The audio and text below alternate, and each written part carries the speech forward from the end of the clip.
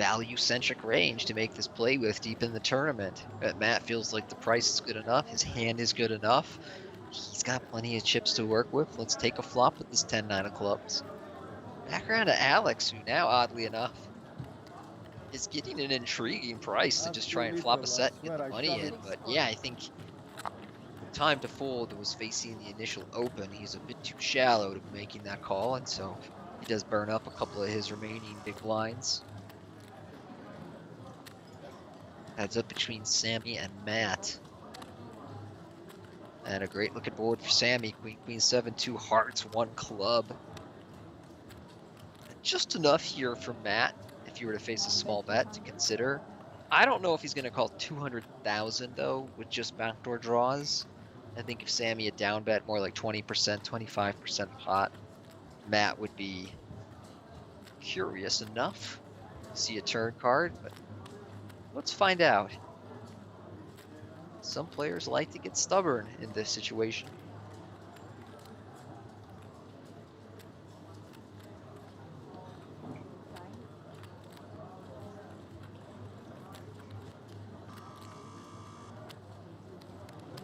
But not Matt. Making a good fold there. I think with Sammy betting third pot and only starting the hand with 30 blinds, I would have been a little ambitious to peel. Just hoping to hit something like the 8 of clubs, jack of clubs. Really any club. 8 or jack would have been an interesting part as well. Certainly an 8 more favorable. Matt shows. See if my feeling was the right one. If I have 2.5, I shove. If you call, maybe we're flipping, maybe you fold.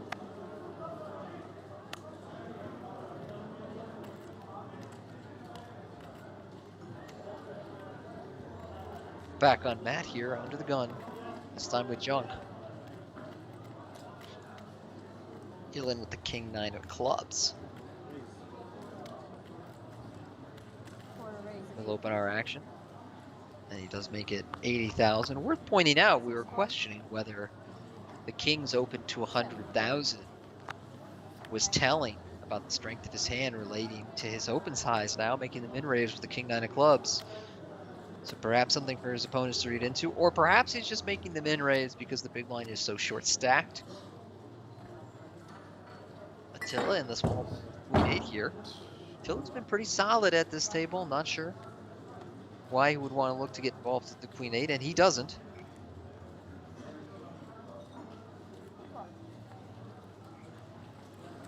Silly with the 10-9. Has a nice hand to take a flop with on such a short stack, but he is dominated here, and he's essentially drawing dead on this king 8-4 flop. You would need to run a runner or straight or something equally improbable.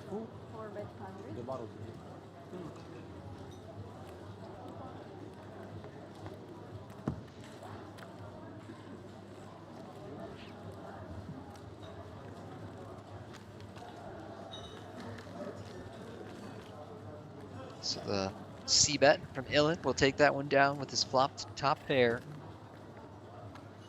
He's at a nice run-up.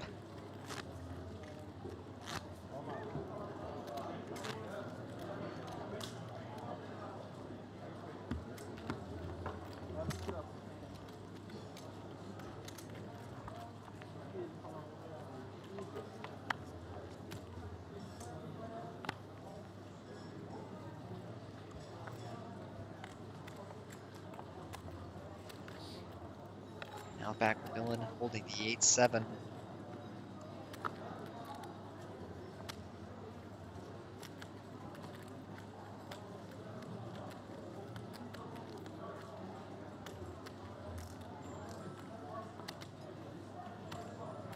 Oh, I call, I just called. 6 call, 7 call. I wanted to raise.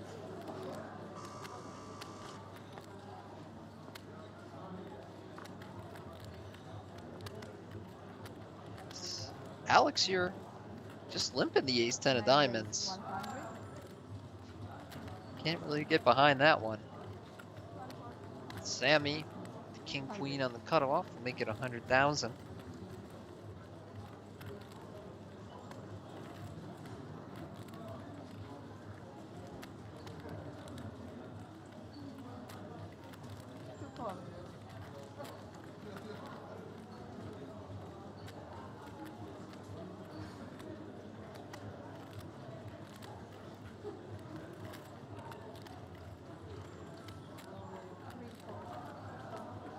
Silly makes the call out of the small blind. Ooh, these very short stack situations are so awkward. I don't know whether calling or jamming plays best here after this much action. Come on. Give me a set. Jam would be pretty tempting, 3 players. but on this 8-3 deuce flop, Silly deciding to just call pre-flop, 6 check. likely going to allow him to fold, get away, and survive to fight another day. I'm surprised Sammy with the king of spades didn't bet this flop. His opponents can both have ace highs. I don't think Silly ever has a pair. I don't think he really ever has an 8. You block his most likely spade combinations of stuff like, you know, a king queen suited, a king jack suited, king 10 suited. So we're going to check around to the river, and it's a good one for Sammy. He makes the second nut flush. Though neither of his opponents have anything 100. to get involved with here. Alex going to bet 100,000 though. You win. Sammy's passive play convinced him to run a little bluff here, and it does not work.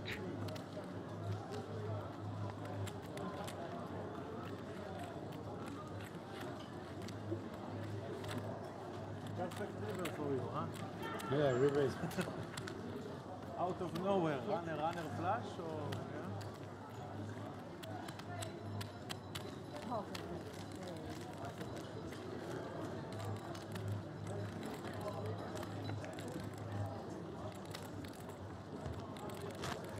I bet the turn you call me. Unless you go all in, I don't call. No, of course not. Just hope you have 2 red cards. Yeah, yeah. I'm not.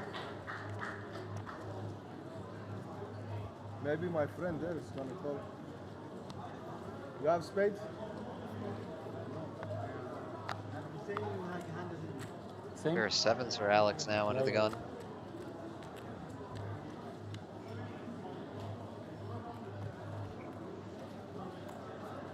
Call. Going with another limp here, and yeah, I think this limping tendency could prove costly for Alex. Gungo right behind with king queen. Call. Call. Just gonna fold, worried that Alex Call. is limping a very strong range there under the gun. Interesting spot for Gungor. Argument to be made that if you were facing an open from Alex under the gun, you would always be folding king queen, and that a limp Check. shouldn't be treated that differently from an open. But hard to say without knowing too much about Alex's play. Attila comes along on the cutoff. Check. 9-4 spades, is that right? And Ilan in the big blind checks 10-6. Huh. Jack 6-3, 2 diamonds and a club. 5. Alex, the best hand. Ilan, second pair. Might pay him off a little here. Not sure why Attila wanted to overlimp the 9-4 of spades. Certainly something like a 9-7 of spades, 9-8 of spades I could see getting involved. Raised. 100. And he's now raising a no equity, no pair, This is not no draw hand really. 265. And yet this could work out brilliantly for him.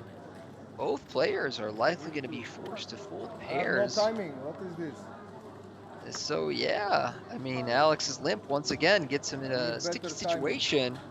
Attila making a adventurous limp of his own, and quite a creative play after the Pictures flop. and I mean, diamonds, or your hand is good already. I don't want to criticize too much a play that worked out there, but I do think that he should probably have some equity when he makes that kind of play, whether it's diamonds, you know, backdoor straight and flush draw, open ender with something like a 4 or 5 suited, maybe something like the ace of diamonds, 4x, or he has, you know, backdoor draw, backdoor straight draw, backdoor flush draw. I think these no equity bluff It's plays 2 diamonds or the jack? can blow up in your face rather quickly, and then you have no way out in a hand where your The opponent 9 is is playing. mostly putting in money with a strong range. I have 7-7. You beat Like my I six. say, bad timing, bad timing. beat my 6. Huh? If you have 7-7, I have, you I beat have. my 6. I have 6. So a splashy orbit of poker. 20 raise before the 6. Otherwise, I pay you. I pay you with the 6.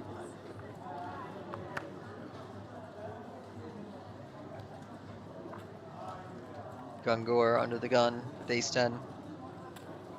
80.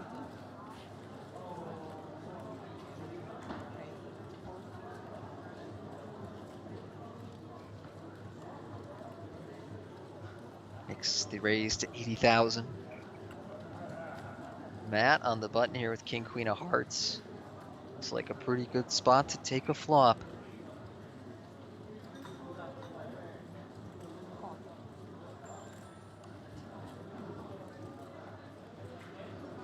And now Ilan, ace king in the small blind. Do you think his hand will probably play best as a shove? The opener just has 20 blinds, Ilan has 30. Raise 250. We'll see if he wants to do that or 3-bet to a smaller amount. He seems to have chose the latter option. Gold. He makes it 250. Gungor has tread lightly thus far Gold. at this table, and he will do so again, folding the ace 10. Now Matt with the king queen suited though, getting this nice price with Gungor's dead money, being in position with a hand that plays post flop very well. He may look to take a flop here, especially after what we saw from the 10-9 suited earlier. Push, push. And he will make the call of $250,000. So 660 in the middle here. And a very costly pot shaping up for Matt. King, Jack, deuce, 2 clubs. Beautiful board for Ilan, and his smile reflects that.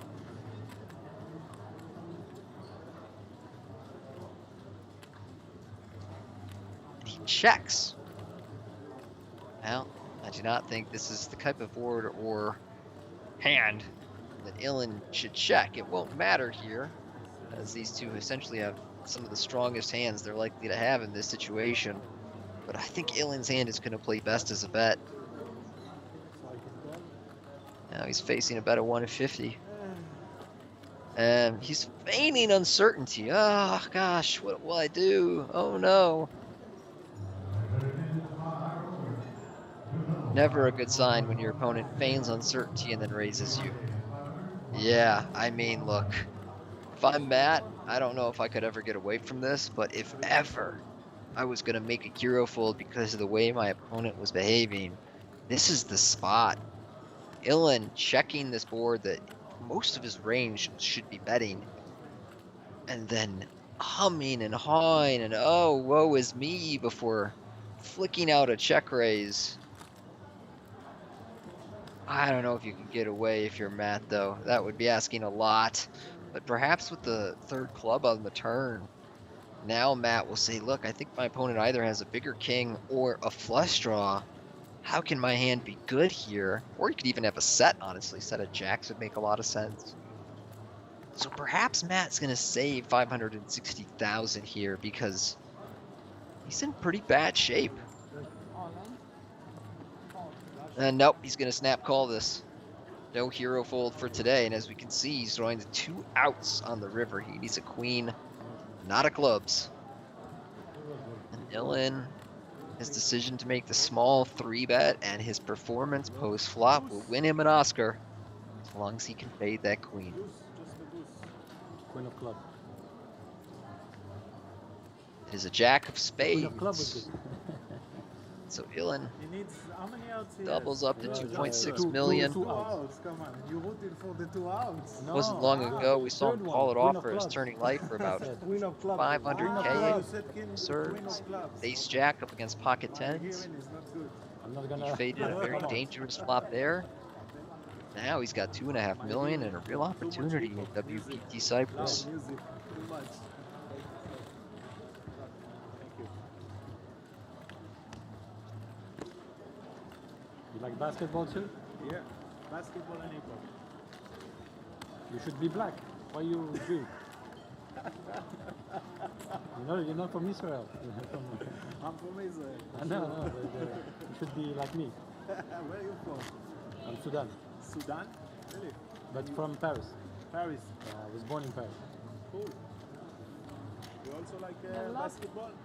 I love basketball, yeah. I was in an NBA game in Paris Oh, wow. in January. Sammy's saying I was at the January. NBA game in Paris. With San Antonio, right? San Antonio, yeah, with the French. San Antonio, He's Victor amazing. Yeah, Wembanyama, I brought of my dad course, there.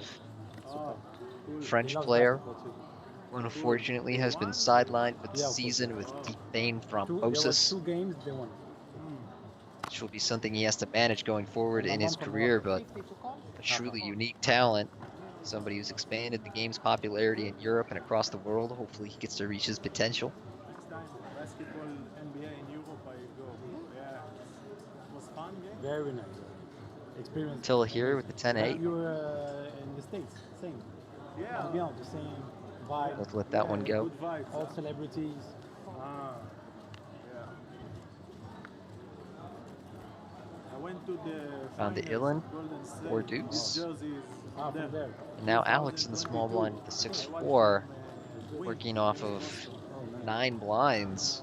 Where was it? Not a Boston fun or- situation. He'll I let was that in, go. San Francisco. Gungor, the big Yeah. blind, takes a walk with The new Queen arena, 7. it's, called Chase Center. This year, Players team is continue like, talking poker. basketball. Some They good start games on the tonight season in the hot. NBA. They play good. Yes, and now? Then they lose. a I'll be lot. watching the I Milwaukee go to the Bucks take States, I on watch them, they lose. OKC Steph Curry Thunder, not playing. who are Oh. competing I out pay west and $1,000 certainly look like ticket. favorites Steph to Curry make the not NBA playing. Finals, Injured. the Western Conference. But they have problems Bucks now. have their work I cut know. out for No, them. now they're back up. Oh, It's yeah. like poker. They go up, down, and now back up. Like my chips. Yeah, it's this year, Golden State, it's like everybody chips, roller coaster, up, down, up, down. You heard this team Actually, where Dylan, Kyrie Irving playing. What's the team? Kyrie Irving is playing in Dallas. Okay, Dallas, they have big problems. They don't have enough players. True, because Kyrie is hurt. Everybody's hurt. Or they Everybody's need hurt. minimum 8 players to play. Yeah. If they don't have enough, maybe Maybe they call they you. lose. Maybe they call me. Call you to play for Actually me. rolls around a Gungor in If the they call small me, blind. Team I'll blinds call here, present. King 9 of clubs. This is one of those spots players mix up how they play. Some players will shove, All in. and that's what he elects to do. Some players will limp, 7. try and induce jams from worse hands. No And need- Sammy no need here to- with a close decision. 15.5 blinds, I will blind tell versus you right now blind. what happened. This be 40% of his chips with the ace-4. I think if they were strictly playing for chips, Sammy would make this call, but deep in a tournament where there's real value in preserving his stack, he's going to flash an ace and fold. And they traded Luka. Gungor is going to feel really good about his decision to jam now that he knows the ace of I clubs. think it's because of money, I think. I guess, yeah. Because of the contract. How many is left? Money. 12. 34. You know the song, cash rules everything. Yeah, cash rules everything around. Dream, get the dollar. Dollar bill, yeah. I know my classics. Yeah, that's a classic. Some Wu-Tang references around the table. Was there in London. Cash rules everything around me. Certainly how it goes in poker, and especially in poker tournaments, where the larger stacks have such an advantage at this stage of the tournament. Silly now, our short stack, with the Queen 9 of Hearts, will move in under the gun for his last 5.5 blinds.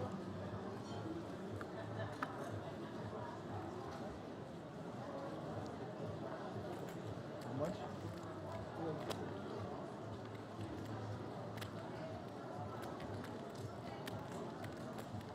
Alex with Queen Jack, our second shortest stack, debating whether he wants to call off here. Seems a little ambitious from the cutoff. Not very often he will catch Silly with a worse hand than his. That's the case this time. Alex is going to make the call. He's going to love it so long as nobody else comes along. Sammy pulls ace-7 of Even clubs some, and Attila with kings. players that they This can is the make them problem play, in making the they call, and cannot play Alex because shows there are their 3 contract players is 50 remaining. games And now with per most of year, his stack in the and they middle, he's going to have to already call played off 47 in games and 46 games. So disastrous it's shape very up big against problem. Attila's It's gonna pocket be kings. forfeit. Last Last year they win to they Yeah, went to Attila the finals. won't waste time. Now Alex this year, Yeah, yeah. forced to it's make the like call. poker. Now, Exactly. one of his outs dead. Silly's queen nine. All in, king, king, Attila queen, My queen. timing is absolutely incredibly loving bad. the situation he's found himself in. Nobody even has an ace. I had an ace, Under just to pair, say. they hit a deuce. These guys are sharing outs. I need the straight. Up against two You need players, a he has miracle, my friend. 76% equity. Straight. Great. And I'm sure in his mind it's even better than King, that. king, 9 to block the straight. So we go to a flop, two players all in at risk until they're looking for the double Ah, the ace. KO. Why, my friend? Wow. He went on ace, Ace 7 of or clubs, my two friend. hearts. Silly suddenly has Oh, potential. What I'm winning? Jack Jack the Jack? king. No, You it's win? no. Alex You're dead, essentially you're from dead. dead. No, it's one Jack leaving. Look. Wow. That was- Ace of on clubs, the ace 7 of turn clubs, will seven. seal this up for Nice, Attila. The Look, perfect more turn card. ace. We give him Ace house. 7 of Three clubs. aces. Both his opponents Hey, drawing ace 7 dead. of clubs. Imagine we will. Imagine we play like The no all in, ideal all in. turn card for Attila as he knocks out two players. Next time. Next time. we play. Yeah. Players who actually had quite a lot of chips not same, the very same. long ago. Good luck, guys. Thank you. Things went south, and now our table short-handed. Attila Because I'm small blind, he's big having a blind. beautiful He would run play. here. 100%. I would call, raise, call, flop.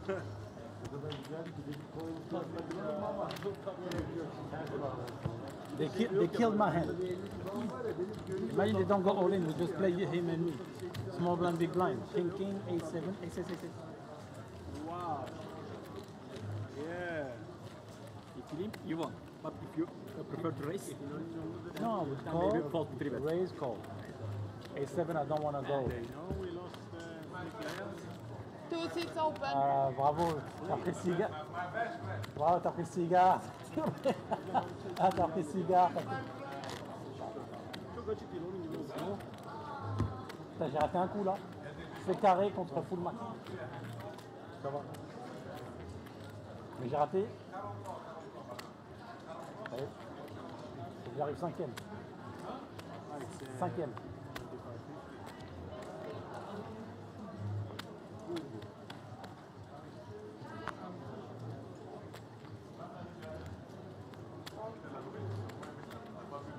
J'ai pas de téléphone. Folds around to the button. Sammy, the garbage 4 deuce. And yet he will raise. Huh. Yeah, Sammy never saw a button. He didn't want to raise if 4 deuce gets in there, and this is going to backfire. Matt with ace king in the big blind. Not sure why Sammy was trying to push the action here, but he's going to face a 3-bet to 250, I believe. How much you play? Around. Awkwardly small 3-bet from the big blind. Usually I think we want to go a little bit bigger when we're big blind versus button. This is an enticing price to better hands than 4 deuce. I mean, Sammy seems to be even considering it with 4 deuce. But he will show some discretion. Lets that go. They saved you. A7, 3 aces. Wow. And I would play. A7 of clubs, I play. Yeah, yeah, you play, of course. But he shove, what he shove? Queen 9? Suit? Queen 9 of hearts. Yeah. Jack Queen. The poker is funny sometimes, you know? Poker is like I that. think both of them should just fold. Right? Yeah, for you, of course. No, even for them. Yeah, even for them. How many But blinds do you have? Ah, okay, yeah, you're right. Maybe they were 4 short. blinds. Yeah. 4 blind. Yeah, maybe it's because of the blind. But very unlucky for you. But he could win, he had a hard draw. Yeah, 100. Oh, Gungor opens our action with a jack 10 of hearts, convinces a king jack behind him to fold. Attila has king 10 on the button. You've seen Attila get involved in a variety of ways. Will he look to go to the flop here? Certainly worth considering. It has the big stack on the table. May find his opponents give him greater respect post flop. He does make the call. Matt's in the small blind with queen 8 of clubs. And lets that go. And Ilin yet again Our big blind player finds he's king. Back-to-back hands. So Dylan now with a great chance to squeeze. And I think a nice large sizing, something like $500,000 looks good. You know, this is a squeeze. 300 You don't want to give Attila too cheap of a price to call in position. So I like Dylan's decision to squeeze. I do think his sizing is too small here. I don't think that, you know, whether he goes to 300, 400, or 500, Gungor believes that he has any fold equity. And Gungor has not shown the type of style where I think he would like spaz out and rip something like Jack 10 of hearts. And I think up against another big stack in Attila, the larger sizing is going to play best for Ilan. It could work out here though, because he makes it small. Attila, who's been a little bit splashy pre-flop, decides to go to the flop here with a hand that is badly dominated. We'll see. He's sliding his cards like he's going to let him go, and that's what he does. If you call, I say call is the best option for you. If you shove, I say shove is the best option for you. What? You had nothing? Nothing. You had probably pocket 6 or something. How much is it? 25. 25?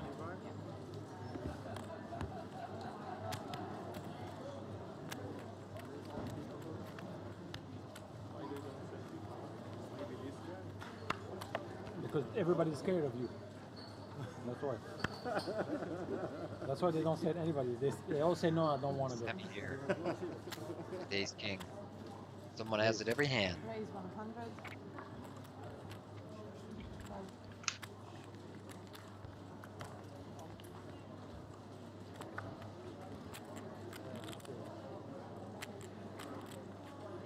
Ilan with Jack 10 of diamonds looks to call. One of those hands at this stacked up, players could either call or 3-bet. Yeah. Merits both play. San Francisco against the Lakers. Ilan wants to call here, take a flop Golden against State Sammy. against the Lakers. Be a great And series. nice looking board for Sammy, but not much here for Ilan. Right now, there's a game right now. Yeah, yeah. Right now it's the game. One? 100. Just one? One chip. One chip? Cheap. 100K is the bet from Sammy. Wish I Ilan. No pair, I'm no sure you draw, have no nothing. had nothing. King, queen, king, jack. Of course, Less. Less. Way less. Way less. This is not my flop. Yeah. I had many flops I will be Nice. very good on, But not this one. flop. Not this flop. Good for me. Yeah. You also didn't have an ace. Who? You. How do you know? I read you. Ah, You have an ace. you have a bad read now. Big blind empty. Focus on your hands, not your read. It's 50-50. It's better for you. I'm joking, huh? That's a good joke. Since I'm here in the last 30 people, so I made a few good reads to get here. Action with Sammy. He's got junk. Attila, though. Nice looking king, queen of diamonds.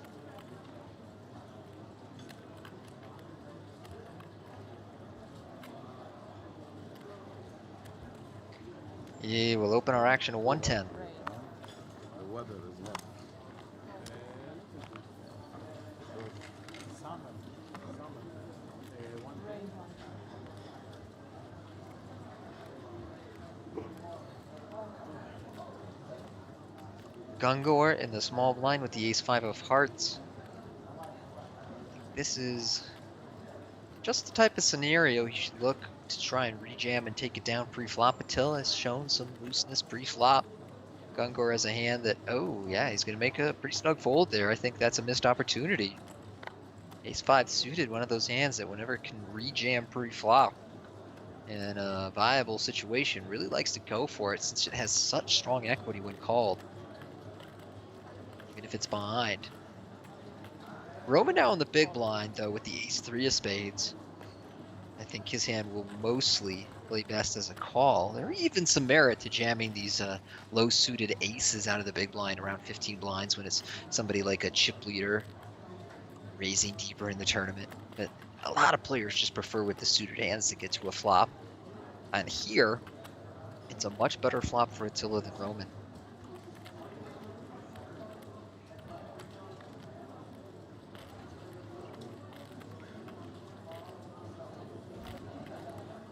And a pretty wet board. I was curious if Attila would size up a little bit here. He's got kind of 40% pot of middling sides.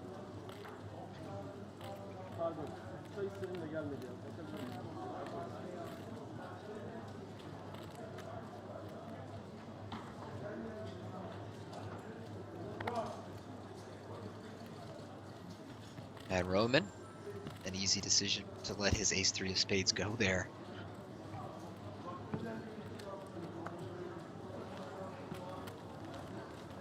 Big blind, don't miss it.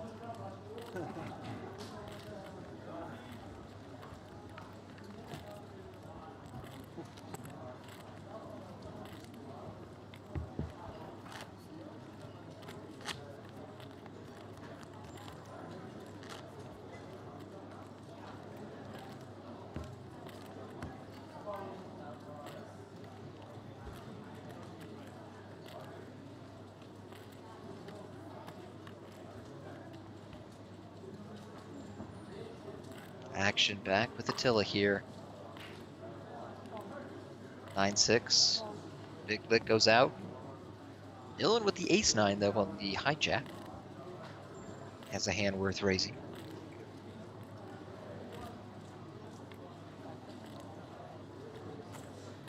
Raise 100. Joseph, a new player on the cutoff. Working with 25 blinds on the stream table. 5 seconds. Didn't get a look at his cards, but they weren't good enough for him. He folds around a Roman in the small blind he won't be playing. And Sammy in the big blind, I expect to take a flop. Also has a hand that, if he wants, can mix in some 3-bet folds here. No, we are friends. No revenge. Me and you were friends with basketball. Nice to friends. block strong ace-high hands and unblock raise folds. I don't know why Sammy is just folding there. My goodness, that's a snug fold from a guy who's not been snug at this table. So Sammy perhaps making a little bit of a field play there. I mean, he was dominated as it turns out. Sorry. So when you get the cards, you just put them. Put them here so they can read it. on six. Here. On six. All right. Just for a few seconds then.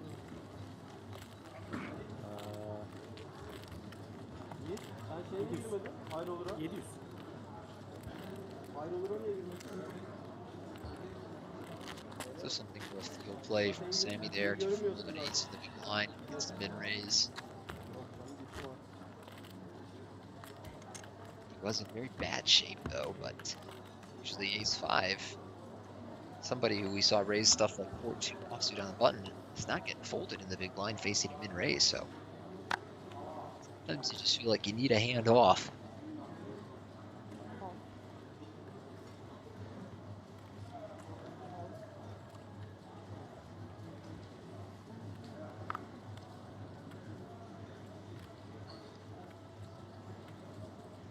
Well, we welcome Callum from Poker News into the booth to take over this stream as I bow out after some time watching this this stream table, which has been very interesting. Welcome, Callum.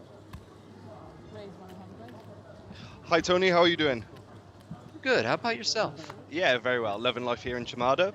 Beautiful place to play some poker and a great tournament on our hands.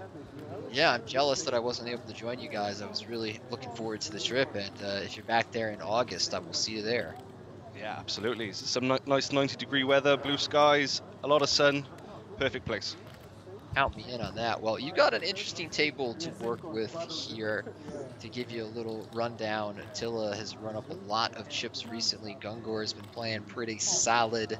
Sammy has been a bit all over the place. but an interesting player to watch. He's quite aggressive. And we got a couple new players to the table, so appreciate you coming in and taking over here as I sign off for the day. Now you enjoy the rest of your Sunday. Take care, Callum. Have a good one. Cheers, Tony, and you. Hello, everyone. This is Callum here from Poker News, just taking over from the great Tony Dunst on the mic. When you drink chai, you relax. Nothing 31 left from this, well, the new record-setting field, an increase from the 1202 on last year. And we see here Gunga turning top pair. 125. Facing a bet of 125 from Attila in the big blind. I don't see Gunga going anywhere here with top pair.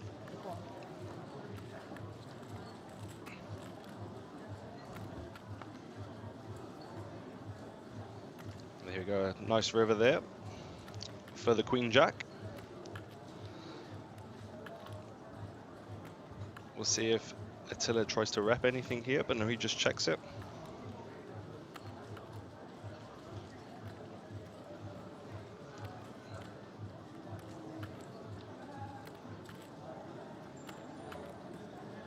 Gunga now thinking about what sizing he wants to get some volume here.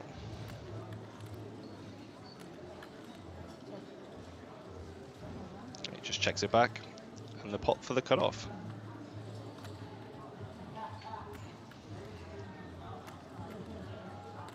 Hope everyone is doing fine this Sunday, enjoying the action we have here from the Chamada Hotel, an absolutely wonderful place to play some poker. Great facilities, great staff, and of course WPT running in another exemplary event. So just a little bit of information on the player in seat 2, Ilan Verdnikov. Got the pleasure of meeting him yesterday in the PLO Bounty Streets. Was a part of a 6-way crazy all-in with like 33 players left. He was one of the players at risk. He managed to scoop the main pot with just a jack high flush in a 6-way all-in, and surprisingly neither of the players had aces. So if you're interested in finding out about that, there's a video on Poker News along with an article. So if you want to find out the players involved, the money exchanged, who won, get over there and check it out. There's also a lot of WPT content on the Poker News homepage today. I got to speak to the WPT's Alex Gray earlier about her time on the reality TV show The Traitors in the UK. It's well worth checking out, as well as, of course, all the other winners here. And there we go, we got the aforementioned Ilan now under the gun.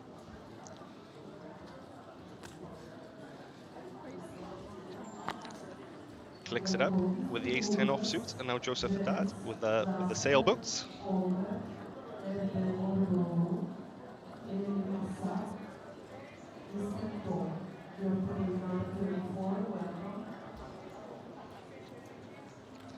Some of these small pocket pairs, there'd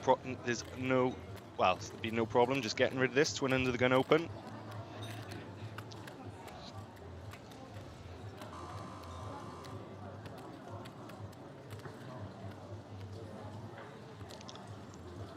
A big thank you to everybody watching at home. We've got Gunga here with the alluring 7-5 suited, but I think we'll see this hit the muck. Makes for a good 3-bet candidate, but they're off 19 big blinds, probably a bit hard to play. Yeah, and he gets rid of it.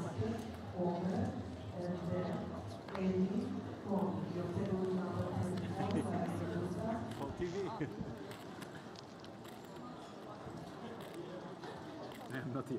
Yeah, remember, you don't have time then. Matt here, calling with the ace-7 in the big blind. Easy defend for him. How was the cooler? Off 30 bigs. The cooler, you have to pair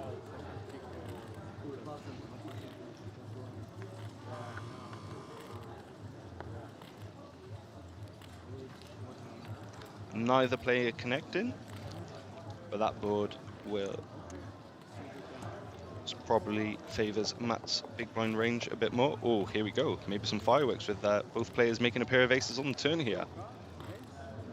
Matt leading out with a bet of 100,000, it looks like. And of course, Elan's not going anywhere. If he's not folding his Queen Jack 5-4 double suited in a 6-way all-in, I can see him sticking around very easily here with his top pair. And of course, oh, Matt makes the 2 pair here, aces and sevens. Nice to have the ace of clubs as well for that nut flush blocker.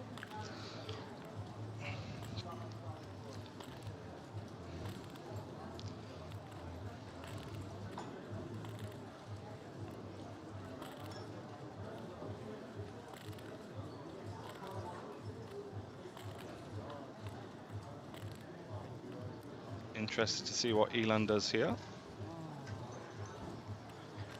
Doesn't seem to like it a lot. He does block some straight to the 10. Oh, that's a very good fold there from Elan.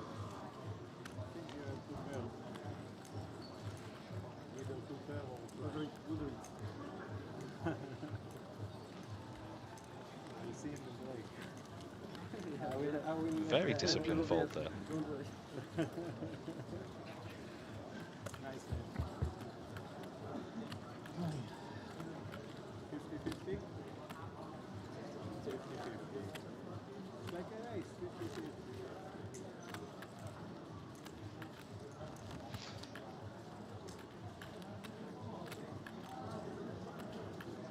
Elan finished 12th or 13th in that PLO event I was talking earlier for a $700 payout.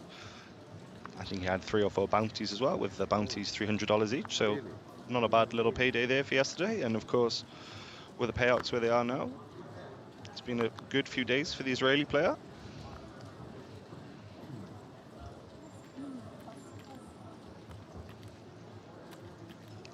Seen some rags here, all going into the muck. Sami Salah opening the Queen 9 suited. Nice hand there in the cutoff.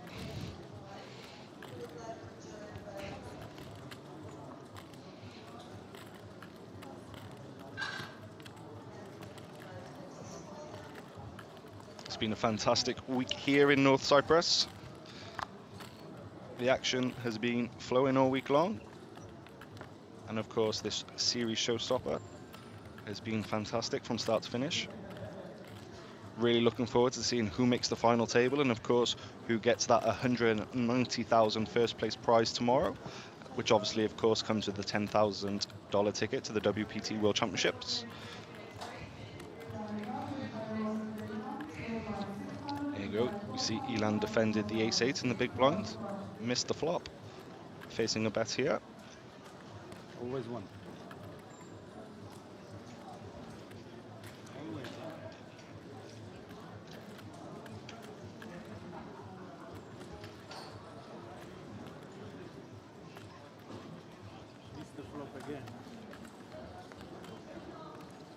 There you go, Sammy takes a little one down there.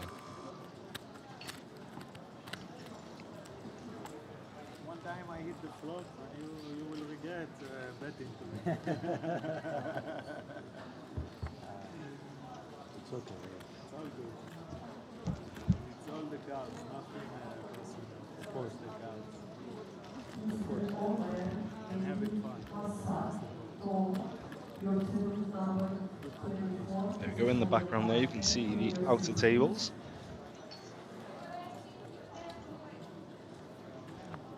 Plenty of play still left today as we approach the final 9. We'll be bagging and tagging stacks then for the final table tomorrow. Gunga here now, look at it, it's suited ace from under the gun.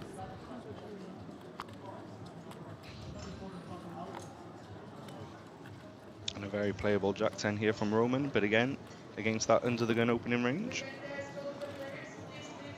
Will he bin it?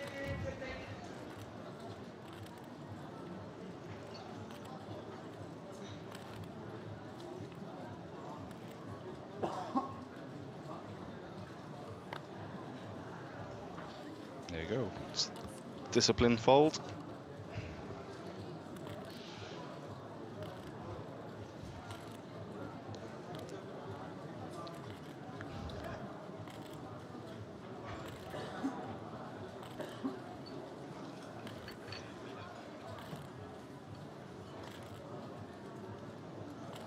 Matt coming along with a 7-6 off.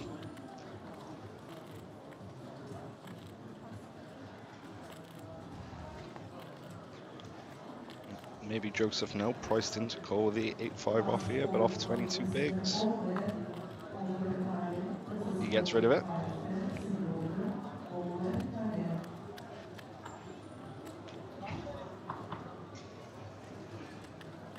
Okay, here, so we've got the ace-7 suited versus the 7-6 offsuit going to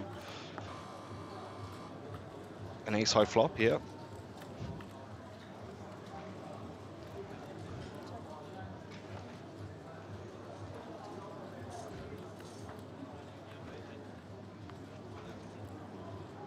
There we go. The 5 of hearts on the turn seals the check mark here for Gunga. Matt drawing dead. I think we see a little bet here from Gunga, and we'll see a pretty quick fall from Matt.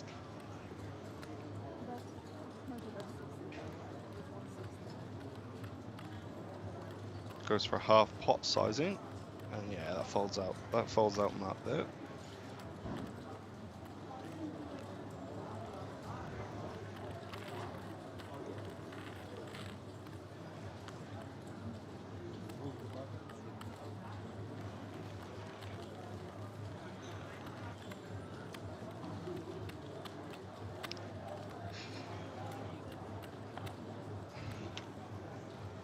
Good evening as well, Poker News. Yeah, thank you for that in the chat.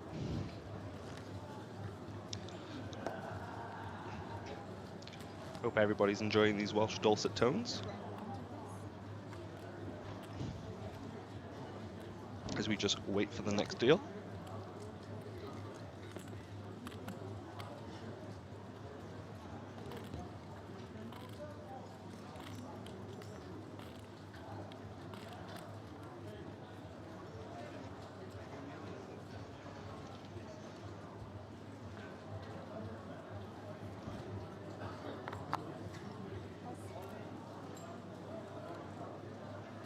There you go, Sami Salah.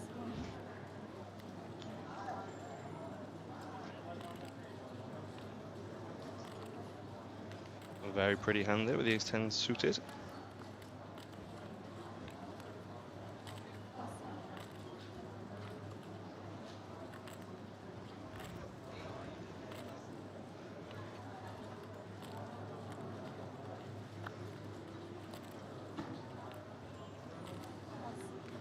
There you go, see what Gunga wakes up in the big blind, an 8-6.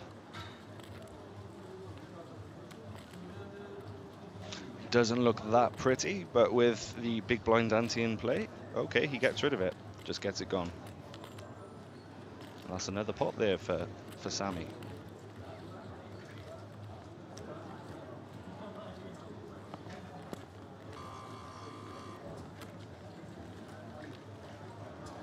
Nobody calls you because you. Unfortunately. Fortunately or Unfortunately. unfortunately? They give you a lot of respect, or they think you too tight, or what? Yeah, you only raise aces and kings. Okay. That's Elon there, telling Sammy that he's possibly playing a little bit tight.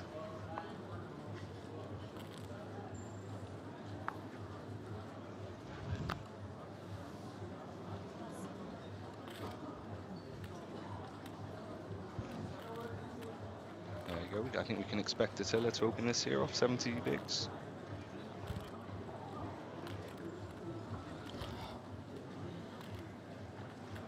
Looks like the table captain. Yeah, opening 10-9 suited. Very playable hand there. Oh, and Matt wakes up with ace king.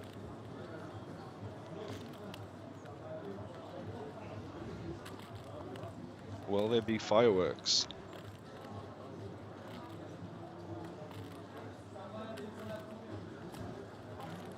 There you go. Raising it up to 300,000 here. Be interested to see what Attila does when he's, well, I suppose playing a stack that is 30 odd bigs deep.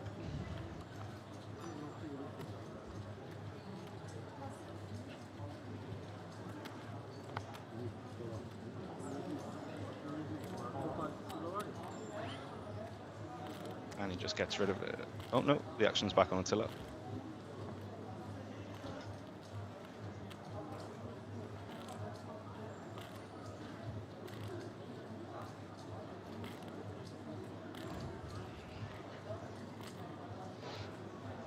A lot of playability with the 10-9, but he just gets it gone out of position.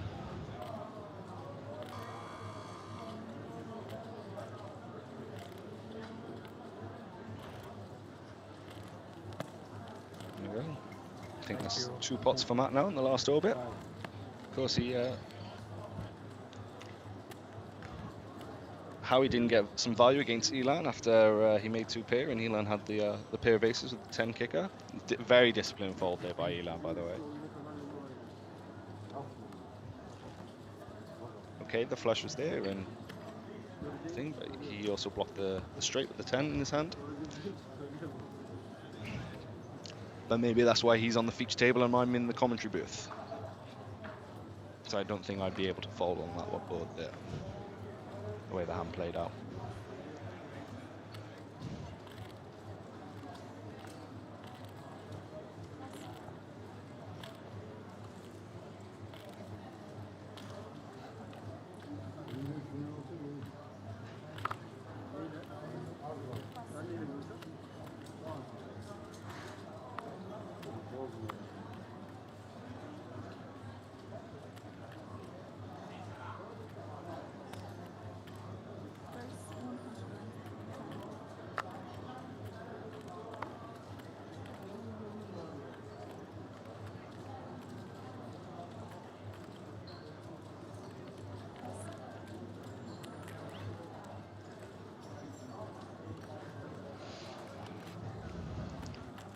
Going to see the button and big blind collision here.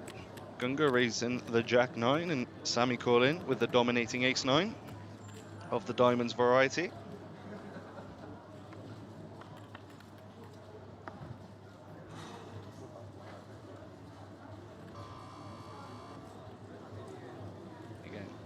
Again, the 2 players missed the flop. I think we'll see Sammy stick around for one more street.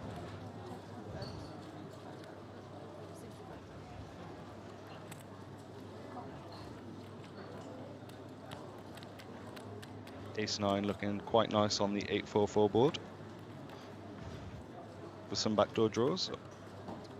Obviously no more backdoor opportunities now for Sammy with the king of clubs coming in on the turn.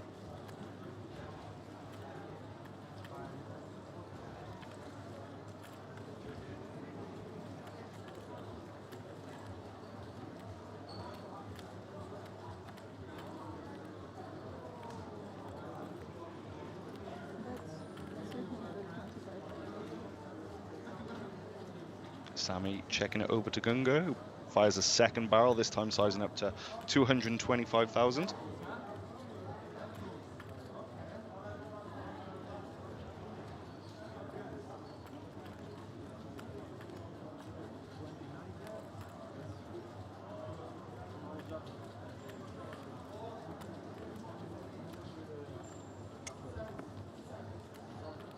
you go, we see him use a time extension here.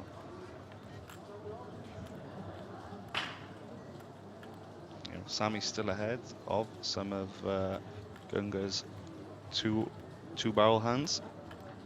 7-6s, some 10-9s, Queen Jacks.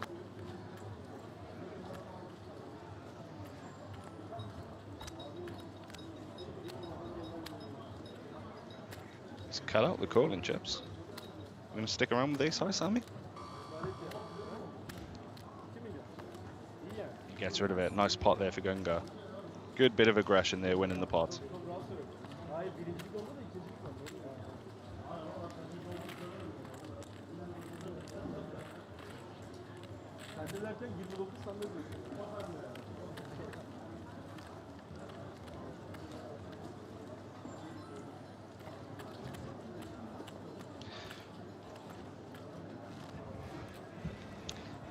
If anybody wants to find out what has been going on at Chamada over the last week, say you can check it out on WP.com, the live reporting. Also on Poker News, we've been covering a lot of the events that have been going on here, speaking to some players. One player here who we've been speaking to is Dan Charlton. He's made 3 final tables. He was on the feature table earlier. He's now in the high roller. He was very public about some of his struggles with some demons over the last few years, and 18 months ago he decided to get sober. And if anybody's looking for an inspirational story, definitely check that one out. A very, very nice gentleman, and very nice to see him sort of reclaim his life, so to speak.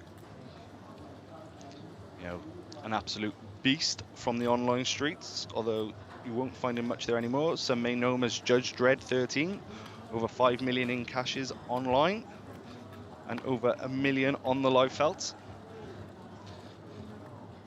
From the small English town of Macclesfield. There you go, the action folding over to Roman here. A very openable Queen 9. Oh, off 11 bigs though. I'm not too sure. But it looks like he's going to steal this one.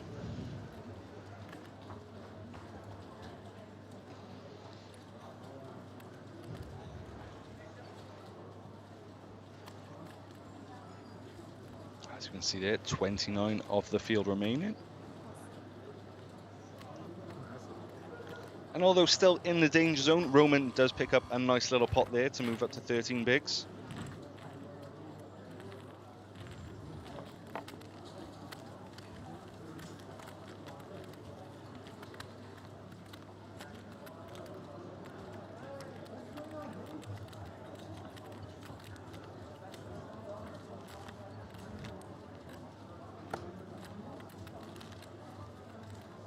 Just getting up some payout information because everybody wants to know what we're playing for here today. Of course, it's 190k plus a 10k ticket for the first place prize. A solid 125,000 for second place, 93k for third, 70k for fourth, 53 for fifth, 40 for sixth, 31,000 for seventh, 24,000 for eighth. And the ninth place final table list will get 18,800. Gungo wakes up with a monster here with the Cowboys over the Elan's under the gun raise with Queen Jack. With 29 remaining, the field have locked up 8.2 thousand. The next pay jump coming when 23 remain. Here he goes. Gunga there making it 275,000 as we see the little pocket threes get out of the way, not wanting to get involved here. And I think we'll see Elan possibly give it up as well. How much did you start your hand? 800? 1 million? Just inquiring about Gunga's stack size. Of course, we can see that he started with around 1.3 million.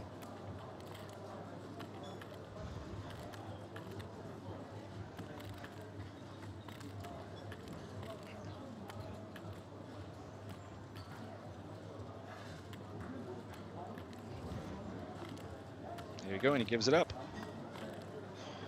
And if we just want to look at some of the side event winners that we've had here at Chamada, Philip Suki, a very well-known player in the UK. He was in the winner's circle, winning one of the first trophies in one of the first bounty events, I think for around 5.5k.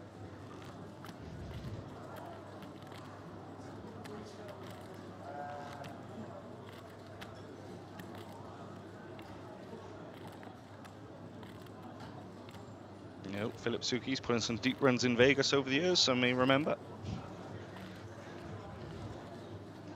A grinder, an absolute grinder. You'll see him playing everywhere. Here, Joseph Haddad as well. Also, one player that is seen across many poker rooms.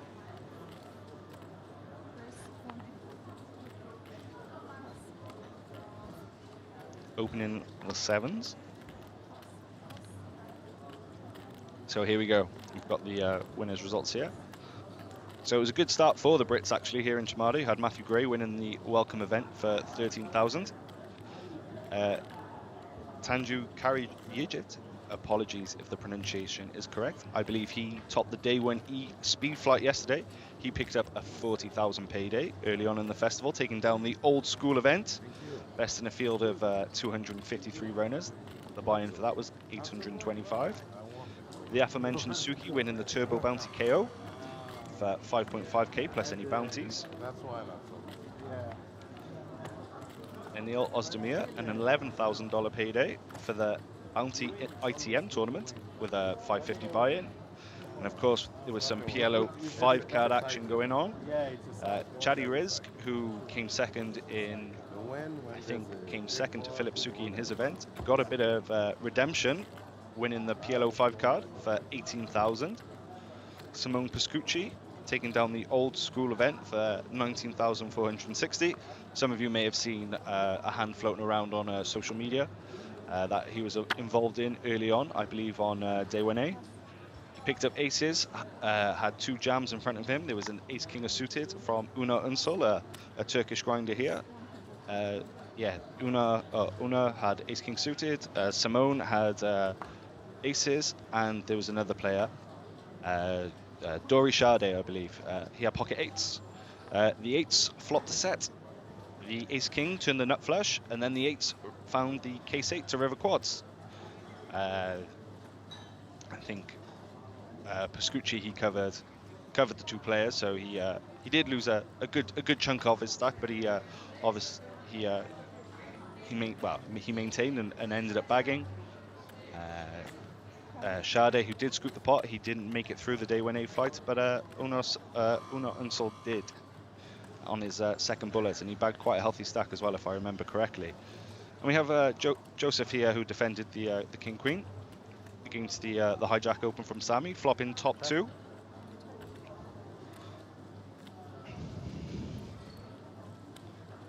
Sammy there with the ace of spades. Could be a crucial card to hold on any potential turn or rivers should another spade come in. There, Joseph just calling there with his top 2. Would have liked to have seen a raise there. Both players a fair bit deep, but now he leads out instead for 225 with the top 2 and a flush draw. That's a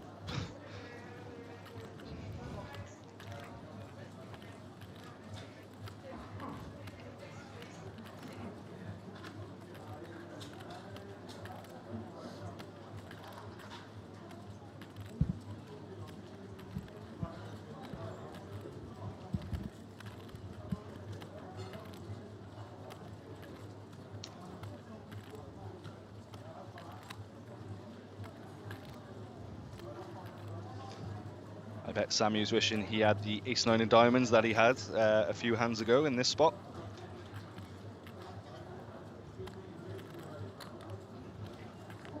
Oh. Clicks it to 500,000.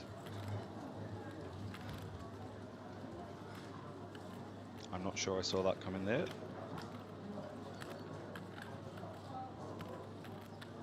But choosing his hand to bluff. Of course, as the pre-flop raiser, he does have, you know, the kings, queens, but with Joseph having both those cards, very hard for him to have, and of course, Joseph not going anywhere with his top 2 and a flush draw. There we go. I suppose, other than a diamond, as nice as turn as you could get. A nicer river you could get there for Joseph. I suppose 5-6 does come in, but is Sammy going to be raising the 5-6 there? Joseph setting the trap with a cheeky check, and Sammy sizes up big here. I call. And a snap call there. Wrong time from Sammy. Well played, Joseph.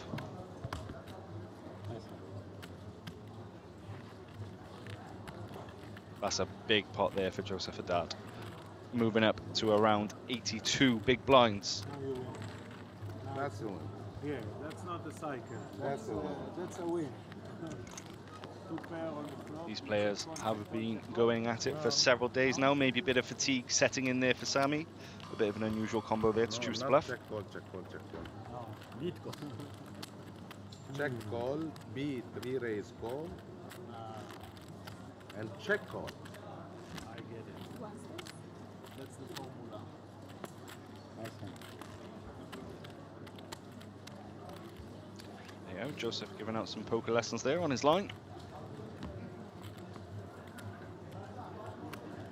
If you'd like to give me some too, with this stack of 80 bigs this deep, be more than happy to receive them.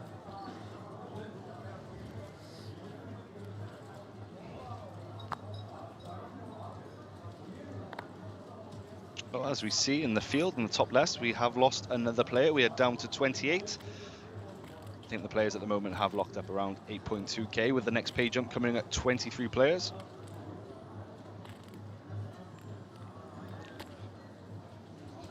Oh, of course, with Joseph Haddad taking that pot, he becomes the new table captain, taking over from Attila.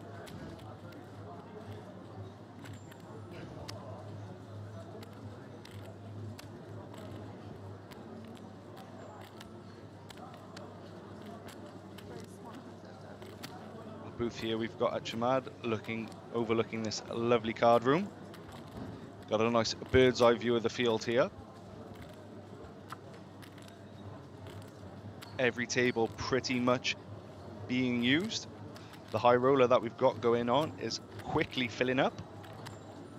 Over 150 entries already in the 2.2k buy-in high roller here at Chamada.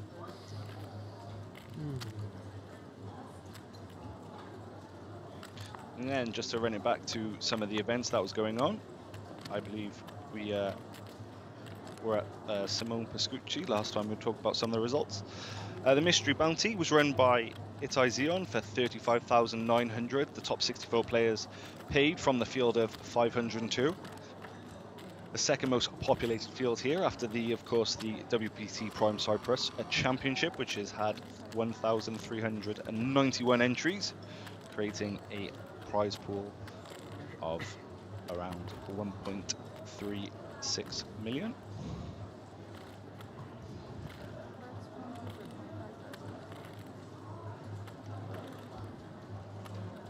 There you go, we had Matt open in the cutoff there with the ace deuce, Gunga defending the queen jack, flops top pair.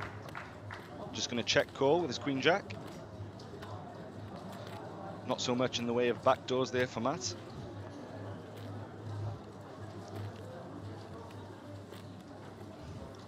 Third diamond coming in to give Gunga a flush draw.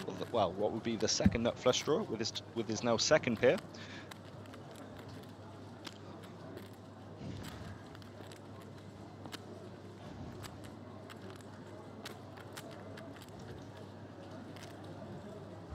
There we go. See a bet of 200,000 from the cutoff. Matt firing a second barrel here with his ace high. Pretty much a mandatory call here for Gunga.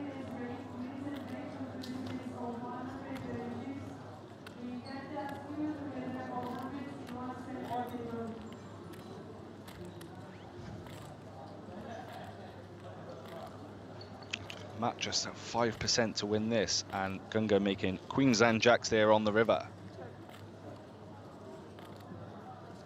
And Matt gives it up, waves the white flag. Gunga's going to take in the pot, go up to 2 million, 40 big blinds. Not bad for the player who was on a sub 20 big blind stack just maybe an orbit or two ago. I think tournament poker can be about momentum sometimes, and it's on Gunga's side here. There we go, building some nice towers there with those chips. There we go, let's look at here, we've got the feature table. Joseph Haddad, 4.085 million, 82 big blinds, 27.1%. We've got Attila Sarakoglu. Ilan in third place, 45. Gunga Halil, see, gone up to 40 bigs. Then we've got Roman, Matt and Sammy propping up the rest of the pack, but it is just sort of Sammy who is in the danger zone here on a 12 big blind stack. Matt, 28 big blinds, no real cause for concern just yet. You know, we are playing 60-minute levels and the structure is very, very nice for players. Plenty of play. How much time is We need the break. You know how much time is it? How much time? I don't know. 15. 15. 10 or 15 minutes. 15 minutes. And they are going to work in what? No, yeah. But the action days. I think we have here the players talking about their break schedules. They get a 15-minute break every 2 hours of play. Of course, there's a little bit of a dinner break, but that's been and gone right now. And we are playing to a final table here on day 2 of the WPT Prime Championship. The $1,100 buy-in. The defending champion, Tudor Puris, was once a part of the day 2 field, but fell early. The only other player with a WPT Prime Championship was Reggie Kono, but he also fell early on day 2. So we will see a brand new WPT Prime Champion here in Cyprus. Always exciting.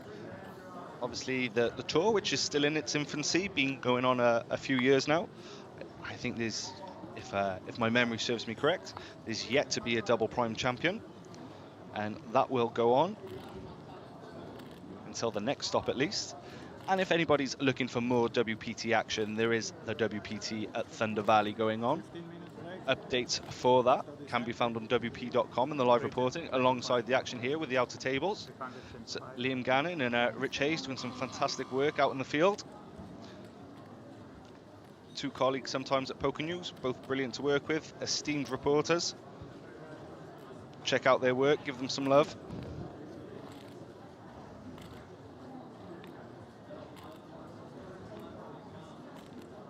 And then going back to some of the previous winners here. There we go. We just see Elan give up his ace rag there to the Romans 3-bet. So we had Ite Zion winning the mystery bounty for the best part of 36,000. Sonor Sonol for 8k, an 8k win in the speed up, so a turbo. The Monster Stack Turbo was won by David Mikanashvili for 21.2 thousand. The Chamada Super High Roller, which finished 2 days ago, was won by Osman Midik for 93,000. I think prior hand, when doing a bit of research on Osman, I think he had around 43k in winnings, all those results coming here in Cyprus. And of course, now with that, he basically more than doubled. The World Poker Tour returns to Choctaw Durant Casino and Resort for an action-packed WPT Choctaw Festival running from April 16th to May 5th. With over 30 events on the schedule, the highlight of the festival is the televised $3,800 WPT Choctaw Championship featuring a $2 million guarantee beginning May 1st. Last season, we saw James Mackey outlast the competition to take home just over $360,000, claiming his second WPT Choctaw Championship title. With $2 million guaranteed, the Sexton Cup on the line and the cameras rolling, Choctaw Durant is the place to play this spring. For the full schedule, preferred rates and all the details, visit WPT.com. We'll see you there.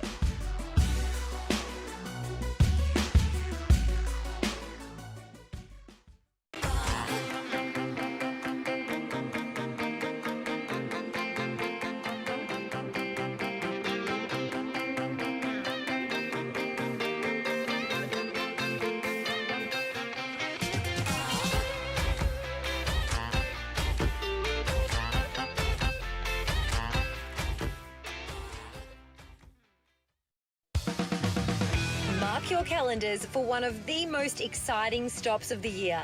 The WPT Seminole Hard Rock Poker Showdown, running from March 19th to April 8th at the Seminole Hard Rock Hollywood. With over $10 million in total guarantees, the festival kicks off with a $400 opener featuring a $1 million guarantee before ramping up to our $3,500 WPT Seminole Hard Rock Poker Showdown Championship from April 4th to 8th, boasting a $3 million guarantee. Last year, Josh Reichart topped a field of 1,869 entries and beat out a stacked final table to take home the title and over $830,000, having his name permanently inscribed on the Mike Sexton WPT Champions Cup. With over 70 events on the schedule, this is a festival you don't want to miss. For the full schedule, visit WPT.com and we'll see you in Hollywood, Florida. Johnny with Queen 3. Also folded. Select bus now. with ace six, looking for that shove spot. Could this be it? And it is going in. 310,000. Eric with the king queen makes a quick call here.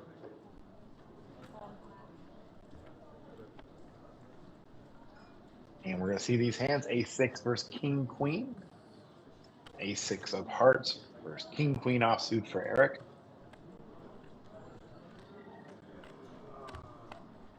As we go to the flop. Select boss, the all-in player. The flop is jack, 7, 6. Pair of sixes for select boss. Kings and queens, the outs here. An 8 on the turn. Eric down to 8 outs to, or 6 outs to eliminate select boss. And the river card is an ace. Select boss, 2 pair, doubles up.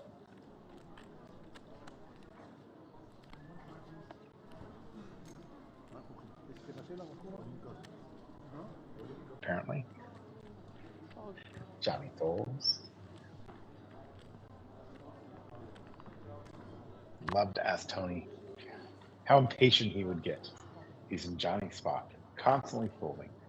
Not played, I believe, a single hand here at our featured table. Eric now with ace-8 of clubs. He moves all in. Falling for 135. He was looking for that spot. Dan with ace-6. In the small blind. 135.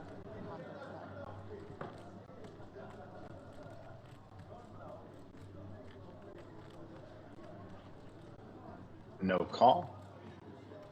Action now. To Fabian with Queen Jack. He makes the call. Ace-8 versus Queen Jack. It's a fair fight. 35, right? 135. Eric 59% to win the hand and double up here. Yeah.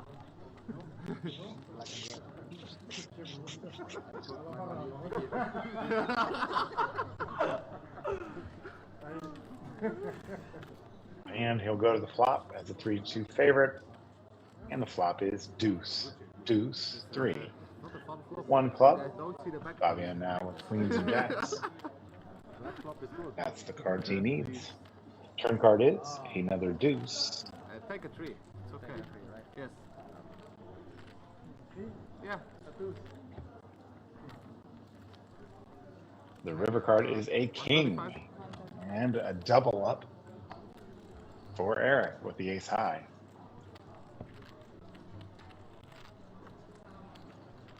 Eric now up to 310,000. Yes.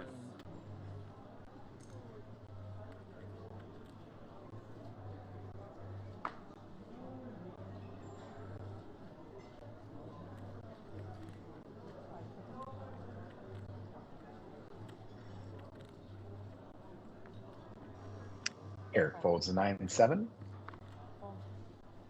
And he's got now Leonard here. Raises to 50,000. And folds.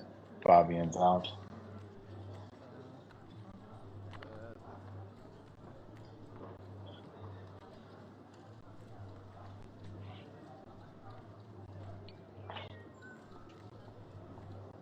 Johnny with 5-3 on the button. Lets it go.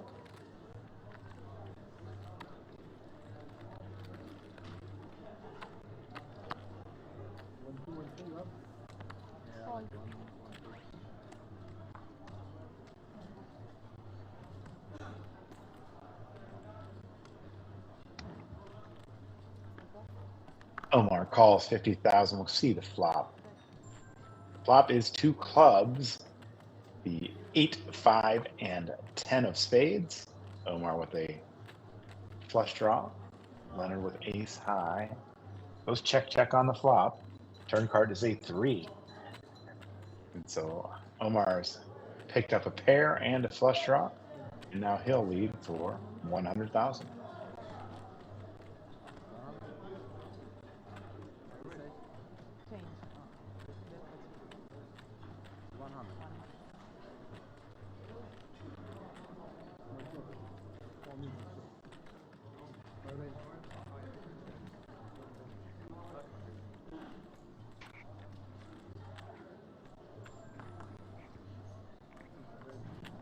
And he makes the call.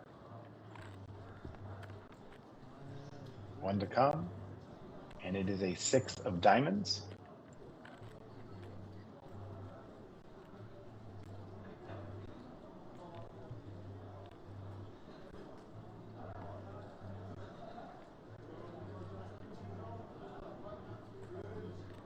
Omar makes a bet that we're going to have to count, but it looks like the graphics team already says it's 355,000.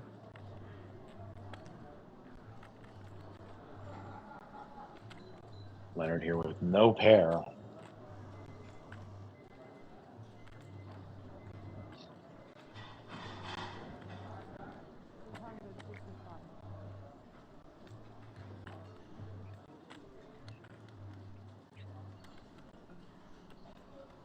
Put the cards inside. Put the cards inside.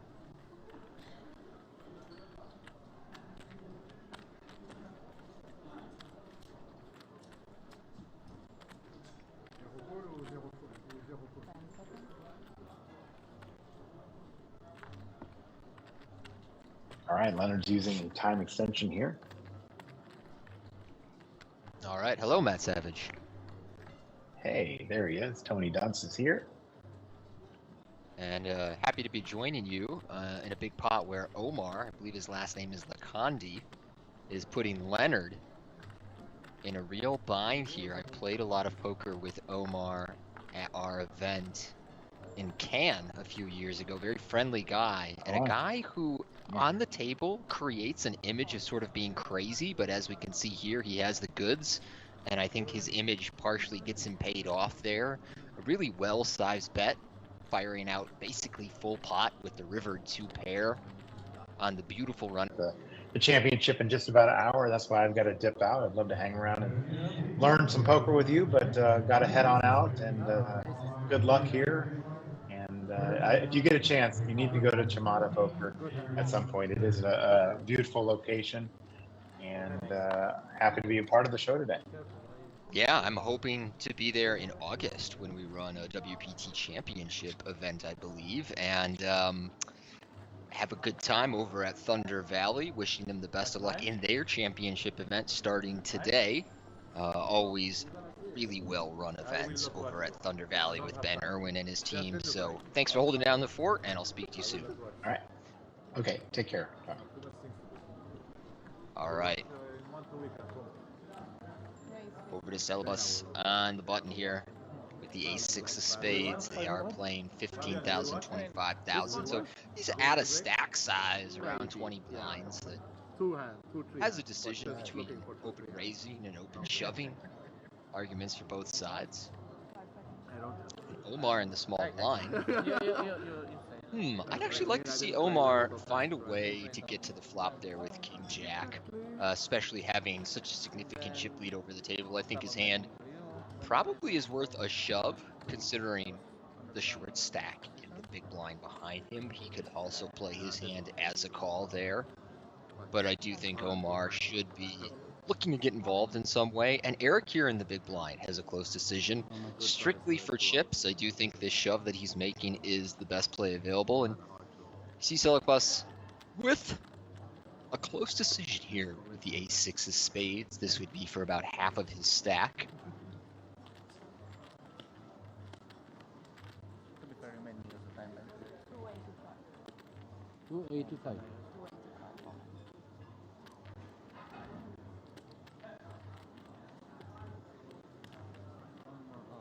Now speaking strictly for chips, this ace-6 of spades should be worth a call. However, because we are so deep in the tournament, there takes on an ICM factor that makes the decision much closer. I think that's why we see him deliberate there before calling this 11 big blind jam here. Even in the money, you know, players become a little more conservative with their short stacks, but both players coming to the right decision here. Fairly likely we end up with a chop. Eric would like to see a chop at this stage. That's what he's hoping for if he can't drill the deuce. But we go to a flop, and it's ace queen 10, just the one spade. So far, so good for Eric's hopes in finding a chop at this point. bet. 6 on the turn, though, a real dagger for Eric. Now rooting for a queen or a 10 to deliver that shot. And it is a 5, so Eric with the ace deuce. His dagger on the turn by the ace-6 of spades. But he did get a cash in this event. Tremendous turnout here in Cyprus for 200. You can get involved and join WPT Global with bonus code WPT50 for an exclusive offer for WPT.com players. Of course, you must be 18 plus and please gamble responsibly. Now, Johnny here, deciding whether he wants to gamble for his last 6 blinds with Jack 10 under the gun. Sort of a dire situation when you're about to pay 2 blinds. It's big blind ante format. These are difficult situations. Once you get around 5-6 big blinds in poker, many of us don't spend much time studying these stack sizes because you really have such a binary decision between all in and fold. So spots like this in Johnny's shoes are quite awkward.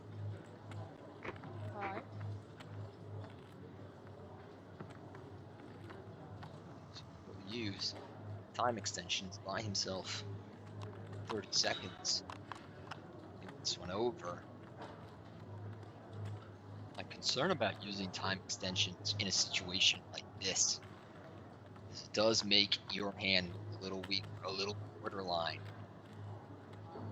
Usually all-in decisions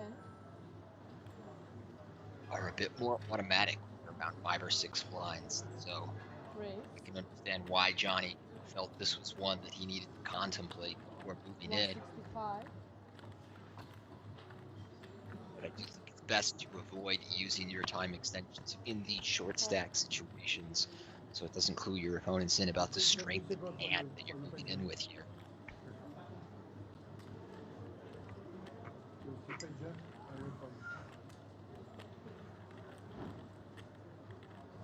Omar, the 5-4 on the hijack, just gonna enjoy himself for a moment. I don't expect him to call. Maybe making Johnny sweat a little bit for his own amusement.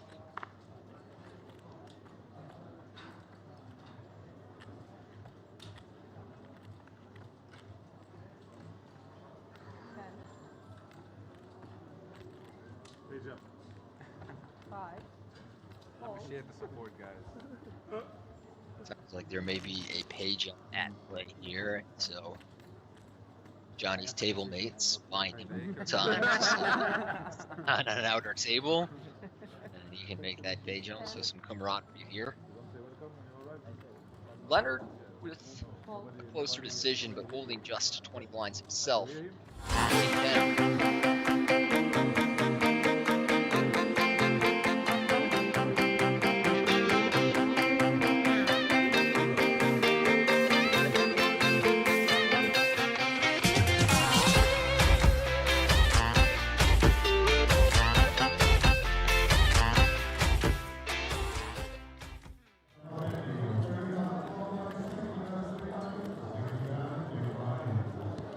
We are currently on day 2 with around 28 players remaining at the Chamada Prestige Hotel and Spa.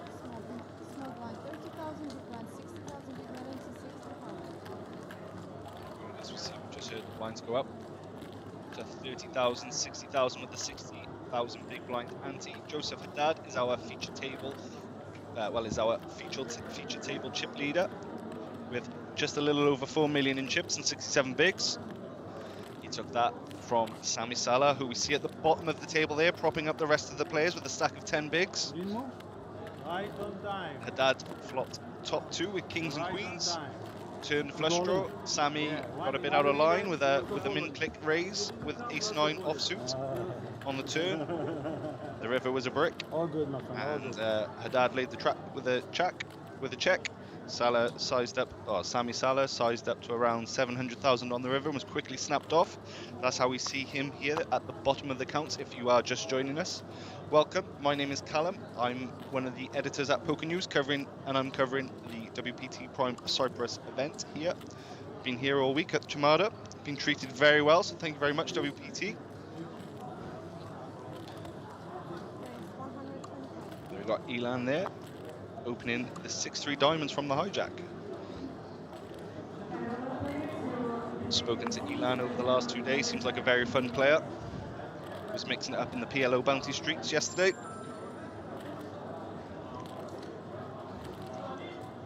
Haddad thinking over with his 10-9 offsuit, but just elects to give it up.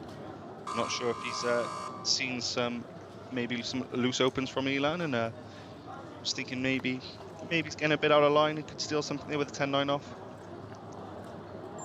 But we've got Gunga here now, who has a decision. You know, the King 9, it is a 3-bet candidate. Can fold out some King 10s, some King Jacks. That's why we like to 3-bet hands like this. And he does so with the 350. And Roman here with the decision now with Ace Jack off in the small blind.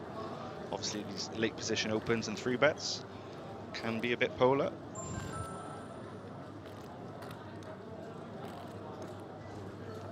Gives it up.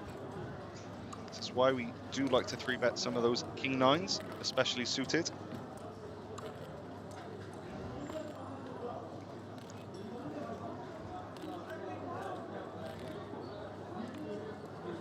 Elan getting 3-bet again over his open.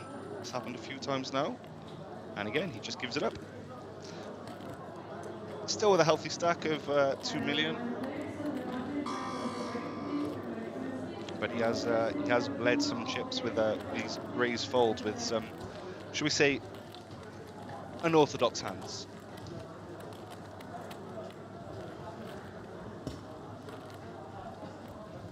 So they're repping the Golden State Warriors. I think he's got a Steph Curry jersey on, if I remember correctly from seeing him walking about earlier. Got very excited at winning a pot on one of the outer tables earlier on in the day. Nearly knocked over a Turkish tea, which have been flowing here in Cyprus, or northern Cyprus. We are in the Kyrenia region, that's where the Chamada Prestige Hotel and Casino is. If you are ever around, I very much recommend a visit. Now we've got Matt here opening pocket fives.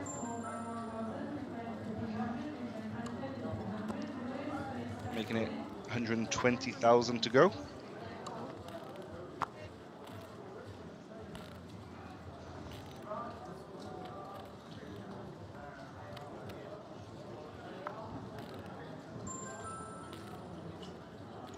We've seen Haddad take his, his full 30 seconds of his shot clock for a lot of his decisions, and he elects to get rid of his King 10. And there we see the shot clock buzzer,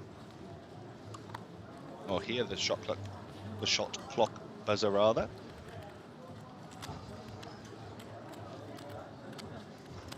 Folds round to Attila in the big blind with the Jack 7 off.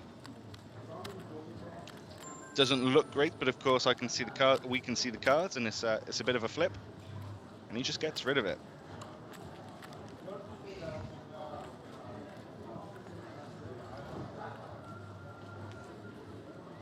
Go. That's Matt collecting his blinds to pay his blinds there.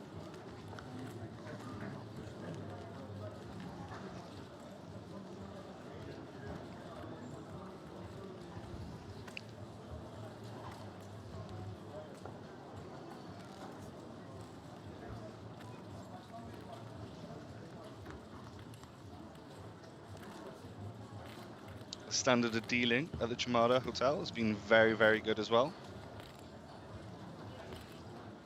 And I don't think a lot of people realize dealing on these feature tables can be very difficult with the raised rail.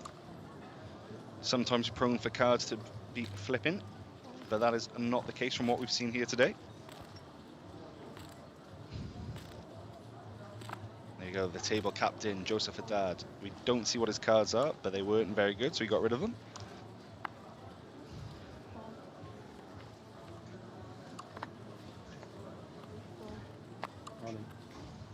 There we go, Sammy ships it in.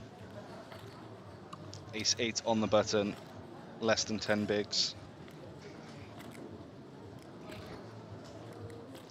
Just over 7 bigs and he gets it in. The decision is on Attila in the small blinds with his King 6, just getting the count. Oh no.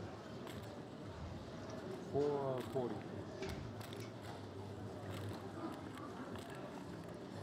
Sammy all in for 435,000 after getting a counter till he releases the thing, and I think we're going to see Matt call here with the pocket threes.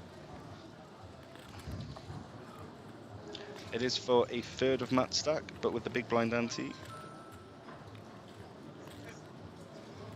It's not a spot you love.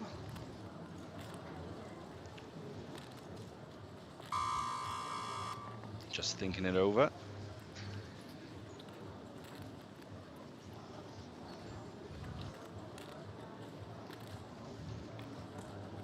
There we go, and he flicks in the call. Cards on their backs. There we go, we see Sammy with the ace-8 offsuit. He's going to be enjoying seeing that he's only up against pocket threes. Of course, Matt is ahead at the moment. You know, if we could see a high-paired board, so to speak, add some outs for Sammy to counterfeit the small pocket pair. Just like what we've seen there, the 5-5-6.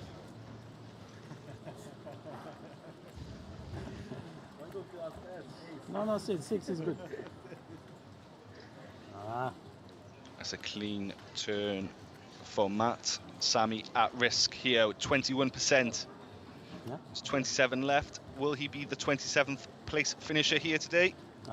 Yes, he will do. GG, Sammy. Good run.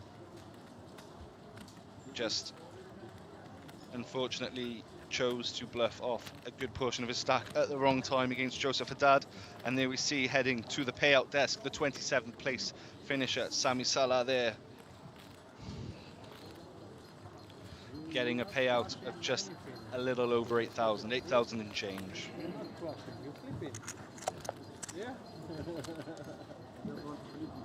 It's a nice pot there for Matt as well. Put him around the 2.1 million mark. The Turkish player getting back-to-back small pocket pairs. A bit of a scary flop there with the 5-5-6. Of course, some additional outs for Sammy, but they never arrived. And with his departure, that leaves Roman Nureyev as the short stack for 24 big blinds. So no immediate danger yet for the Russian player. Elon has fallen into second from the bottom now. But again, 33 bigs, plenty of play. And Matt with just half a big blind more than him.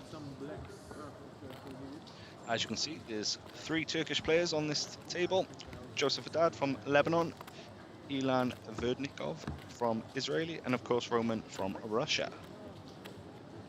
A lot of parts of the world represented here in the WPT Prime Championship, which is playing down to the final table today.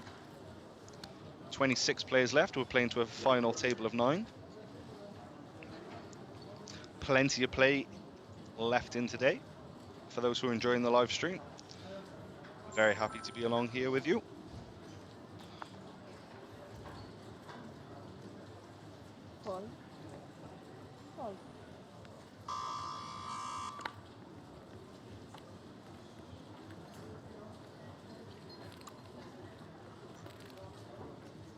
Action folding round to Attila here.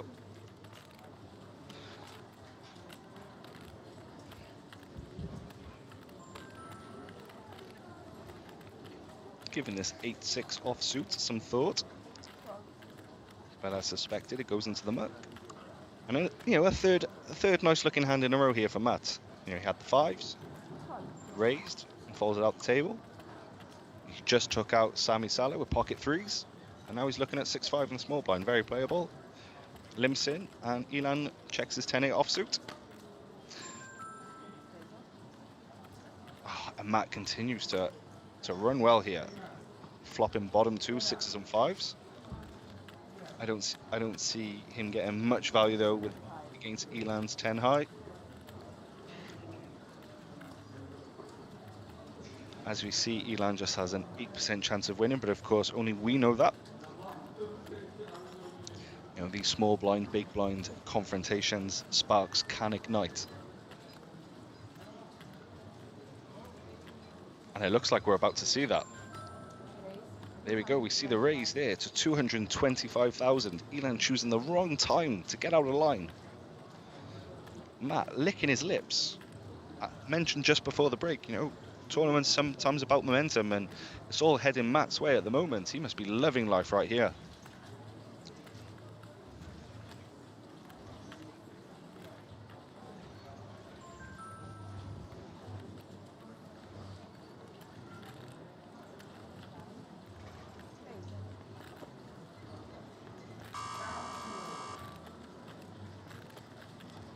And Matt puts in the 3-bet to 1.075 million, leaving 1 million behind. Maybe would have liked just to see a call here from Matt, keeping Elan's bluffs. But again, very easy to say when I can see the cards. And there we go, he gives it up. There we go, that's 3 pots in a row for Matt. You know, he was going towards the danger zone now. Very healthy 40 big blind stack. A nice a little bit of a sun run over the last 3 hands there.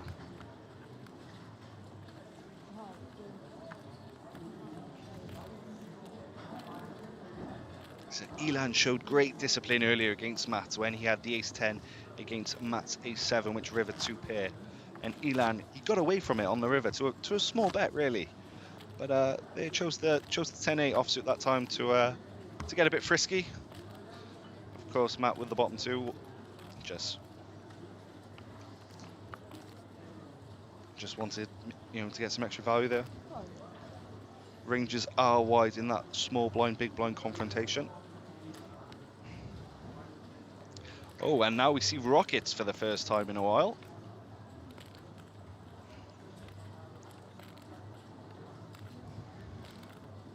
We'll see if Matt keeps getting playable hands. We'll see if there's a confrontation there. Attila opening to 125,000, it looks like. Oh, sizing up a little bit more. 130. Oh, and Matt, he picks up the 6s again. Well, not again, but a pocket pair again.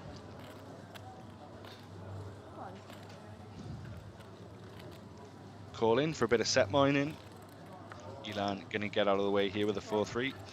Oh, and that's one of the 6s dead for Matt. And a very playable hand in the big blind here from the table captain.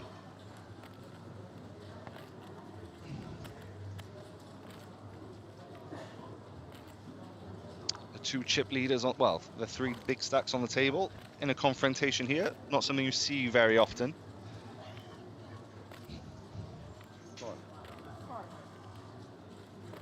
There we go, we're going to go see a flop.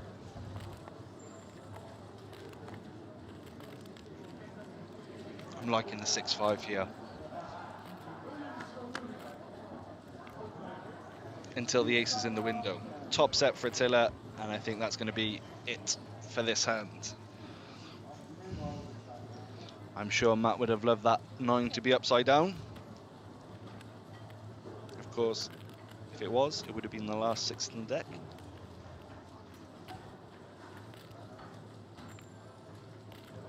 See, Attila's essentially got this wrapped up.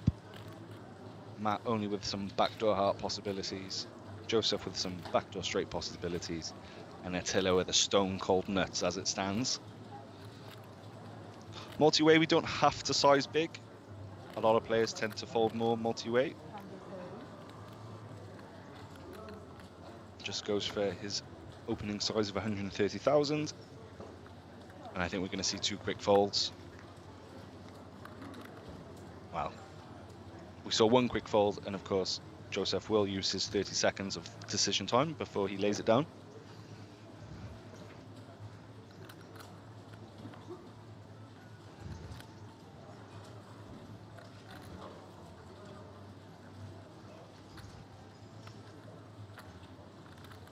And there we go.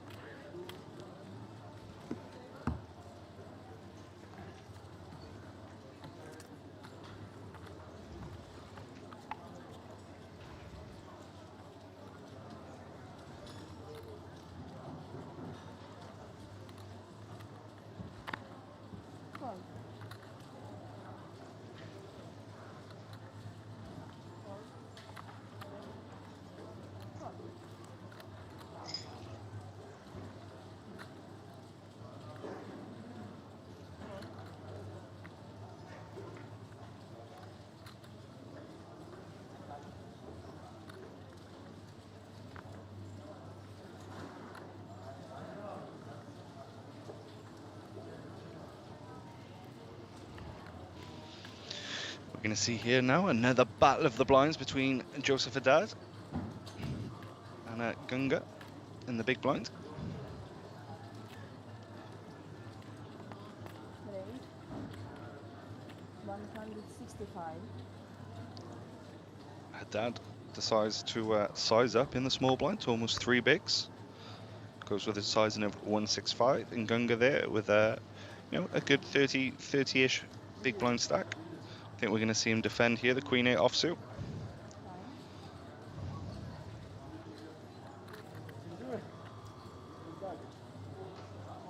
Oh, he just decides Lex to give it up. Another pot for the table captain. Back up to 4 million there. Like 67 blinds or so.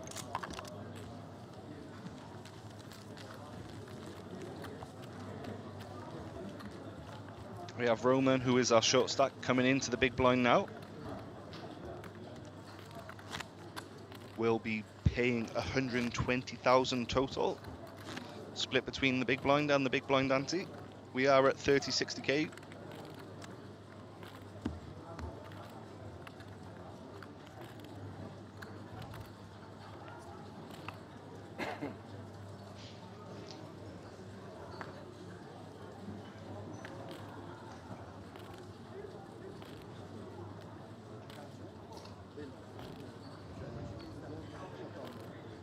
$10-7. Daniel Negreanu's favourite hand is now in the possession of Attila, but it's in his possession no longer as he elects to give it up. Yeah, we've seen Elan get a bit funky, opening some hands in, well, some untraditional hands in late position, but decides to preserve his stack this time around. I think we're going to see Joseph here raise it up with the suited 10-6 on the button against 2 smaller stacks, especially Roman in the big blind, who is the table short stack. We saw Gunga fold to...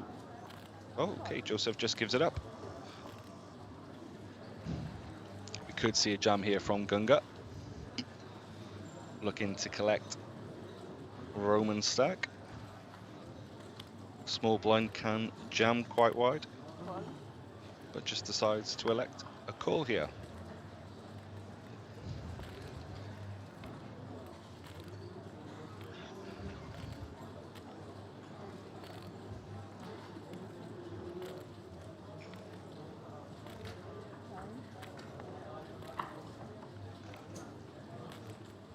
Roman with the decision here with around 22 bigs, decides just to check his small pair.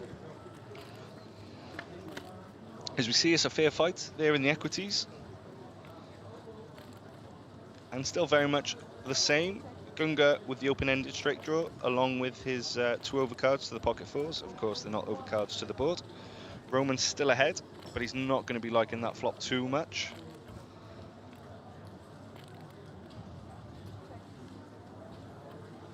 Goes check, check.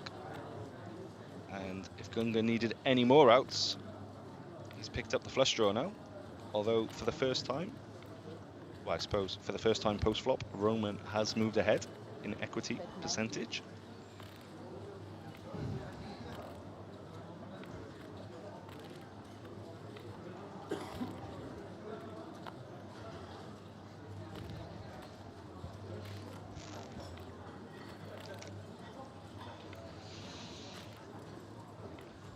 Somewhat of a tough decision here for the fours. You know your opponent could, say, barrel with some of those backdoor draws picked up. And he folds it out. There we go, nice pot for Gunga there.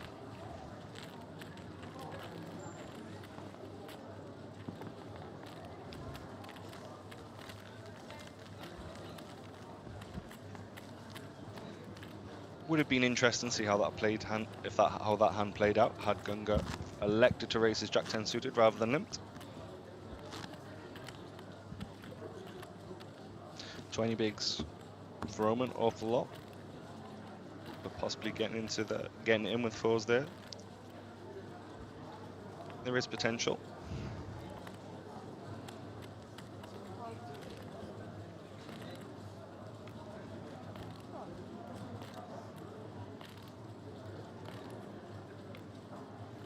Big thank you to the 450, 500 people in the live chat watching.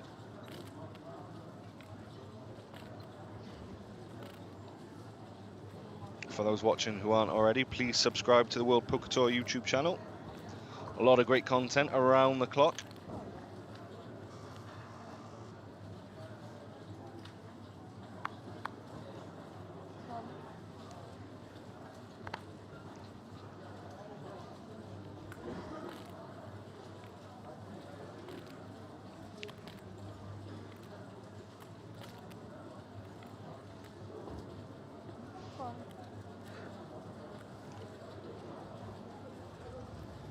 Roman deciding to limp in with the 10 deuce. The hand made famous by Texas Dolly, Doyle Brunson. He's very much been a part of the rich history that the WPT has brought over its last 23 seasons. Attila now with the Jack-10 suited of his own and clicking it up to 135.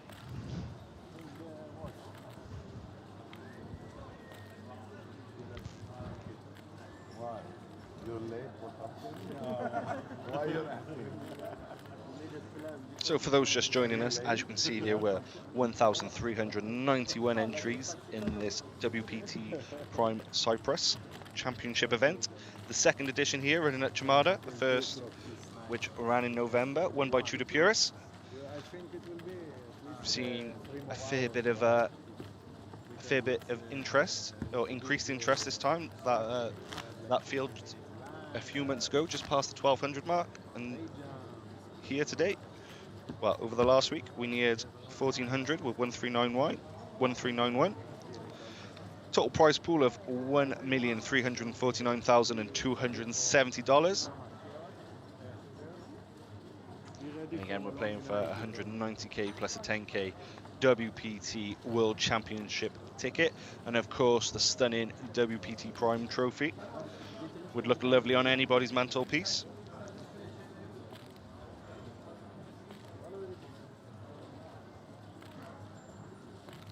And as mentioned, you know, the YouTube channel of the World Poker Tour has content running around the clock. But of course, you can download Watch WPT to catch all the classic WPT moments gone by over the years. Now, Roman finally picks up another hand. The Ace-Jack suited. He had to ditch Ace-Jack earlier, as there was a 3-bet in front of him. Albeit he did have the best hand at the time. 120. Just decided to get out of the way. Oh, this is a sick. Attila has just picked up big slick here. It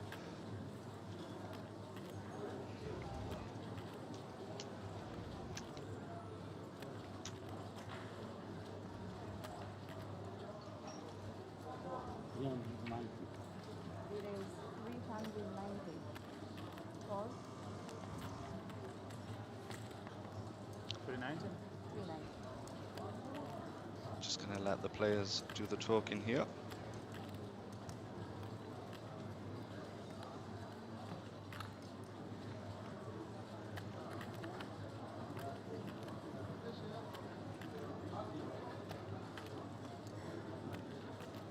The tension palpable between Roman and Attila.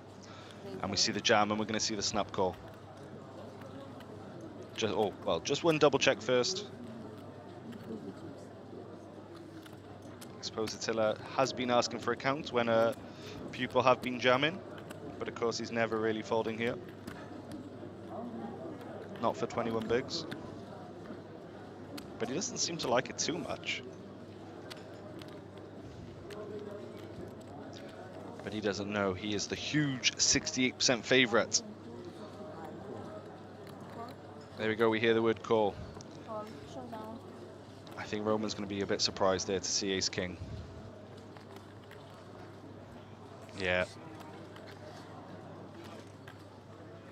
Roman feels he's been a bit nit-rolled there. We've all been there before, I suppose. The jacket is coming on, the stand-up equity is coming out. Can he find a jack or spades? And it's a king in the window for Attila with 2 spades. Here we go, that stand-up equity working well. Once again, Roman with the draw to Broadway, the nut flush draw. 11 outs. Now 11 outs once after the 9 of diamonds gives no help to the at-risk Roman. Will we see another player exit? Yes, we will. Roman departs in 25th place after the Queen improves Attila to kings and queens with an ace kick-up. I think rightly allowed to be a little bit cheesed off with the time it took Attila to call, but of course they're there. They've been playing for days on end. We lost another player. There's nothing wrong with getting an exact count from your opponent. You would, of course, now with the pay jumps looming and at the business end of the tournament, always good to get a count.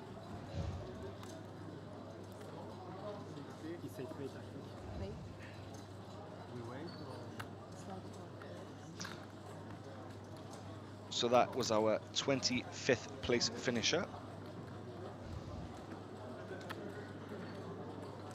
I think we might be coming up to the 3-table redraw shortly. Switch. Switch tables. Maybe 3 tables mix. They will mix tables. Mixed tables. World Poker Tour returns to Choctaw Durant Casino and Resort for an action-packed WPT Choctaw Festival running from April 16th to May 5th.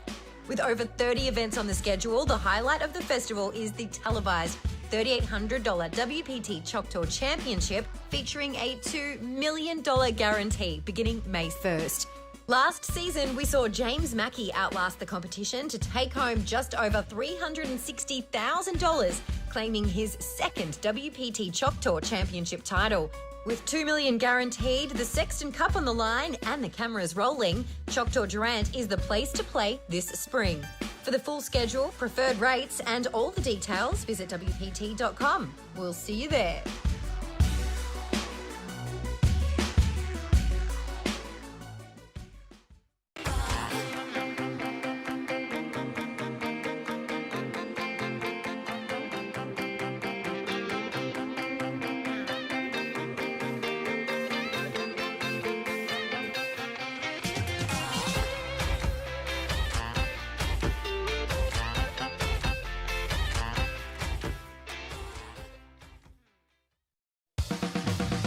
Mark your calendars for one of the most exciting stops of the year. The WPT Seminole Hard Rock Poker Showdown, running from March 19th to April 8th at the Seminole Hard Rock Hollywood. With over $10 million in total guarantees, the festival kicks off with a $400 opener featuring a $1 million guarantee before ramping up to our $3,500 WPT Seminole Hard Rock Poker Showdown Championship from April 4th to 8th, boasting a $3 million guarantee. Last year, Josh Reichart topped a field of 1,869 entries and beat out a stacked final table to take home the title and over $830,000, having his name permanently inscribed on the Mike Sexton WPT Champions Cup. With over 70 events on the schedule, this is a festival you don't want to miss. For the full schedule, visit WPT.com and we'll see you in Hollywood, Florida.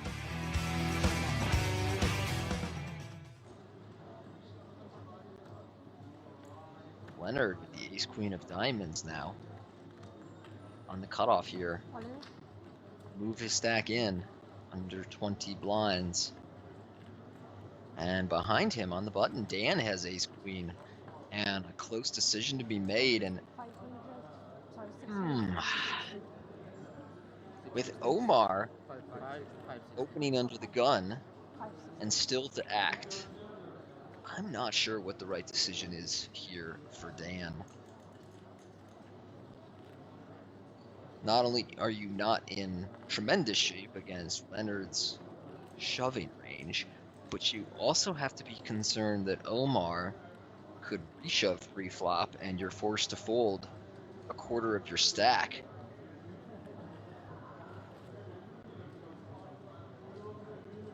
So, a tricky decision for Dan here.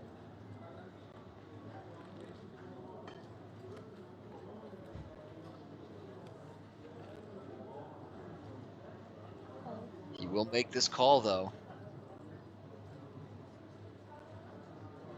Fabian with a pair of sevens. Forced to fold out of the small blind after all of that action.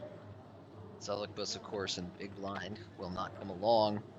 And I do expect Omar to let his ace-4 of clubs go. Yes, he does. And so these two players holding essentially the same hand. Give me my cards back. But Leonard, the one with a little flush draw equity. Looking for diamonds as we go to the flop.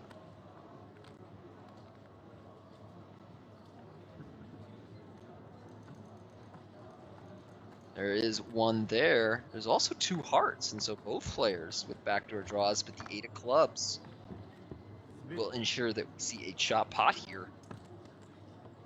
And these two will chop up some profit from Omar and the blinds. Not a terrible result for Leonard once Dan makes the cold call of it. All right, Dan with the ace-5 of hearts. Lead off our action here. Raise to 60.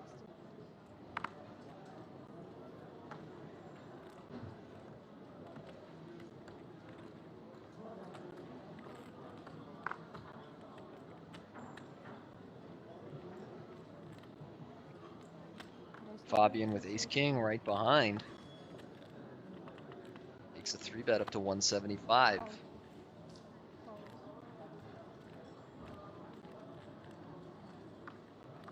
Ciprianos with 5s on the button. Can't get to the flop there.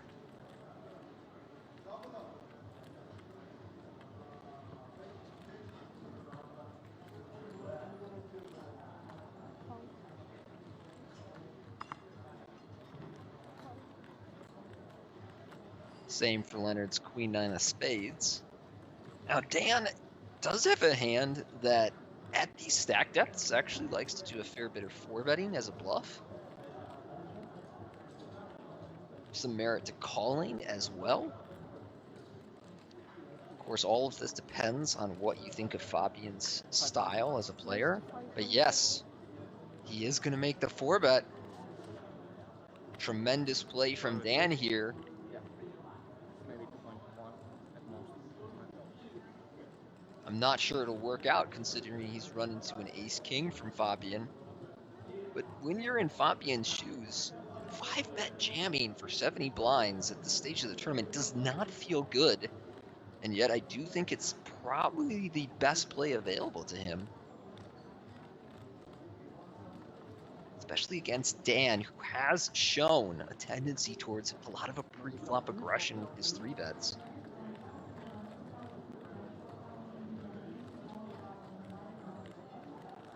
Some tremendous play here at WPT Cyprus. Dan finding the correct hand to make the thin 4-bet. 975. Fabian, instead of going all in, is going to click raise here to 975. Interesting choice. Perhaps trying to represent an even stronger hand than ace-king.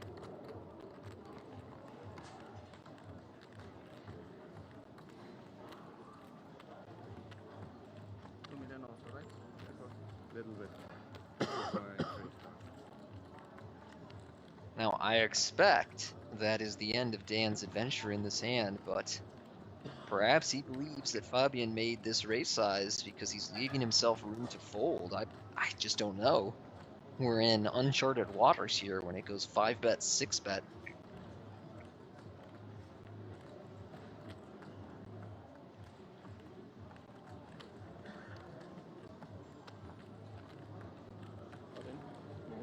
Oh my goodness, Dan with the 6-bet all in. Good luck, guys. Fabian does make the call. While I loved Dan's 4-bet with the ace-5 of hearts, I don't know about that 6-bet when your opponent has put in 40% of his stack and most players are going to be rather unbalanced with their clicking range. And so Fabian, playing Dan like a fiddle here, gets him to put it in very bad and flops him almost dead, although backdoor draw potential here to the wheel and to the hearts. Dan hoping to see a low heart on this turn. It is the jack of spades, and so now he's just drawing to a chop, praying for a queen in this massive 4 million chip pot. Can he find it? No, it is a 6 of spades. Fabian going to eliminate Dan here as he induced him into a 6-bet bluff. For 70 blinds with the ace-5 of heart, turns by nearly 16% and grew by 189 entries. Elon with the ace-jack on the hijack here. On his stack size, kind of a decision between just raising and shoving. He elects to raise up to 80,000. Pulls over to Attila in the big blind, and with pocket tens, do you believe that he should move it in against Elon?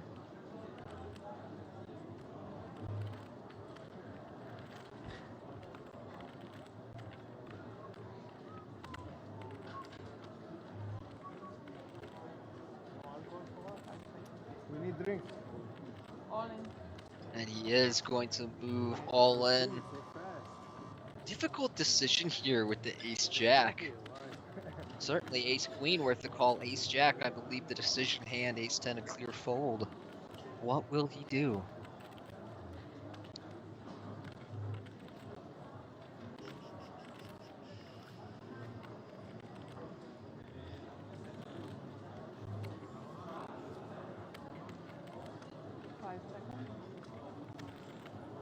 Well, he'll need to use a time extension and buy another 30 seconds.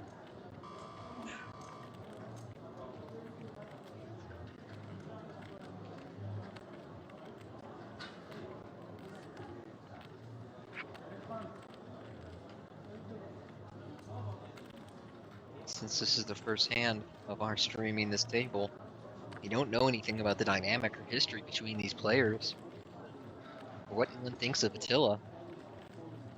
Wasting my time then. You want me to call you? Going to get a read with some table talk, asking, do you want me to call you?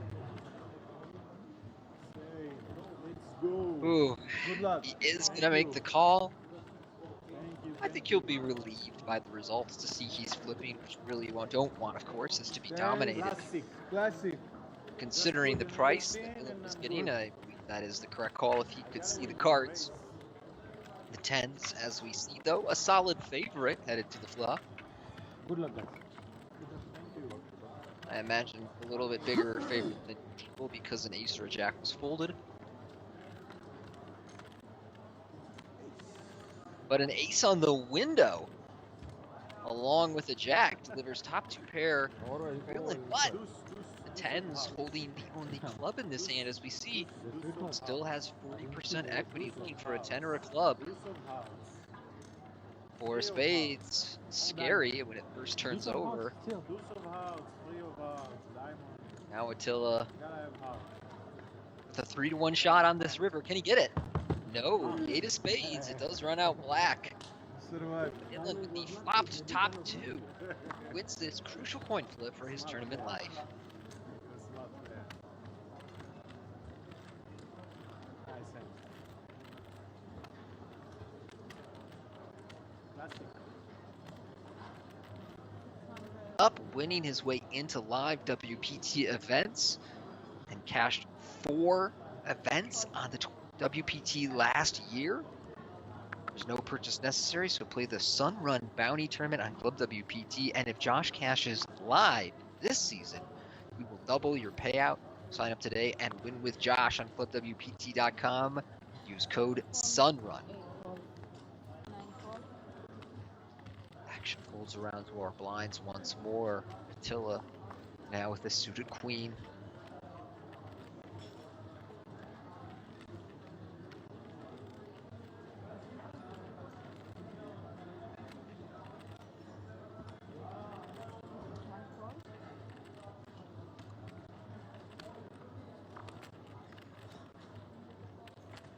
Start with a call at stack depth.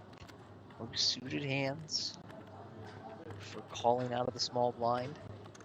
Simply with the ace-9, one of those hands that can kind of mix between raising and checking. These middling aces do like to do a lot of raising, but they're at a stack depth where was to raise and face a jam, you'd be folding one of the better hands he has to let go. Interesting board here, 10-9-4 all clubs. Attila flopping the third nut flush, sealing with the ace-9, holding second pair and an ace kicker. After a check, he'll start our betting for 40,000. Attila gonna recheck his cards. Sometimes you see players do this when they want to feign that they only have one club, and they're trying to convince their opponent they're rechecking their cards to see which one of them was a club, when in reality they actually have the flush. So Attila now looks to be reaching for raising chips.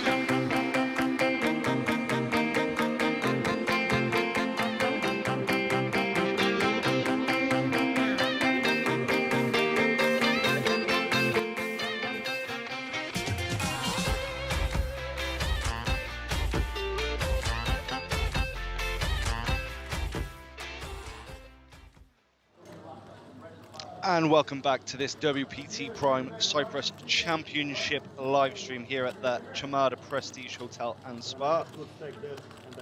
We've just come back from a little 15-minute break after the 3-table redraw. There are 24 players remaining here. We are on a pay jump with the last player, well, the next player out, bagging 8.2k.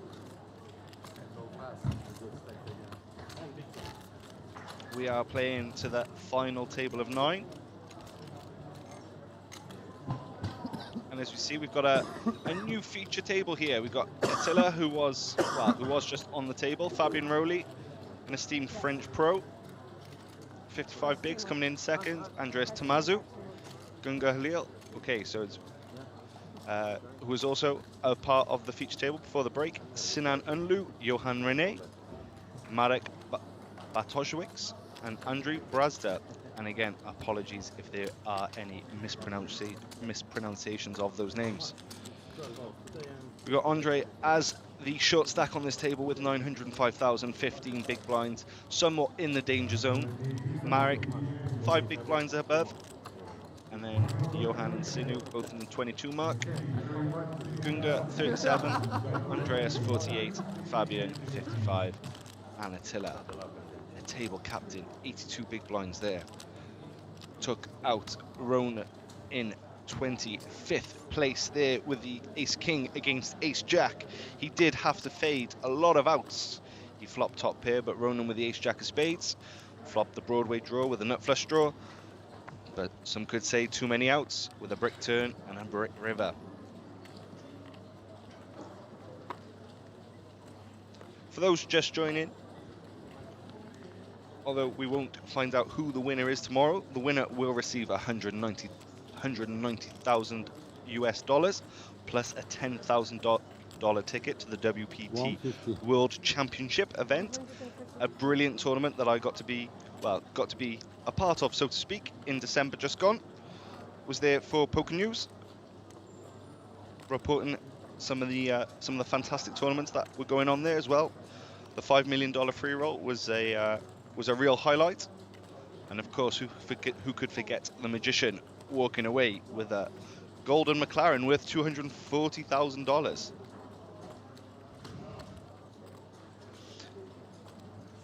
It is a pillar of that big poker schedule in December. Always well attended and always a privilege to be a part of. I'm Callum Grant, one of the editors at Poker News here, helping out the WPT. And we see Attila starting off how he finished by winning a pot up to 5 billion. Okay.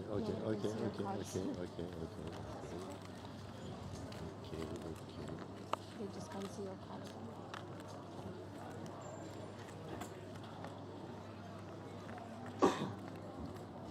And we've got Migli in the dealer, as the dealer. Someone who I've played with before at my local casino in Cardiff. Çipi buraya koy abi. Sağa mı koyayım? Sağdan rahat oynayamıyorum ki. Good dealer, good player. Kalsan rahat al. Aslında koyayım.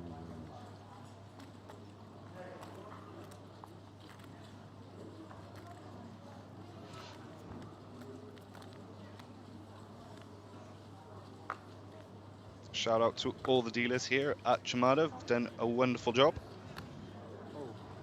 keeping the game running quick and smooth, along with the brilliant floor staff. And of course, a shout out to Liam Gannon and Richard Hayes, the WPT live reporters. Which seat are you sitting in? I'll play Omaha. 4. If you want to see what's going on the outer tables, you can head over to WP.com and head over to the live reporting section.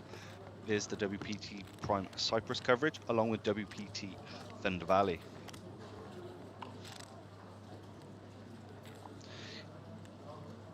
If you're loving the look of Chamada, you'll be pleased to know that the WPT is coming back to this very same hotel and casino in August.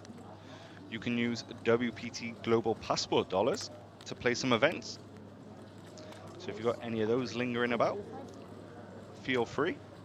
But of course you can use them for any other WPT stop that you wish. Each week, around 25,000 worth of dollars being given out. Well, 25,000 WPT passport dollars are being given out on the site. So if you've always wanted to play a WPT event, a possible avenue for you to explore. Now we see here Gunga raising a suited king 6, a bit loose in early position there, +1. We've seen him play quite tight, so a bit of a surprise to see him here elect the king 6 suited. There we go, Marek there with another suited hand in the form of Jack 9. A bit more playability than the king 6. Of course, the king 6 does have some high card removal. And I think we'll see Andreas tag along here in the big blind with the queen 10. Maybe a potential squeeze coming.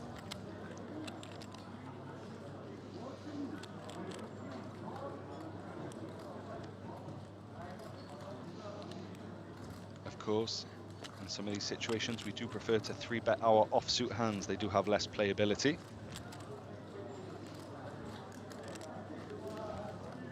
than the suited versions. And it does look like Andreas is counting out a raise here. And I think this should do the trick. Andreas very aware of his surroundings there, as we see Gunga quickly lets it go.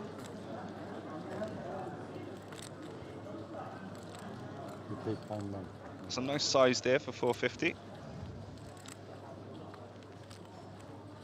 It's going to involve Marek putting in a fair bit of the 1.1 million he's got behind.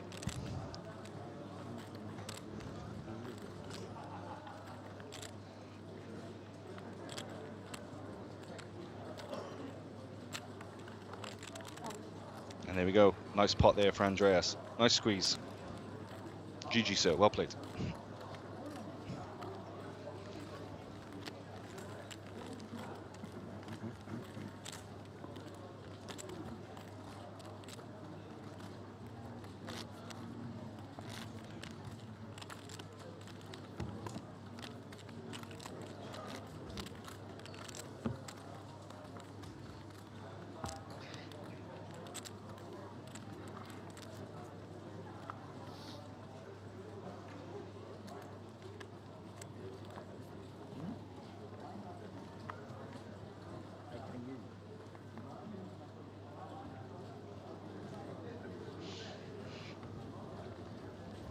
There we go, Gunga deciding to release the ace-9 there from under the gun. And you don't really want to be playing there from under the gun. You want, you know, those ace-jacks, those maybe the ace-10 suited and a plus. And speaking of ace-10, Sinan picks it up in +2. Off a 22 big blind stack. Table captain Attila with a suited ace. Another candidate to 3-bet.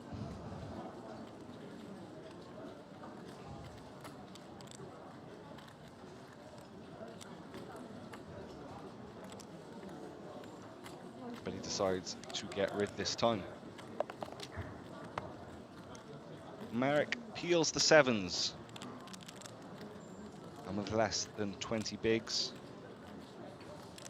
he very much could shove here. put Sinan in a very awkward spot with the ace-10.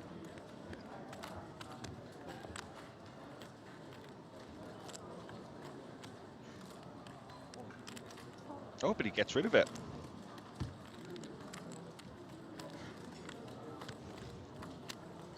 Maybe there is a bit of fatigue setting in with some of these players here.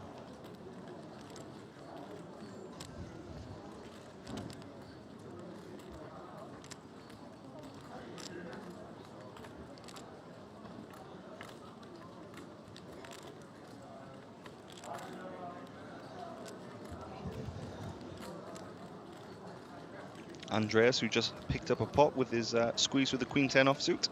I don't think we'll be seeing the same action here. Elects to get rid of it in the small blind. And then we have Fabian Rowley with the Queen-Jack. I think we're going to see a defend here.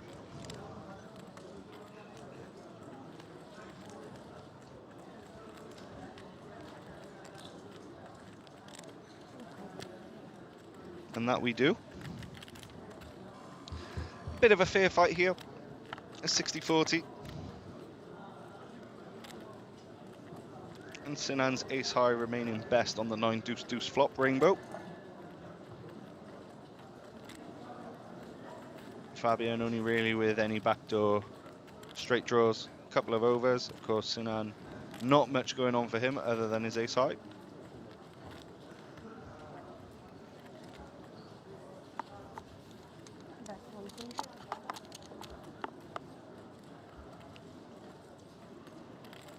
Size is down to 100,000 here.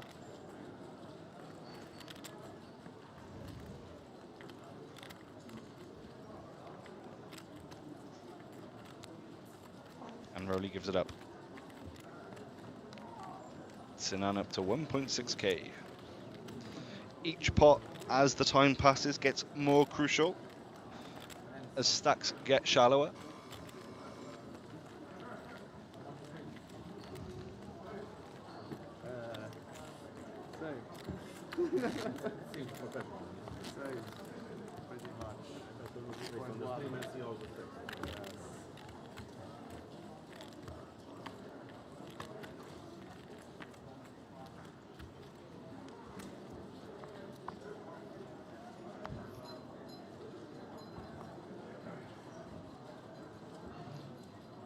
Johan picking up the ace-jack.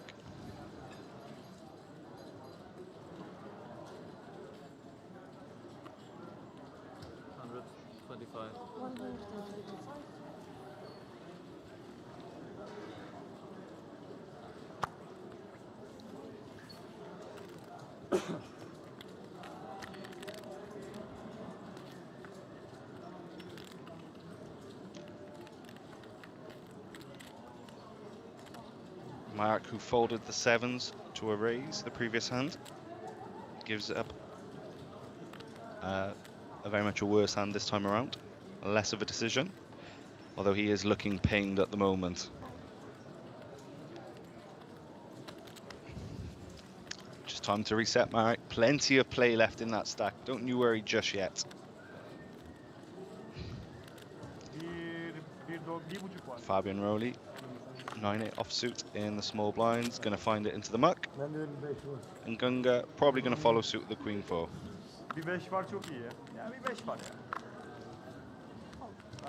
There we go, and a pot for Johan. Up to 1.5 million, a nice 25 big blind stack there.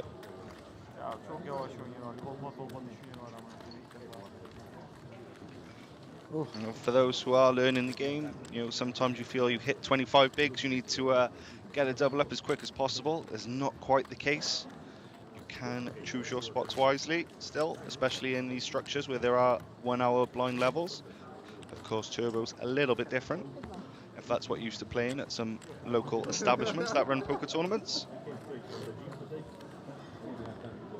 But 25 bigs is absolutely plenty. No need to get too heavy with flinging chips into the middle.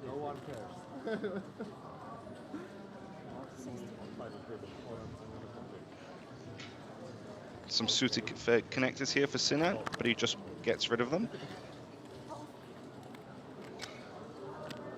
A wise move, really. If you raise and get called, you're going to be playing 7 high out of position a lot of the time.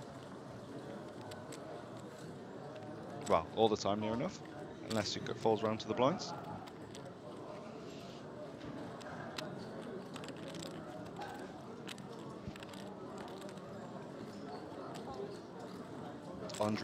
Andre rocking some table ink there, or some ink on his arms. A big figure at the table, but Andreas is gonna make it 120 or 150 with the ace-10 suited in the cutoff.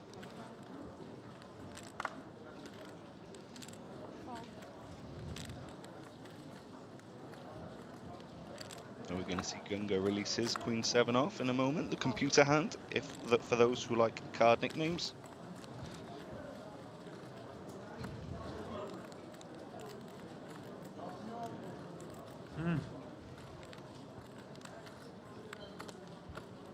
Alacağım. Johan mulling his options over in the big blind, and he's elected a fold.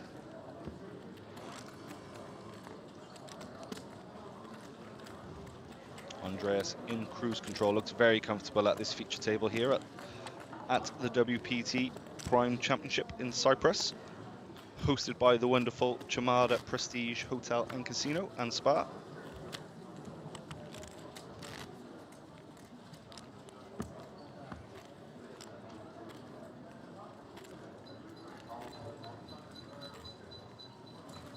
I've got a perfect bird's eye view of the room right now.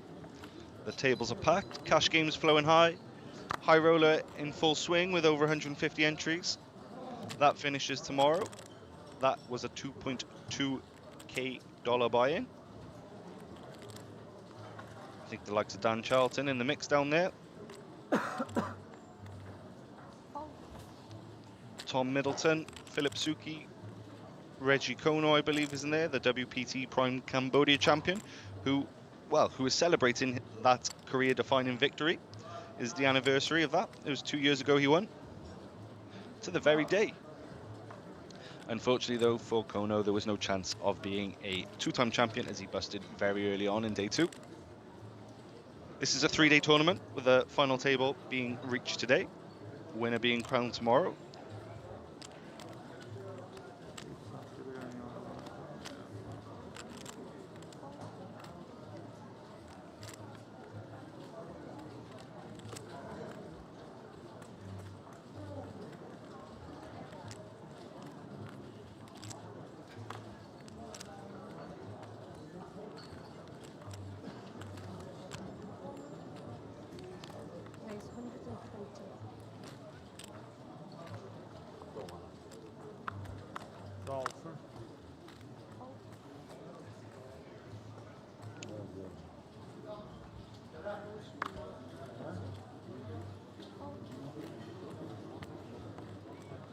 Fabian Rowley here, opening the Queen Jack, and Sinan picks up the pocket 7s. Just playing a stack over 20 odd bigs.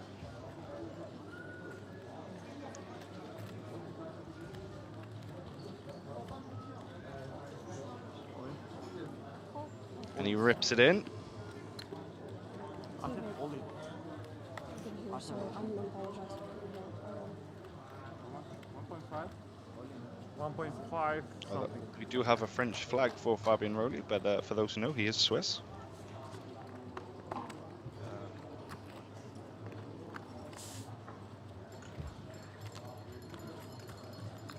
Hırsızlara geçit yok ha? Sorry, I can't speak up. Thank you. Oyun benim kadın görseli saçma. And the jam from Sinan does get the King Jack to fold.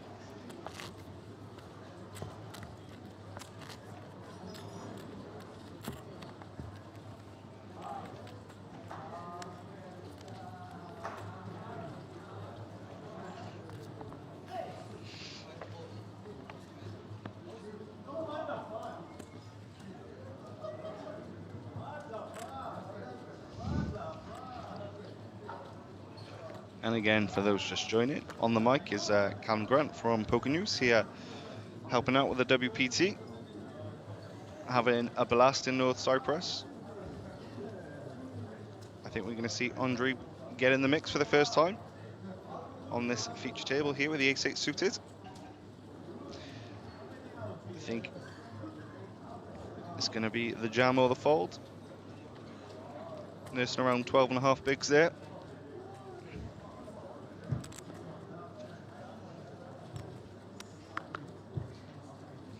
Is a decision, because if he does go through the blinds without picking up any hands.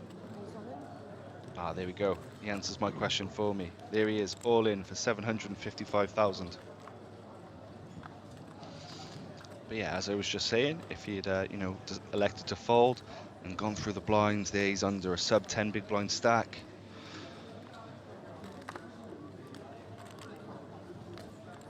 With the ace-8, you can just take it down now, move up to that 900,000 mark.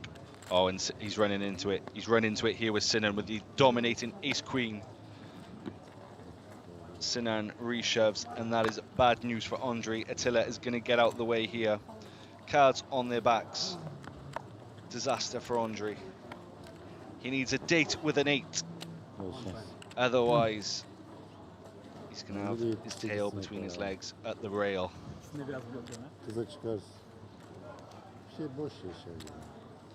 We have lost one player on the outer table, so Andre has locked up the pay jump. And it looks like he will be the player out. He needs to find an 8. Some chop outs have now come in. A 6 would put us straight on the board. Oh, actually, no, it would put us straight on the board, but would give him... Oh, there we go. He gives him the 8-eye straight. How much? Excuse me. That's a double up there for Andre.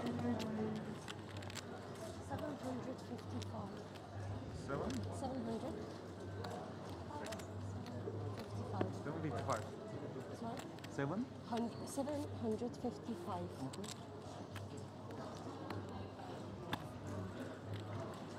Pretty sick there for Sinan. That would have breathed new life into his stack.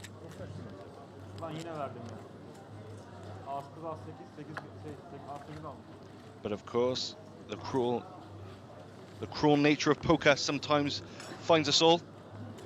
We've all been 1 outed, 2 outed, 3 outed, so on.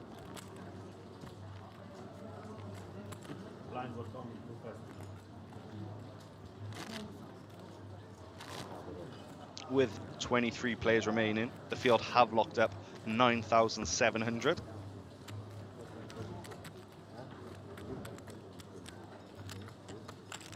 pay jump then comes when 19 remain, and that's when we hit the 5-figure territory. There we go, the 19th place finisher will bag 11.5k. But as it stands, the next 3 players out will receive 9,700. Quite a nice return here from a 1k buy-in. Or 1,100 to be more specific.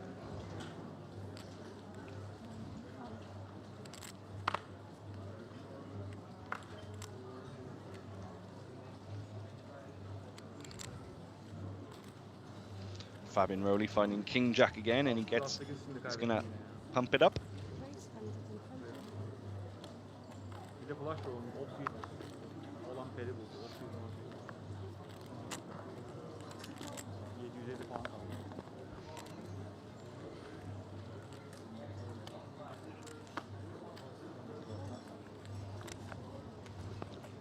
There we go. We see Sinan now has dropped under the million mark after that. After he doubled up Andre there.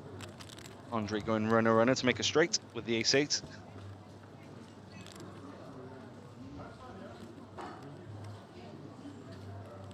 Marek also in the danger zone, sharing a 950k stack with Sinan after folding his blinds. Excuse me. When you're folding, can you pass out the box? If you want to see what's been going on at WPT Cyprus, some player interviews, a recap of the actions, the recap of the side events that have been going on, you can head over to Poker News. A lot of WPT stories littering the front page. Had the pleasure of speaking to one of the faces of the WPT, Alex Gray. She was a part of the reality TV hit show, The Traitors, which has become a worldwide show, with editions taking place in the US, Canada, France, of course originated in the Netherlands. Alex was a part of that season 1 show, and she talked a bit about her experiences, how she thought her background on poker could help her or hurt her. And there's, she discusses her sort of journey into poker. So if you want to find out more about the WPT's Alex Gray, head on over to Poker News.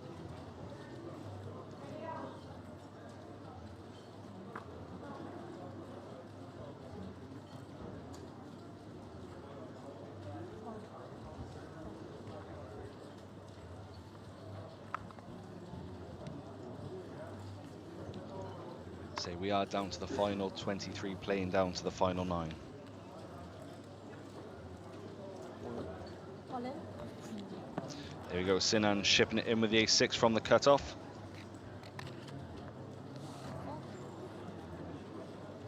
And Marek waking up with the queens. It's been a bad orbit for Sinan. But sometimes that's just how poker is.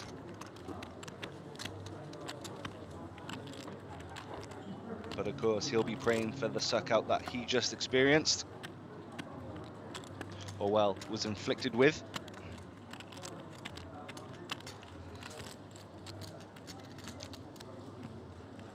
Marek pretty much dead even with Sinan, both on 950.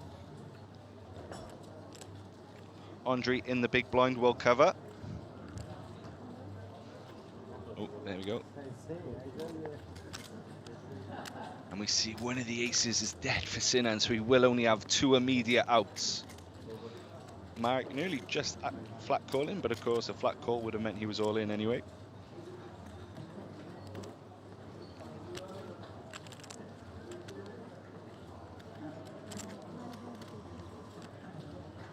Andre is going to give up his ace-deuce.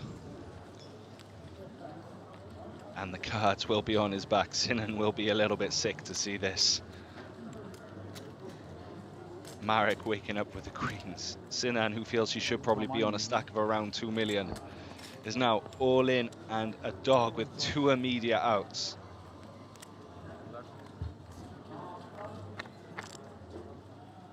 Oh, and he finds the ace in the window. There were just 2 aces remaining, and Sinan finds it. He'll feel he might be owed this one, but of course it is not over. Marek with 2 outs of his own. Turns into 6 now after the 10. Gives him the draw to Broadway. Hear there from the table, it's never easy. If you've ever played this game, you'll surely know that is the case. But that is a safe river for Sinan. And there he is on the stack he feels he should have been on. Oh, probably a little bit more. A gross one for Marek. He is going to be our 23rd place finisher, I think. It's 915. 900. No more clashing with you. No, we play again. There is luck and unluck at the same time.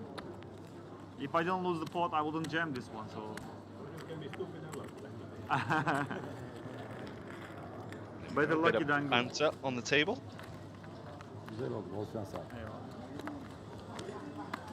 Always nice to see a bit of camaraderie. Some gentlemen's game at the draw, and also a game for the ladies. Atıyorum 2.5'um olsa zaten raise edecektim, oynayacaktık, fold edecektim. Been a lot of women in the field, to be fair. Some running up some big stacks.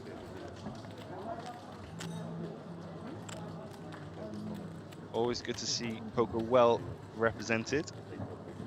And here we see Marek with just 35,000, just a slither over half a big blind. And that pot sees Sinan back up to 33 bigs, alongside Gunga Halil.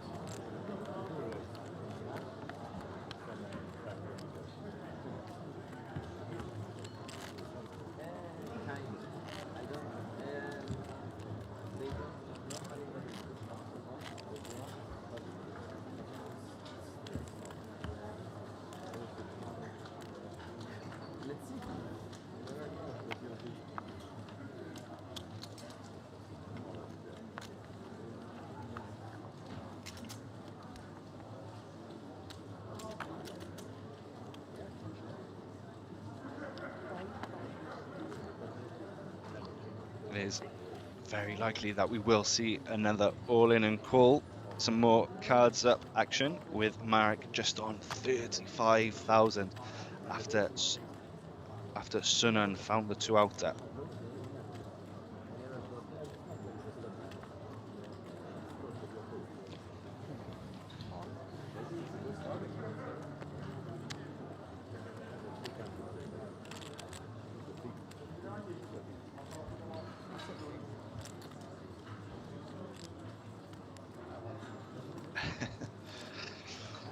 Say, it's a pretty horrible choice here for Marek, but he has got an orbit. He doesn't have to commit. Of course, chip and a cheer stories do happen in poker. Attı parayı.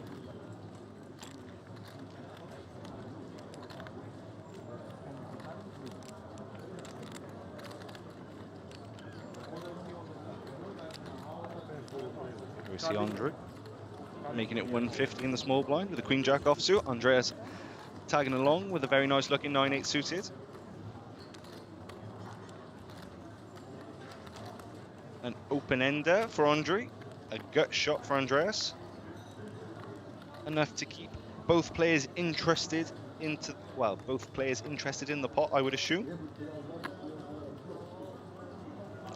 Andre gonna flick out a bet of 125,000 with the open ender. Alongside his gut shot, Andres does have some backdoor opportunities with the flush.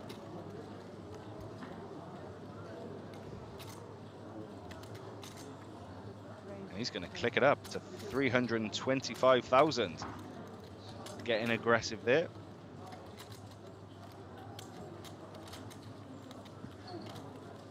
We can fold out some hands that are just barreling the flop there with that raise, but the queen jack is going to stick around.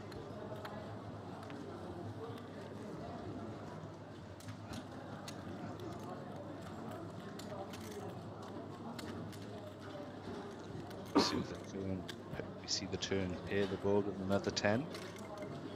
Not much has changed. Well, nothing has changed other than with Andreas's raise. He will take on the betting lead. And a sizable bet here may push Andre out of the pot. Andre dropping below 20 bigs with the 1 million is behind.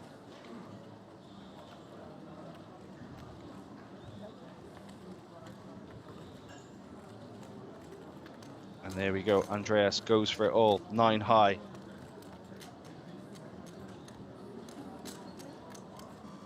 Andreas has been very, very good at this feature table so far. Although we have seen a small sample size of the hands we play, we can see he's very sharp. Table instinct spot on again.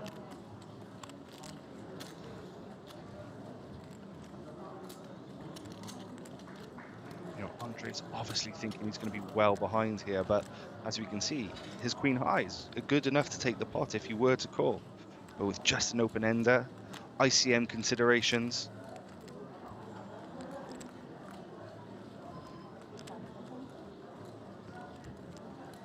he's going to use a couple of time banks.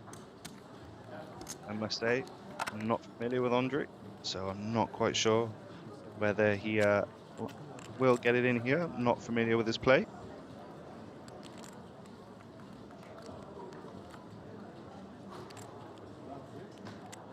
Just an agonizing spot, you know you've got outs.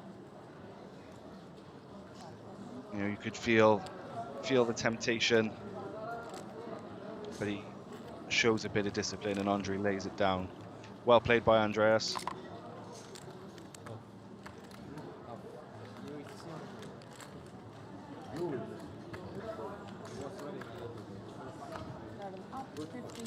A bit of a Will Kasuf there, perhaps. 9 high like a boss.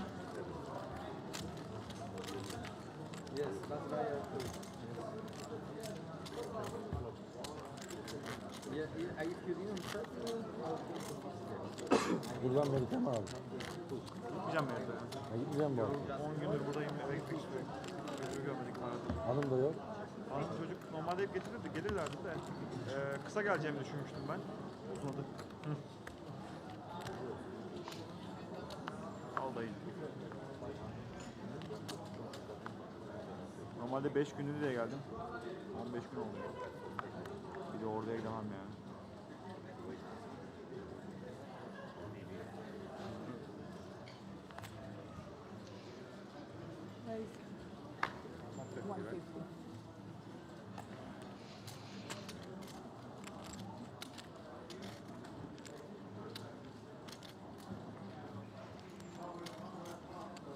See Gunga here making it 150 and Sinan getting, well, finding another monster here with Ace King. Of course, it was Ace Queen suited a few hands ago, the one which he lost. And then he picked up the Ace 6, got it in against Marek's Queens, went runner to make a straight to double up. And Sinan, there we go, we see the 3-bet there, 2-4-50.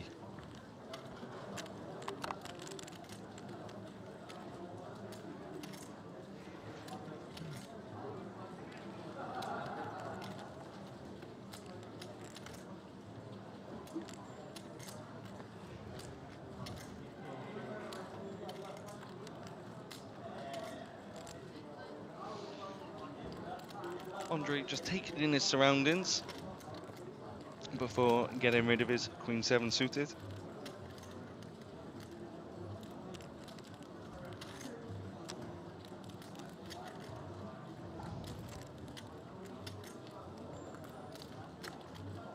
Fabian rolling now, going to look at his cards in the big blind. Or what will they show? Pocket fours. And he gets rid of them. Sends those sailboats into the sea. Gunga now with the decision. You know, a lot of people think Ace-Jack is a perilous hand and it can find itself in hot water. But Gunga takes the safe route, gives it up. And Sinan, a nice rally for the man.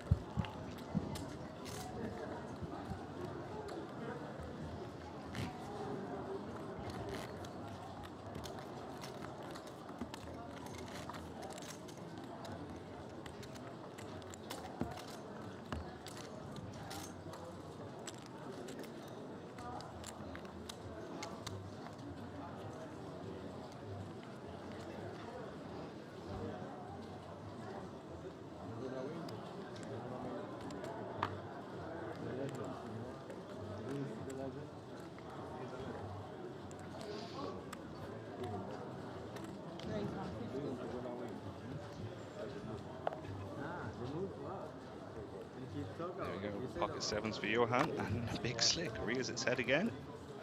Moving one spot to the left from Sinan to Attila. 450 raise. Raise 450. And the blinds have gone up as well to 50,000, 75,000. Oh, and Marek, who has his last 35,000 after having his queens cracked earlier, will put it in with the ace queen. You know, he's going to be thinking, he's going to be laughing. But he's going to see that he is up against it with the big slick. I think we're going to see Johan get out of the way.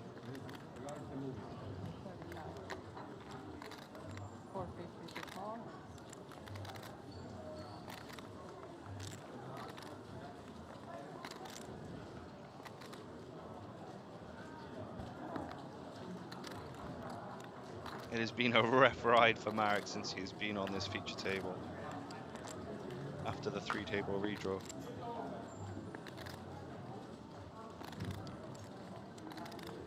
There we go.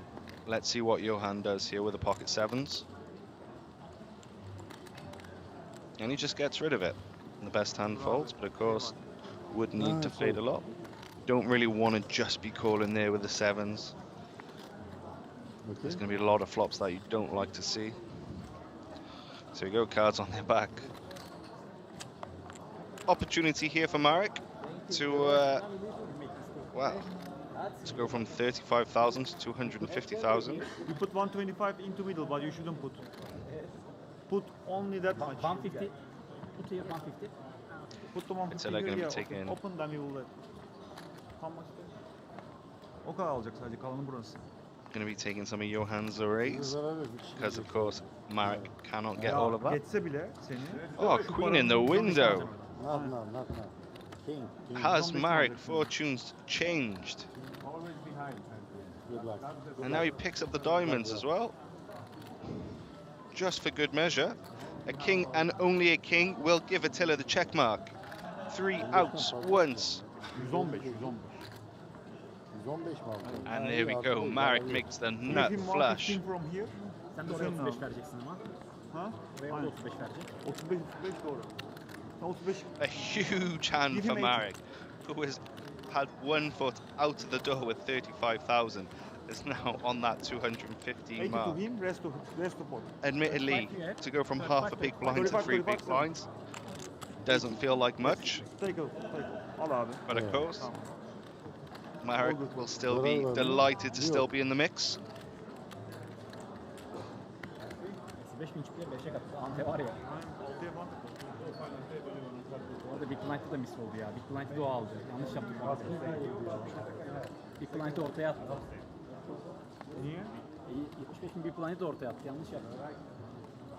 Çok acım yatan Medya. Big Blind kaç 50 bin yapıyor? small blind zaten. 50 bin. Yani oraya bir sürü çift fazladan gitti. Bir şey çağırdı. Bir dakika, evet, bir dakika. A bit of magic there for Marek. You put small blind and big blind to there also. He should pay. Pay 55 to him.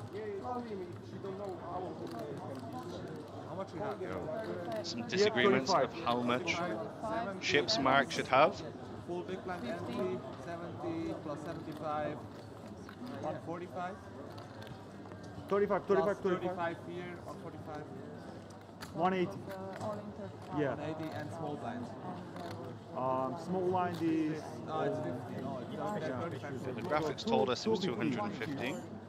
Yes, 250. 250. Abi 215 olması lazım. Bana biraz daha vermesi lazım. 35 çarpı 4 artı ante. Tamam. Just getting sorted out here. 140 artı ante.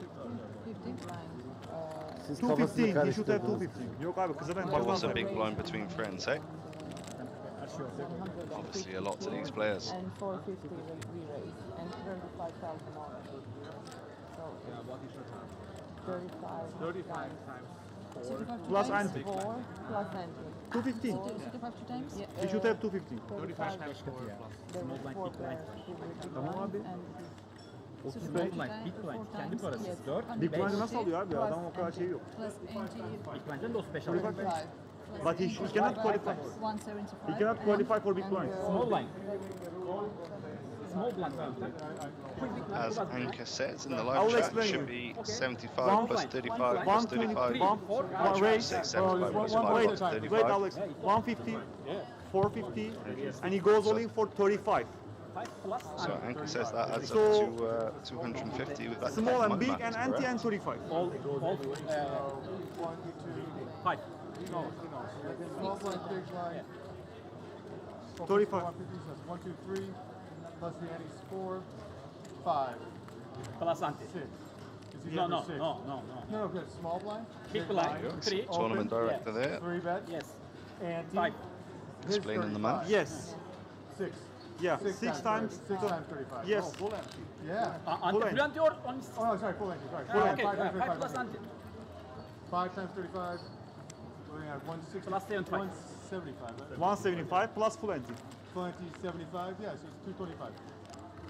So you give a little bit, yeah, 225. He's got 225. There you go. See Marek there being able to get the full big blind. Thank you. Yes. Oh, sorry, the full big blind ante rather. Hepimiz savaştık ama. Yeah. Arkaya geçti bir de. Şu flopta kaybederken arkaya yapmak böyle bir şey sayılır. Yeah. It's always. For those just joining, this is the WPT Prime Cyprus Championship, an $1,100 buy-in event. Had a 1 million guarantee. That was easily surpassed. 1.349 million in the final prize pool after 5 starting flights. $190,000 for the winner, plus a 10K seat to the WPT World Championship. And now, after Marek's stack has been correctly calculated, the action will resume.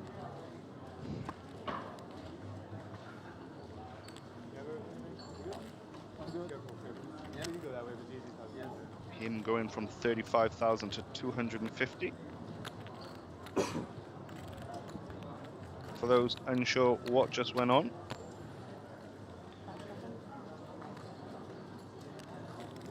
Marek was able to get 5 lots of 35, so that was 35 from the big blind, 35 from the small blind, obviously his own 35, 35 from Sunil, or Suna, or Atia, sorry, I remember, and of course Johan opened the 7s and folded. Yeah, so yeah, 35 from Attila, 35 from Johan, and then with that you get the full big blind ante. So 35k to 250. And as you saw, he and ahed when he went down to 35,000 with 5 deuce on the button. You know, decided, do you know what? I've got 6 hands or so before I'm in the blinds again. Let's see if I pick up something. Patience is key in tournament poker. If you still have chips in front of you, you are within a chance of winning. And people have come back from a lot lower than 3 big blinds. Yeah, I've been doing this for a few years now, seen my few chip and a cheer stories.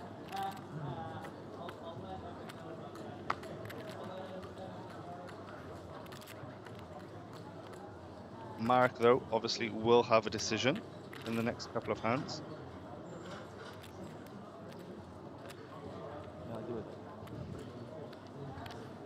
He has this one and the next one before he is in the blinds. And we are on the pay jump now. As we see, the field has reduced down to 21. Yeah, I'm the big blind. Well, a pay jump into, with the pay jump going from 9.7k to 11.5 when 19 remain.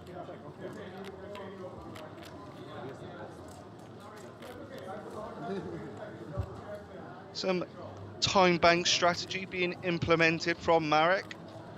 Just holding out to see if anybody on the 2 outer tables busts before releasing his hand.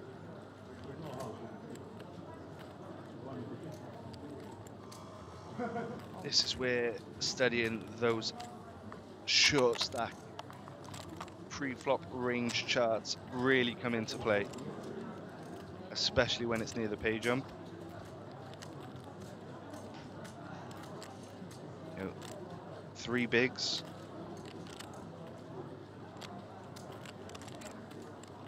When you look at the solver, 3 bigs is going to highlight a lot of those sort of jack high hands, 10 high hands that do want to be shoving.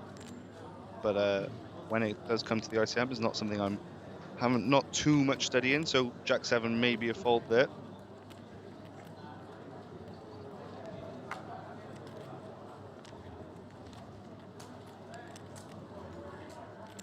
Of course, you do have the whole table to get through. And 3 bigs is just a big open. You know, you're going to get a lot of action, maybe a few calls along the way. So, and with 1 more hand to play, who knows? Might get aces on the next go around.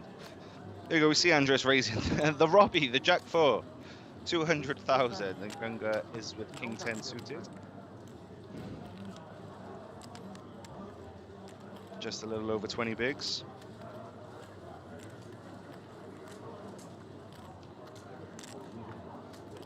Andreas has been extremely astute since joining the feature table. A nice squeeze with Queen 10 in the big blind over an open and a call. Got the job done. And then a good blind v blind battle. And there we go, we see Gunga rip in from the small blind here with a King 10 suited. And of course, Andreas just gonna release it.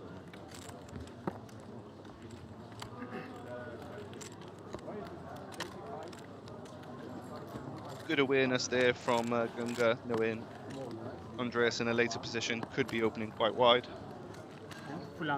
Deemed his King 10 suited good enough to rip in 20 bigs. Ante is 75. And I is 25. Ante is 50. Ante. And Ante is 75. Oh, yeah. He's 75. A lot of grinders out here enjoying the fields in Cyprus. Speaking to a few of them, they've said, they said there's a lot of people here who like to fire multiple bullets in events, like to get a bit frisky on the tables. So if that sounds enticing to you, head on over here in August when the WPT returns for the Cyprus. But we cannot get big third blind. edition We don't of the have Cyprus enough for big Championship blind. at the Chamada. 5 var abi. 35, okay. 35 çarpı 5'i yanlış hesap. 30 çarpı 5, 175. If 250 you're plus wondering how to get here, 225 ver. Abi sen Alper abi 25 ver oraya bitsin. flying to Ver Larnaca, 25 bitsin ver. southern part of Greece. Doğru doğru. Erkan in the north, which is the northern airport. Chamada also as well, very, very hospitable to the players coming to play. A couple of comp-free rooms, some free transport. Wouldn't hurt to inquire. Wait, I'm... What you give me, okay. A lot of the players here have told me they're being treated very, very well. The other time, when big blind come. Nice to see from an establishment. There we go, Marek rewarded for upgrading from the Jack 7 to the Ace 7, and this will be going in. 3 bigs, auto jam. Andre looking at the floorman there. Potential about stalling. There we go. And the 250,000 goes in and Andre wakes Good up. luck, bro. I am waiting for movie. And we're going to see Andre rip in for $1 million. Oh. Marek had queens an orbit ago, and they were cracked by a similar ace. This time he'll be hoping to do the cracking.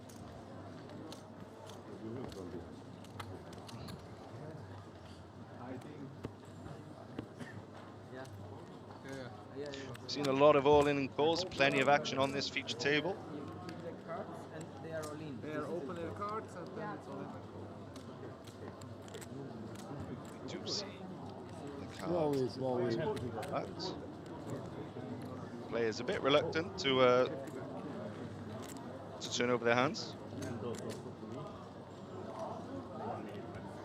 I'm not too sure. Right, there we go. We see the ladies turn over along with the A7. 3 outs for Marek. He does have hearts covered as well. Well, he has Andre's Queen of Hearts covered with the Ace of Hearts. Spades live for Marek. Diamonds live for Andre.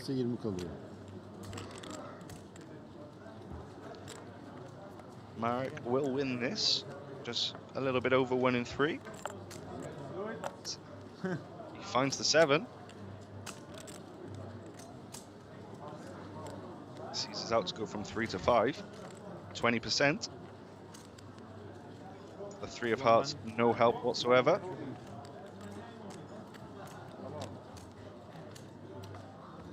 Oh, welcome again, bro. And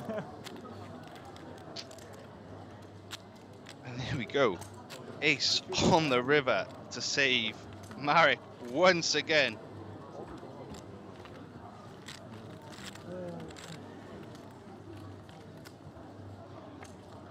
I was left a little bit speechless there when that ace hit the river.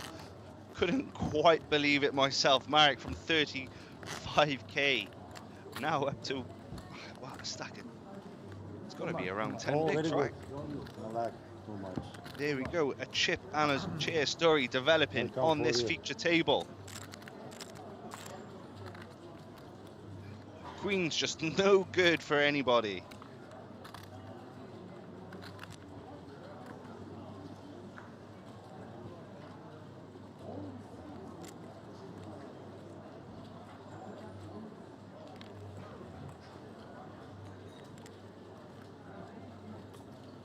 Peşimizi bırakmadı be.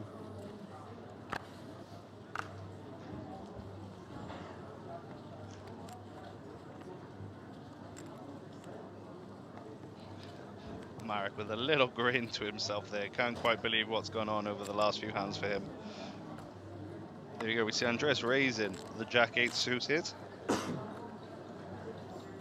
Well, there we go. We see Marek up to 700,000 as well.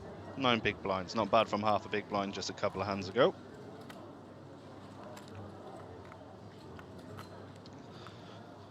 So back to the action now. We have Andreas. There we go. Like I said, opening 150. Jack-8 suited. Attila calling with the pocket nines in the small blind. And now action back on Marek.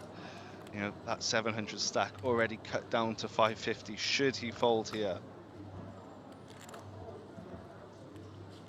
Some calculations going on, looking at the tournament board as he sees there's 21 players left, 2 away from that pay jump worth $1,800. The players have locked up 9.7k so far. Is Marek going to come along here with a queen 6?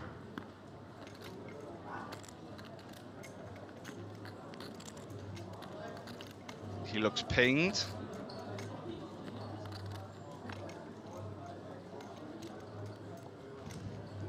Bit of fingernail biting. Hopefully they're clean.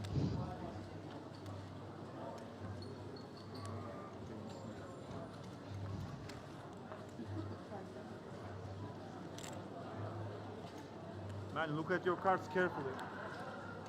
I can see from here. I'm not quite sure who said they could hear the cards.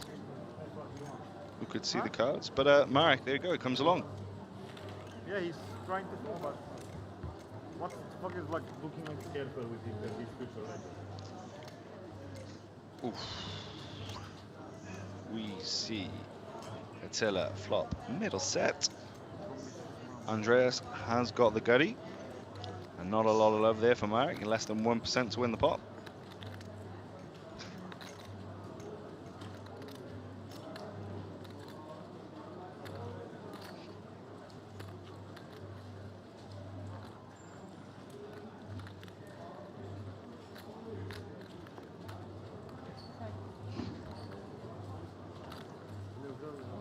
Check.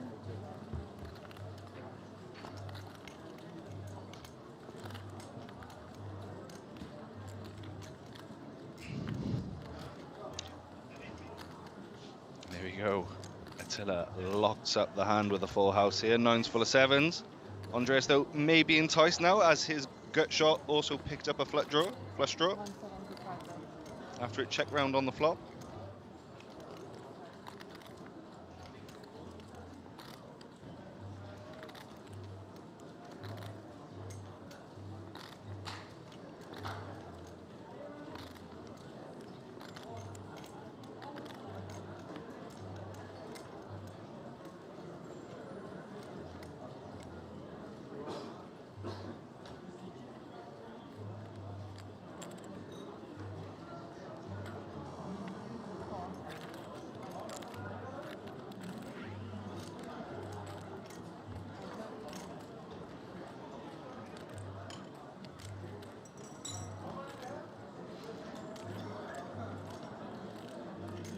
The queen completes the board.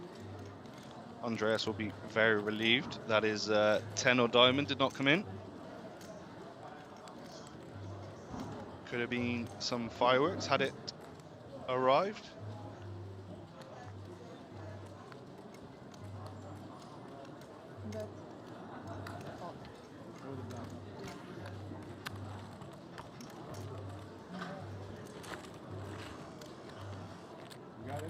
Pull out. Pull out.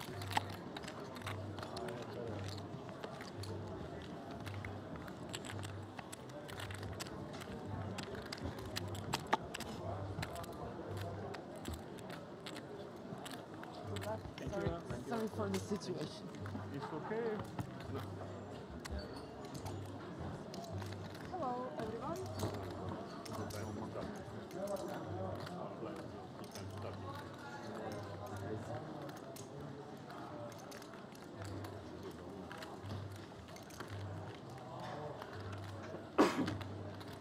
Here we see Attila, the clear table captain with 72 bigs on a stack of 5.43 million. Thanks to his full house there. Andreas chipped down a little bit. Still got plenty of play with his 43 big blind stack. Fabian Rowley, 39 bigs. The rest of the table under 30. Çok yoruldum ya. Yarın devam etseler de olmaz Marek mıydı is, bu iş was down to half a big Bu blind. sefer de salı Span it up to 9. Bir ara verseler güzel olur ama But of course, after paying the blinds and calling a pre-flop raise just then, seeing as his stack cut down a little bit.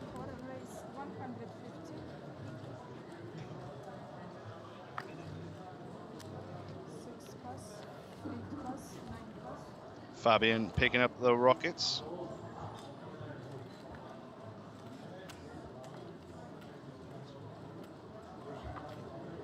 And then Marek's picking up the Queen Jack here. And as we see, we have lost another player with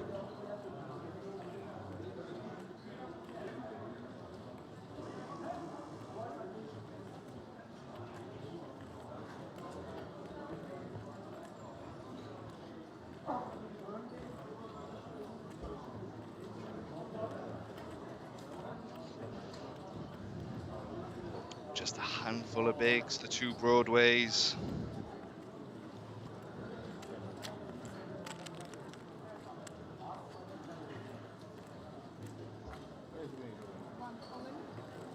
And he rips it all in.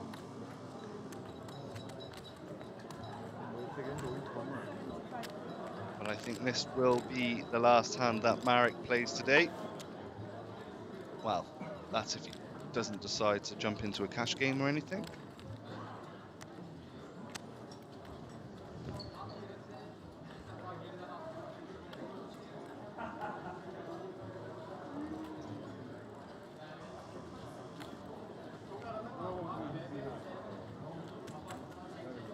You go see the cards turn up. Marek sees the bad news that he has run into aces.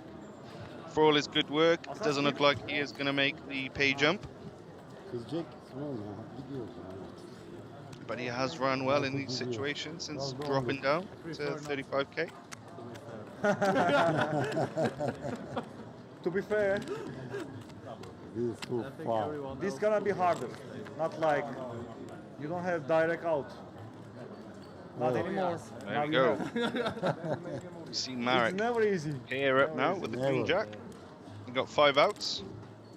If I have to lose this, then against this thing. That's a good turn. Oh, it's a good turn, yeah. Just leaves him with 2 outs now to the Queen after Fabian makes aces and kings. Queen one time, and it's not. Unlucky Marek out in 20th place.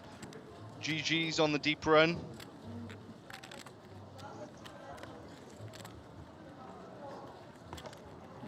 Sit open.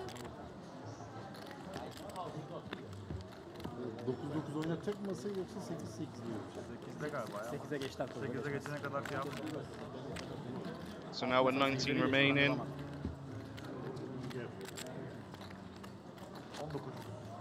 11.5k now for the field. GG's Marek. Fabian Rowley, the recipient of his stack. Gitmişliğim çok var mesela bu kadar açıkta. Yani işeyip gelirim ben. Yok olmaz ters bağlarsın. Ne ters? Benim şu an kaçırabilecek el durumum maalesef. Ben daha kötü durumdayım senden. Benim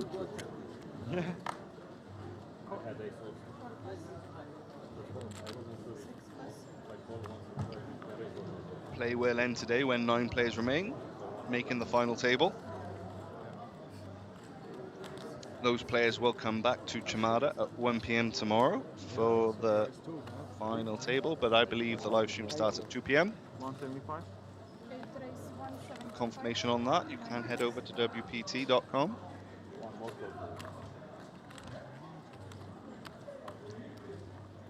With 10 players remaining, we are expected to stay here for a few more hours. It is coming up to 1 a.m. in Cyprus, with the time 22:01 in the morning. Players came back at 1 p.m. today, so they are approaching the 12-hour mark on the session.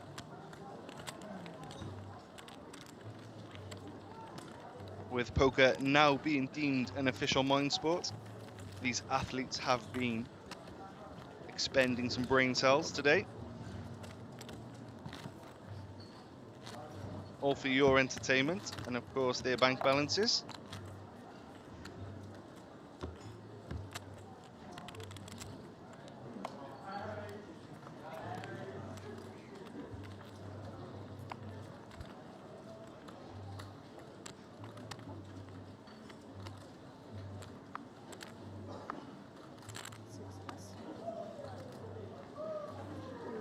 Sinan, who was nearly out the door at one point. He's got a nice stack now at 2 million. Attila, the table captain, looks down at the 8-7 suited. And he makes it 175. Well, it's going to be hard for him to make an 8 high straight flush with Andre having the 6 and 4 spades.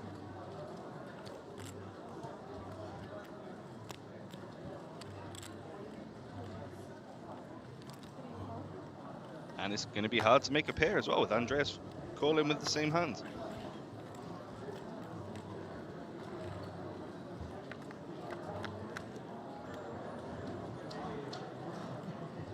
There you go, both players do get do hit top pair with the gut shot to the straight. No flush draw opportunities for either player. Likely to end in a chop, but we'll see how it plays out. We have a line of check, bet, raise. Andreas hits the check raise to 350. Over the continuation bet of Attila of 125,000. For those new to tournament poker, that is chips, not cash value.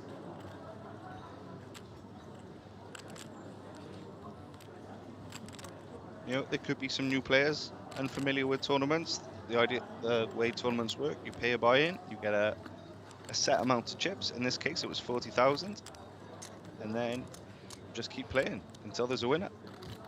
But once you've lost your chips, you can either rebuy if the registration period is still open, or re-enter as it's more commonly known as now. But once the registration period has closed, should you lose your chips, you are gone. You are out of here. Wow, and Attila just rips it in a snap call. But of course, both players are going to be quite relieved to see that they're going to be chopping this one up. Wow, I was not expecting that there from Attila, and the quick call off as well from Andreas. Düşünmeden gördü lavuk ya. Ne yapıyor abi? Olsun. Düşünmeden Both ending up with Jackson sevens with an 8 kicker. Nasıl görür abi 78? Gatça'da tutuşu var. Good luck bro. Buna bir vursam işim biter abi benim.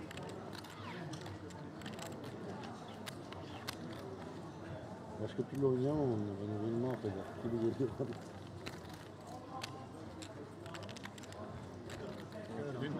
Düşünmeden gördü. Beklemedi bile. Ay.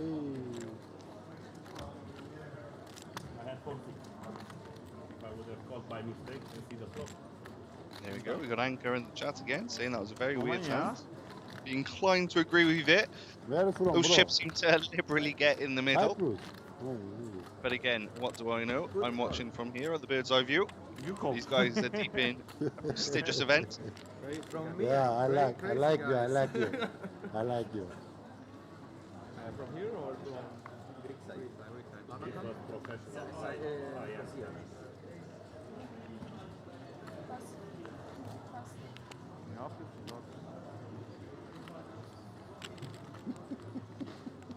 Andre looking at a Jack 10 here. Fully expect this to be going in on the sub 10 big blind stack. Oyunu nasıl yapıyor abi? Which he does. Andreas picks up the ace-9. Once again, his chips are going to go in the middle. Doğru söylüyorsun.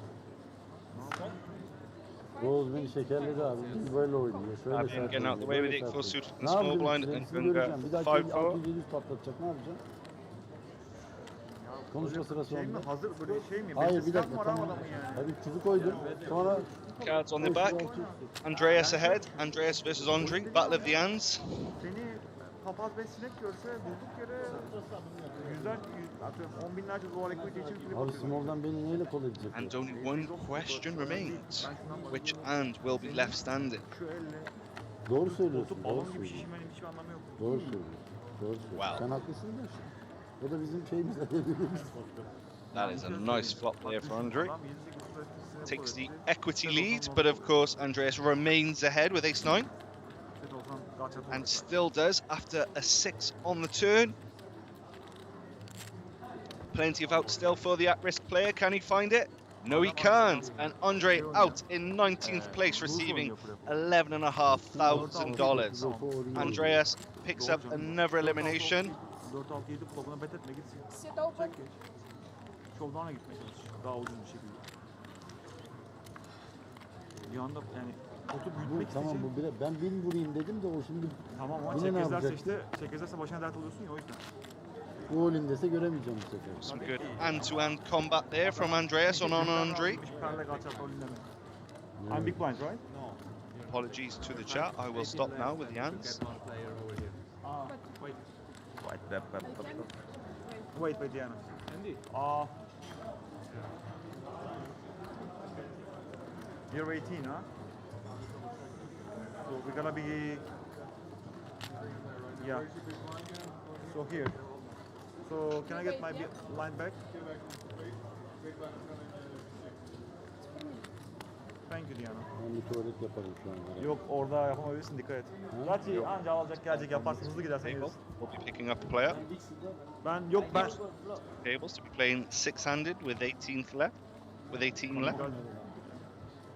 Yazık ya. Andreas now creeping up over the 50 big blind mark. İkişer değil ya, Daha fazla var değil mi? Doğru. İkisi de finalci oldu. Her öteki ne yapıyor? Esnek oldu.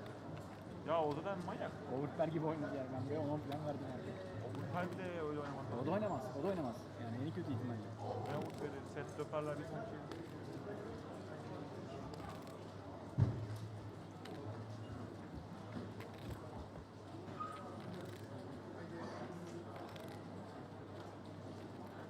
There you go, just let the table breathe while they wait for a player.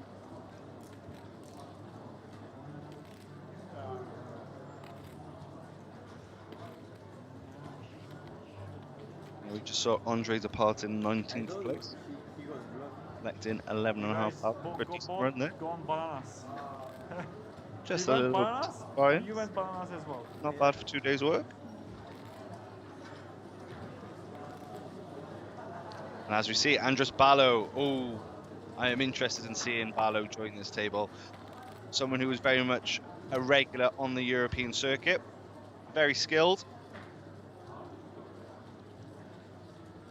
I'm sure the table would have rather someone else. Andrew Ballo, probably one of the stronger competitors left in the field. Counted him many a time when covering tournaments.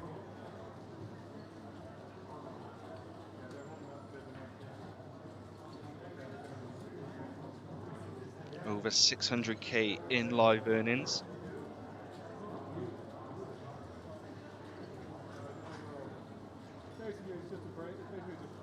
Cashed here at Chamada in January, picked up a 50k, oh sorry, in July, 51k. 2,750 high roller. It's the Chamada Summer Festival.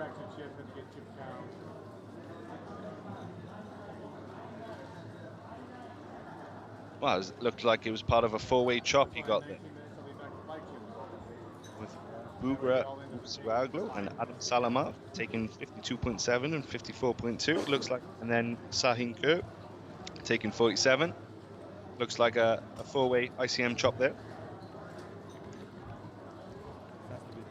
So as we see, Ballo got a bit of history in this casino.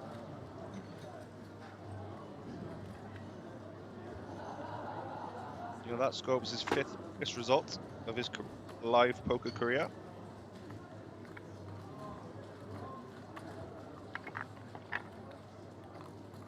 He did take third in the January festival here at Chamada for 15k in the 1k warm-up event. Thank you. So guys.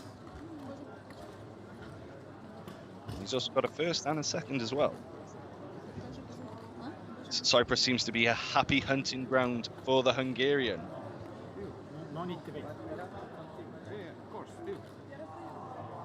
Come on, the time is running, the player is here. You don't care.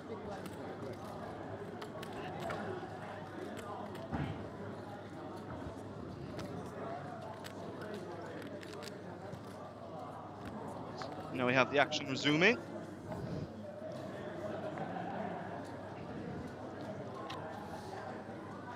As we see there, Andres is in what would be the 7 seat, but of course we're playing 6.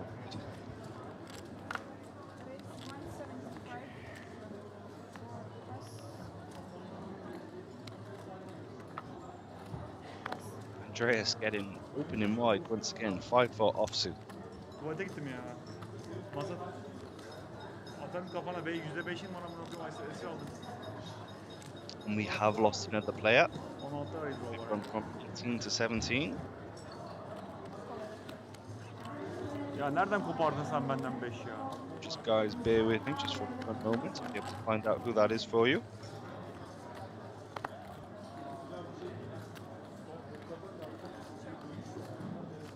Ne bölüşmesi lan? Babamın oğlu olsa bölüşsem götür. Babamın oğlu olsa bölüşsem şey. Heads up'a kalsın. First takes on another pot.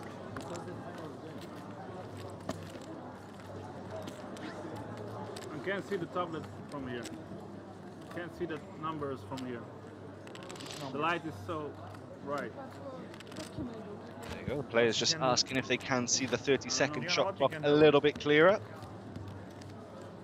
Of course, with a lot of poker being played, there's got to be a lot of lighting in the room. There seems to be some complaints of reflecting off the iPad.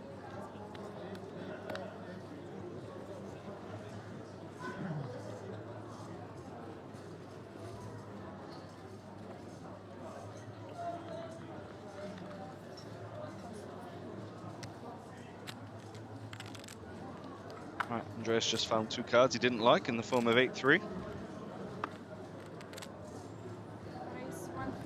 Well, Andreas has found 2 that he likes with the ace-7 suited, bumping it up to 150,000. There you go. Ballo releases the jack-9. Sinan is going to release queen 3. And a cheeky blind steal there for Fabian.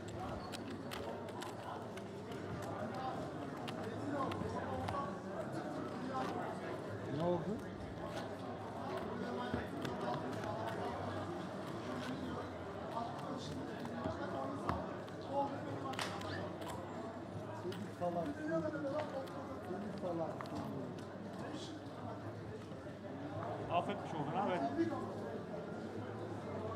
Heyecanlanmış da. Aynen öyle. Adam oradan dönse müthiş bir hikaye. Another ace for Fabian here. This time a little bit better with the ace-10, but not as pretty due to the offsuit variety.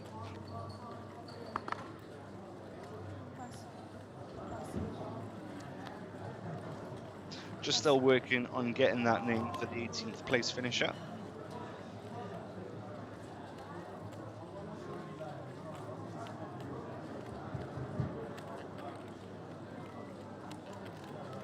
$375. 375 raise.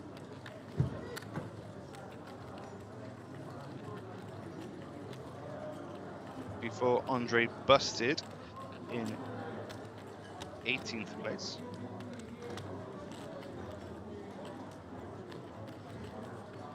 Dorian Andrei Brazda bows out in 19th.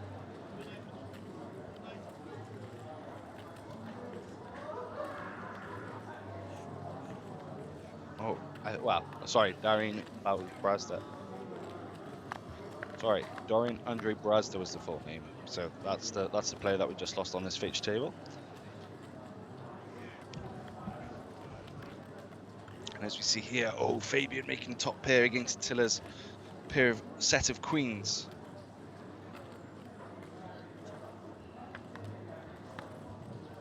And it goes check, check in this 3-bet pot. The king coming in to give Fabian some outs now. He's not drawing dead just yet. 350. 350, bet. Attila leading out for 350. Would have liked to have seen a c-bet on the flop.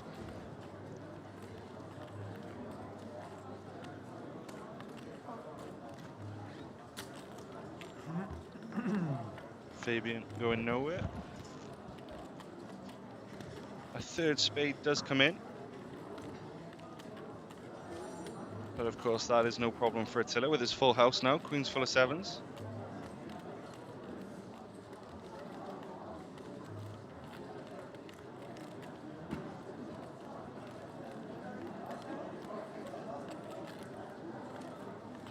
Interested by Attila's sizing, but just going 375 pre-flop. Maybe something bigger. 750. 750, bet. But now he's sort of choosing a half pot sizing or just a little under half pot. Fabian been in many spots like this before. Let's see if he can figure this one out. So Fabian opens from the hijack. Attila 3 bets, small. Just, what was it? Double it, 2.5x or 2.25x. And then Fabian calls, flop goes check check. Attila leads out for 350 on the turn. Fabian calls. Fabian calls rather.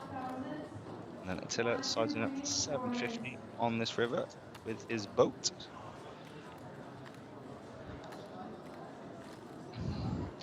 You know, Fabian thinking what he can beat. It's not too much really. Does beat some king queens. Well, does beat kings and queens now. But would he think Attila would 3-bet king queen from the small blind, from the big blind? Attila has played quite snug from what we've seen. Seems to be pretty linear.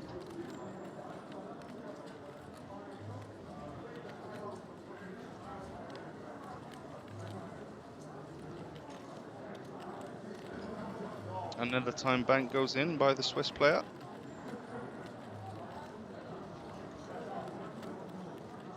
Attila begging for a call here. It's like, what have I got to do just to get you to put chips in the middle? And it looks like again there, no, just a little count out of the stack there of those 100Ks. And there he goes, it does go in. Attila shows the goods. Fabian seems a little vexed there, a little shake of the head, a little bit of frustration.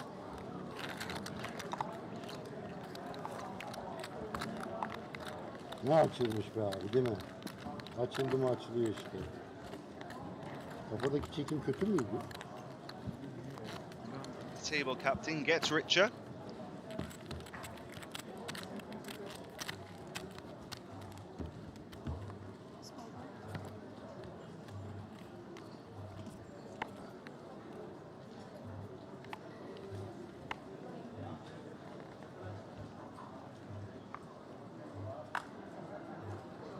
There you go, that was Stylianos Papantonio out in 18th prior to this hand.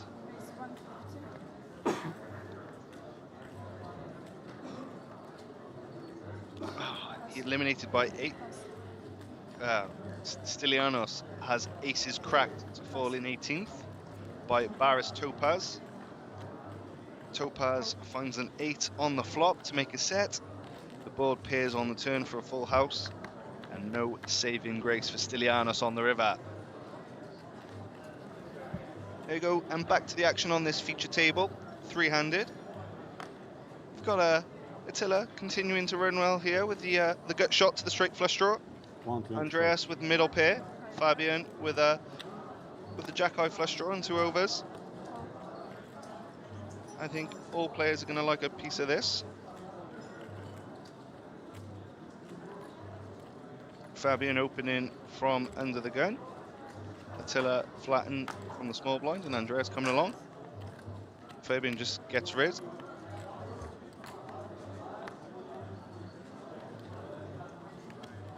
and a 6, because why not for Attila? He goes check, check. Now Attila go for some value.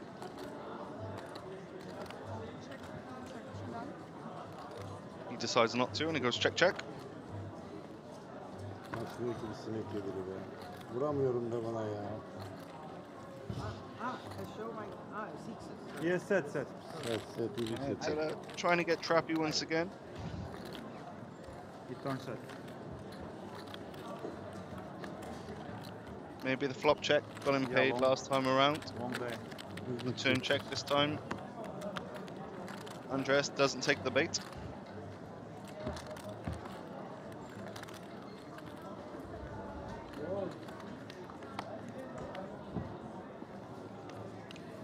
Business with Joe. How many players go to day 3? 9. We're playing down to a final table of 9 today.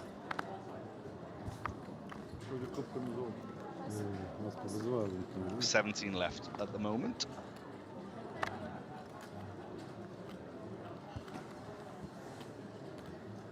Race. Raise 175 plus. There you go. We see Sinan getting back in the mix with the king 6 suited. Opening from the cutoff. Fabian with one of these suited wheel aces, one that people do like to 3-bet. As you are blocking, you know, aces, ace king, ace queen. He just elects to call here.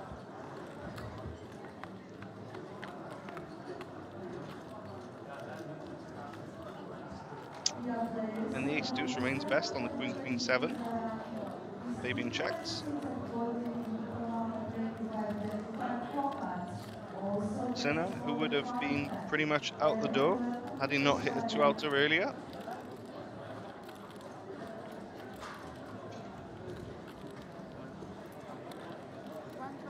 Finds himself now taking a stab at this pot for 125,000. You know, that 2-outer saw him make a pay jump. Still got a pretty healthy stack.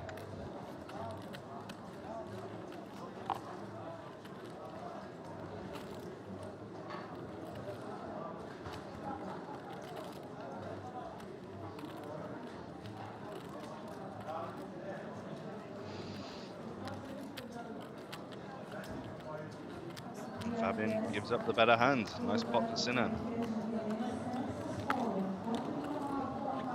Possibly a little bit of steam maybe from the last hand, paying that off, the ace-10. Just wants to reset and get the mind back in focus. Thank you. Thank you. You know, just oh, and it looks like we are going on a break here. Nope, no, we're not. Excuse me, folks. So we see Attila with 100 big blinds, 7.5 million. Andreas second on the table with pretty much half the stack, 3.8. Andres Barlow just a few big blinds behind. One to watch in this tournament for sure. I'm sure Fabian Raleigh and Andreas have battled many a time, both at the live and virtual belt. And Sinan picking up the ace-king of spades here. We'll be hoping for a bit of action here with this premium hand. Announces raise to 150.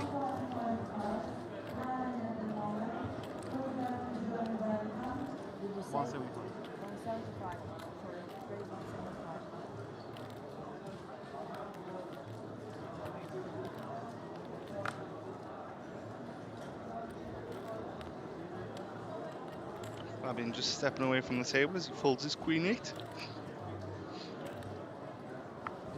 And going to get him rid of the 7-3. Another pot for Sinan. I'm sure he'd like to see a little bit of action there. But hey, there's no harm in just claiming the blinds. Ne gibi lan? Sometimes we don't know what our worst luck saves us from. And if you're not quite sure what that means, just have a think. Her yerde gösteriyor oğlum. WPT'de gösteriyor, Medya gösteriyor.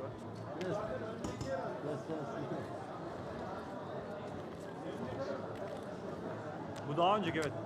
Ne kadarım var? 2,5.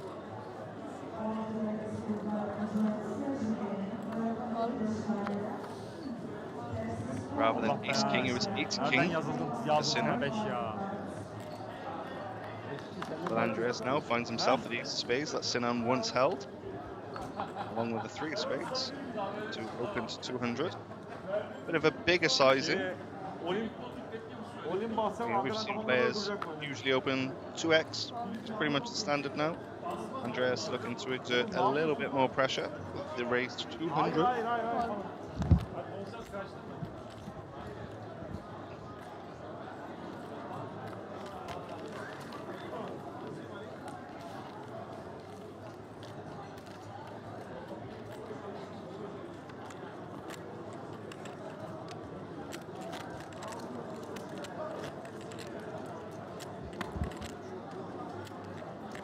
Oynarken göstermemeleri lazım.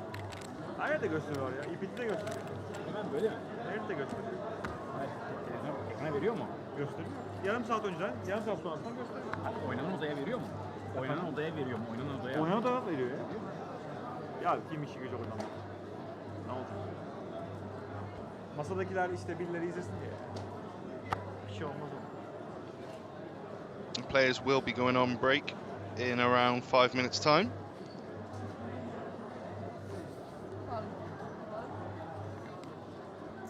İpiti de kocaman ekran veriyor yani. This time Fabian picking up fours.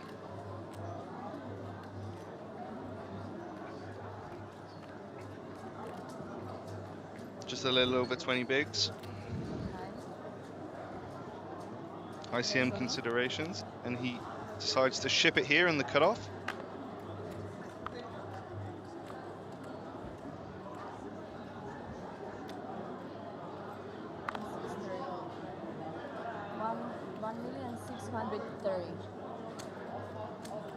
Andres Ballo there, just getting the count before folding. Olan var mı? Atalım mı? And Fabian is gonna pick it up, folding out the button and the blinds. One more? Picking up just a little under 3 bigs there with that shove. What you're looking for? Break? Oh yeah, one more. Yeah, break. Please break. Wow, what a crowd. What a there. The players begging for a break, but they just need to hold on a few more minutes.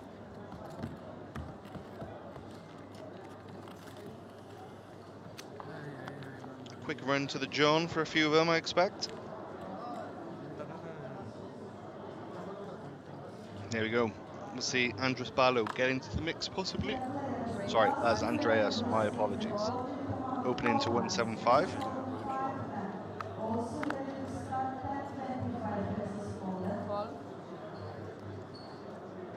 But now we will see Andres get into the mix with the pocket jacks.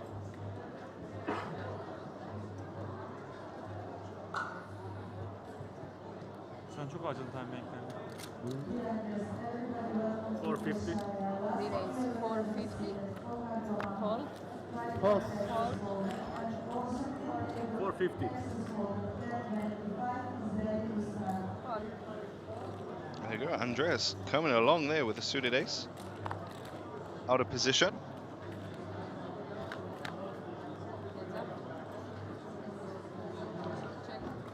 And Andreas flops top 2 against the jacks.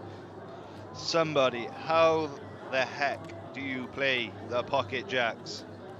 You do it right pre-flop, you 3-bet, you get called by somewhat of a questionable ace this deep into a tournament perhaps, and your opponent just flops top 2.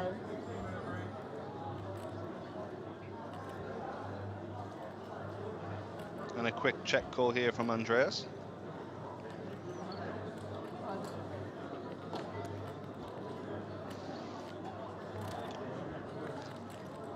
Just to rerun a pun back from earlier with Andre, and now with Andras versus Andreas, we are seeing some more hand-to-hand combat.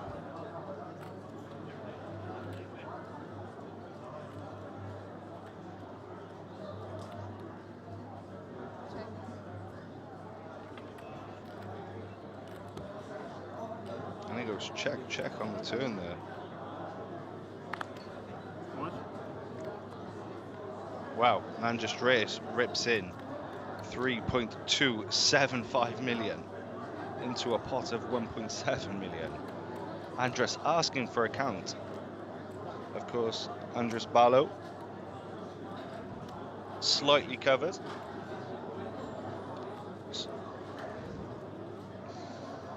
Yeah, Andres, he's played this quite passively. You know, check call, check, and then a rip. 275.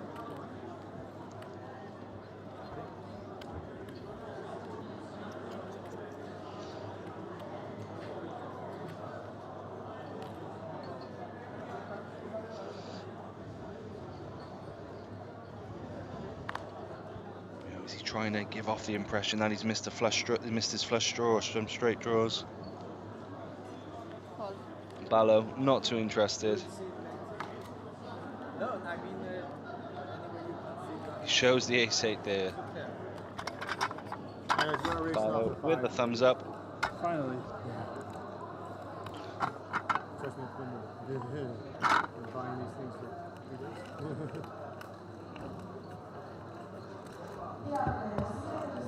So I think we are going on to a break. I think that could mark the 2-table redraw. Do we have chip up? Chip raise? Or Yeah, chip raise. 275. The World Poker Tour returns to Choctaw Durant Casino and Resort for an action-packed WPT Choctaw Festival running from April 16th to May 5th.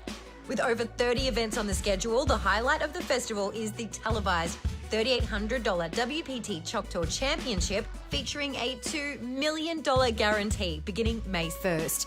Last season, we saw James Mackey outlast the competition to take home just over $360,000, claiming his second WPT Choctaw Championship title.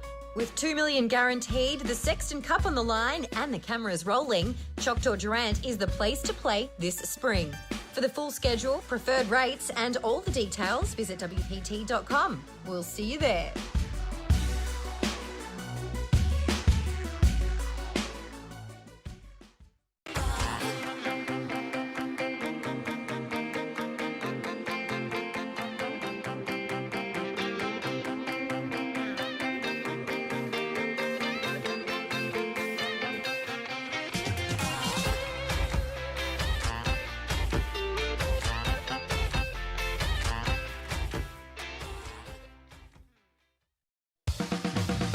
Mark your calendars for one of the most exciting stops of the year. The WPT Seminole Hard Rock Poker Showdown, running from March 19th to April 8th at the Seminole Hard Rock Hollywood. With over $10 million in total guarantees, the festival kicks off with a $400 opener featuring a $1 million guarantee before ramping up to our $3,500 WPT Seminole Hard Rock Poker Showdown Championship from April 4th to 8th, boasting a $3 million guarantee. Last year, Josh Reichart topped a field of 1,869 entries and beat out a stacked final table to take home the title and over $830,000, having his name permanently inscribed on the Mike Sexton WPT Champions Cup. With over 70 events on the schedule, this is a festival you don't want to miss.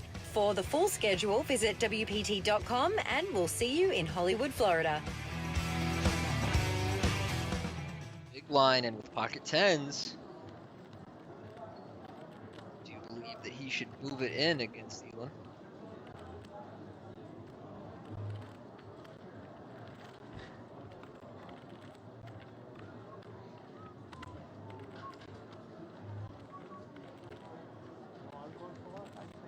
We need drinks. all in? And he is going to move all in. Difficult decision here with the ace-jack. Certainly ace-queen worth the call. Ace-jack, I believe the decision hand. Ace-10 a clear fold. What will he do?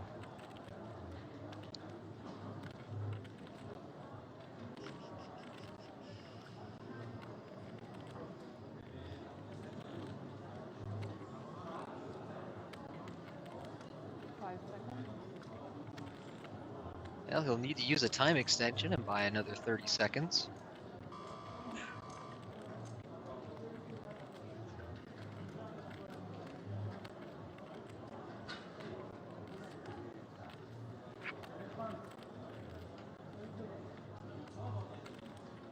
since this is the first hand of our streaming this table, we don't know anything about the dynamic or history between these players, or what anyone thinks of Attila. Wasting my time there. You want me to call you? Looking to get a read with some table talk, asking, do you want me to call you? Say, let's go. Ooh, Good luck. he is Thank gonna make you. the call. Thank you. I think you'll be relieved by the results to see he's flipping, which you really don't want, of course, is to be dominated. Classic. Classic. Considering the price that Dylan was getting, I believe that is the correct call if he could see the cards. The tens, as we see, though, a solid favorite headed to the flop. Good luck, guys. I imagine a little bit bigger favorite than usual because an ace or a jack was folded. But an ace on the window, along with a jack, delivers top two pair. But the tens holding the only club in this hand, as we see, still has 40% equity, looking for a 10 or a club. Four spades, scary when it first turns over. Now Attila with a 3-to-1 shot on this river. Can he get it? No, 8 of spades. It does run out black. Dylan with the flopped top two wins this crucial coin flip for his tournament life.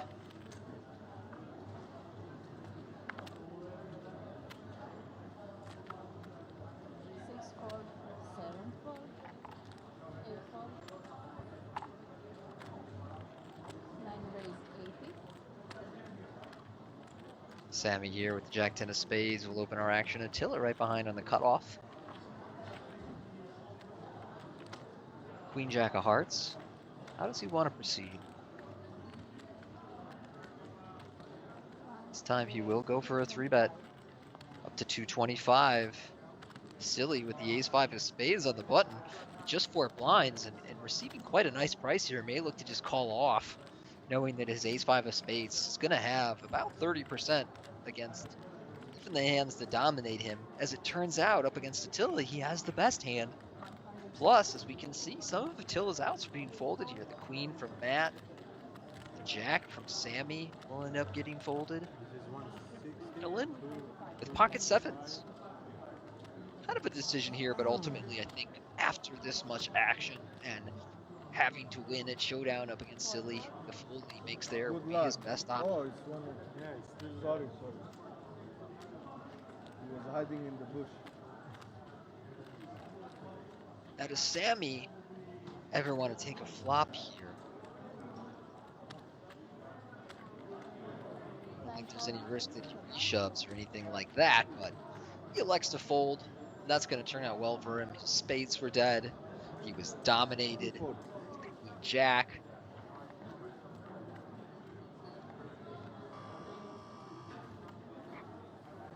So Silly in a best possible scenario, getting something like 3-to-1 on his money, and flopping an ace right on the window. Ace 9-4, really a beautiful flop as we see Silly now at 92%. Ace of diamonds will lock it up for him on the turn, and so after that rough blind versus blind hand, turned to pair and lost up against Attila's flush, Silly will triple up here. Have 500k and 12.5 blinds, enough to work.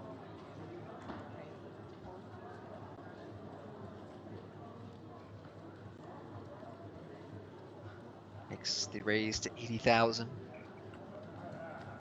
Matt on the button here with King Queen of Hearts. Looks like a pretty good spot to take a flop.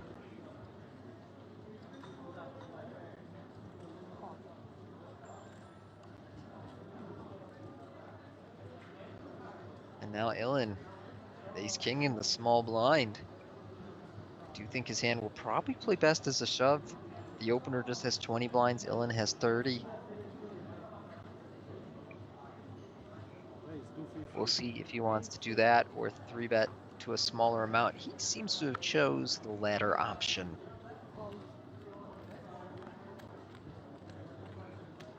Makes it 250.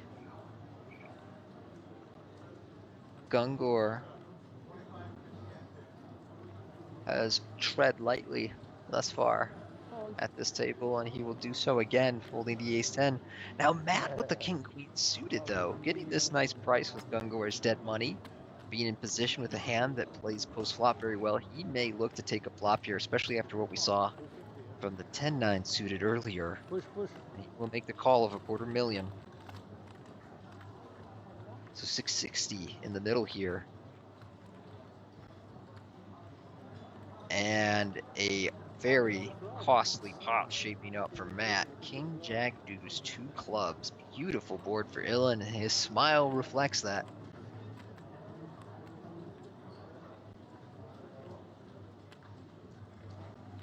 He checks.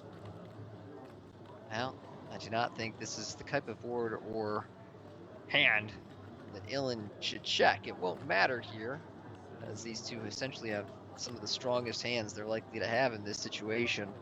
But I think Ilan's hand is going to play best as a bet. Now he's facing a bet of 150. And he's feigning uncertainty. Oh gosh, what will I do? Oh no. Never a good sign when your opponent feigns uncertainty and then raises you. Yeah, I mean, look. If I'm Matt, I don't know if I could ever get away from this, but if ever I was going to make a hero fold because of the way my opponent was behaving, this is the spot. Ilan checking this board that most of his range should be betting, and then humming and hawing and oh, woe is me before flicking out a check raise. I don't know if you can get away if you're Matt, though. That would be asking a lot. But perhaps with the 3rd club on the turn, now Matt will say, look, I think my opponent either has a bigger king or a flush draw. How can my hand be good here? Or he could even have a set, honestly. Set of jacks would make a lot of sense. So perhaps Matt's going to save $560,000 here because he's in pretty bad shape. Nope, he's going to snap call this. No hero fold for today, and as we can see, he's throwing the 2 outs on the river. He needs a queen, not a clubs. And Ilan, his decision to make the small 3-bet and his performance post-flop will win him an Oscar, as long as he can fade that queen. Queen of club. It is a jack of Queen of club spades. is good. So Ilan He needs how many outs he doubles has? up to 2.6 million. 2 outs, come on. You rooted for the Advantage at this stage of the tournament. Silly now, our short stack. With the queen 9 of hearts will move in under the gun for his last 5.5 blinds.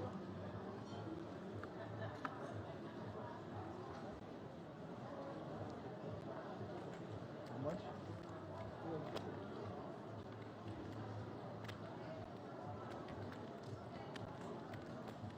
Alex with queen jack. Our second shortest stack. Debating whether he wants to call off here. Seems a little ambitious from the cutoff. Not very often he will catch silly with a worse hand than his. That's the case this time. Alex is going to make the call. He's going to love it so long as nobody else comes along. Sammy folds ace-7 of clubs and Attila with kings. This is the problem in making the call on Alex issues. There are 3 players remaining. And now with most of his stack in the middle, he's going to have to call off in disastrous shape up against Attila's pocket kings. last year they win to Yeah, won to Attila the final. won't waste time. Now Alex this year, forced to make the call. Poker. Now Exactly. one of his outs dead. Silly's queen 9. All in, king, king. Attila Queen, queen. Timing was absolutely incredible loving bad. the situation he's found himself in. Nobody even has an ace. I had an ace. Under just to pair say. hit deuce. These guys are sharing outs I need the straight. up against 2 players. He has miracle, my friend. 76% equity. Straight. And I'm sure in his mind it's even better than that. King, 9 to block the straight.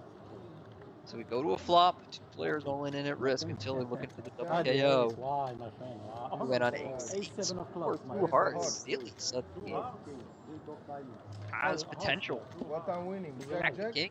No, it's no. Alex You're dead, essentially you're from dead. No, it's 1 Jack leaving. Look. Wow. That was- Ace on the Ace-7 turn clubs, will seven. seal this up for Nice. Attila. The perfect turn card. Give him the house. 3 aces. both his opponents Hey, drawing A7 dead. of clubs. Imagine we will. Imagine we play like The no all in, ideal all in. turn card for Attila as he knocks out 2 players.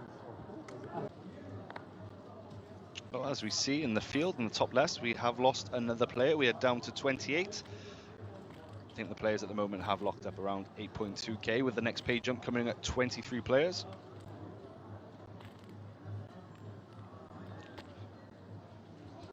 Oh, of course, with Joseph Haddad taking that pot, he becomes the new table captain, taking over from Attila.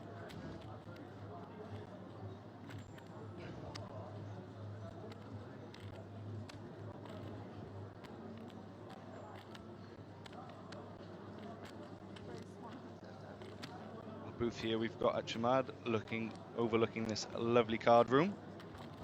Got a nice bird's eye view of the field here. Every table pretty much being used. The high roller that we've got going on is quickly filling up. Over 150 entries already in the 2.2k buy-in high roller here at Chamada.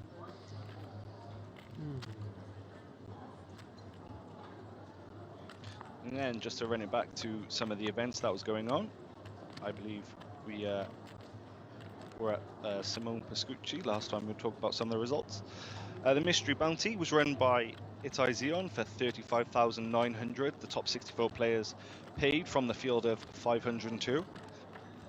The second most populated field here after of course, the WPT Prime Cyprus Championship, which has had 1,391 entries, creating a prize pool of around 1.36 million.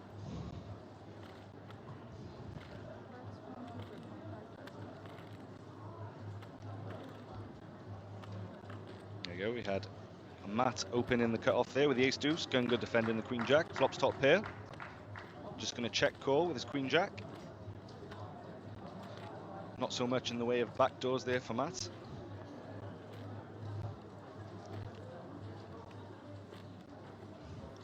Third diamond coming in to give Gunga a flush draw. Well, what would be the second nut flush draw with his now second pair.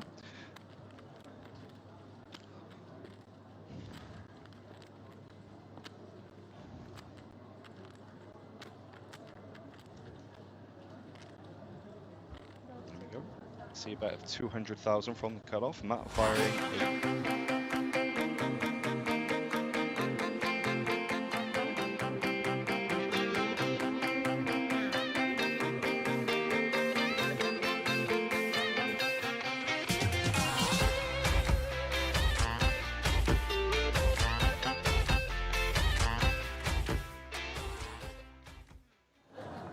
And we are back at the WPT Prime Cyprus Championship Day 2. 17 players remaining. Back from a little break. We're here at the Chamada Prestige Hotel and Spa, playing down to the final table. Attila is the feature table captain with 74 bigs. We are now gone up to blinds of 50k and 100k with 100k blind ante. Some notables on the table: Fabian Rodi, Andres Barlow, and of course Joseph Haddad. A couple of grinders on the circuit, as well as a few others on the table. We've got Gunga and Fabian in the danger zone under 20 bigs. And the action resumes. Oh, and we are down to 16. So we are at the final 2 tables. 7 more eliminations, and then the day will close ahead of the final day tomorrow.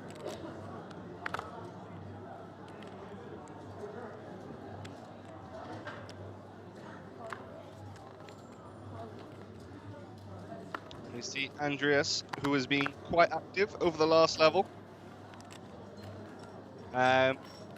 Opening the ace-10, one of the better hands he's opened with. He did take a pot off Andres Barlow before the break, flopping top 2. Aces and 8s against the jacks. Took a bit of a weird line on the river, overbet jamming to try and claim Barlow's stack, but Barlow quickly got rid of it.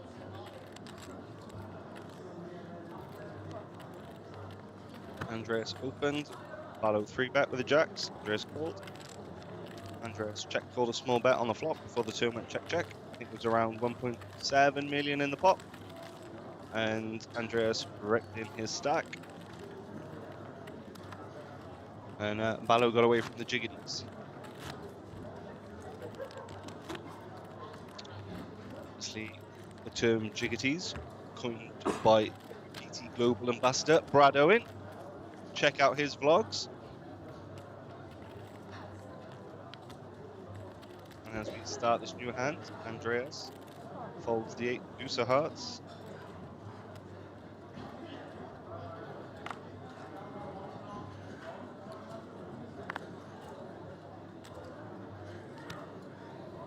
Raise 200.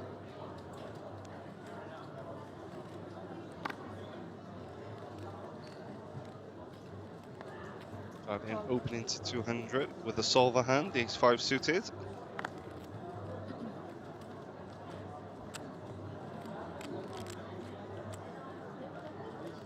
And now Andres Ballo with dominating ace 10 in the hijack. Making it 450 to go with a 3-bet.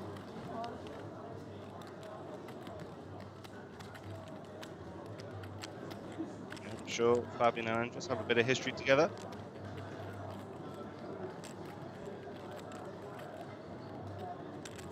Joseph Haddad, who was on this feature table before the last set of bricks, or before the 3-table redraw, seems to have chipped down a fair bit, down to 2.8 million. He's looking at his pocket sevens, wondering what to do there. Checking in a time bank, tricky spot.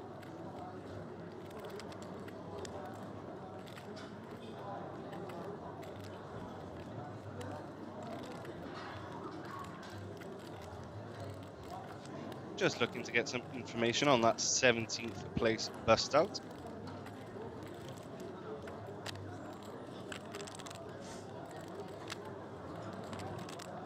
We'll have it for you momentarily.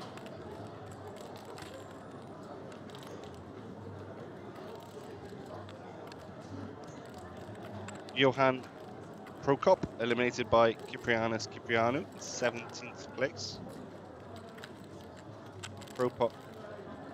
Prokop shipped it in with Queen Jack suited. Kyprianou looked him up with the Ace 8 suited. Johan was drawn dead on the turn as Kyprianos made aces and 9s. There we go. We see Fabian rip in the 4-bet jam. And Ballo quickly releases the ace 10. A nice little chip up there for the Swiss player.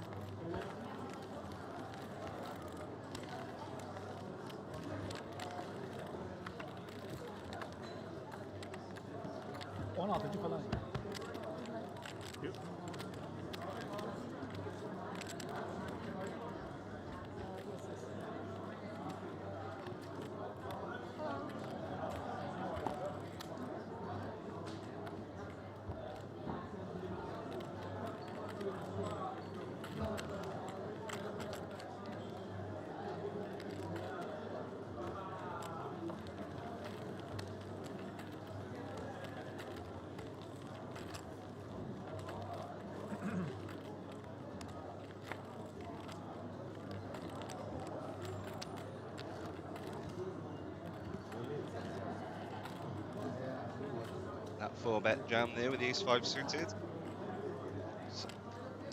Paid off there for Rolly. Getting the better ace to fold.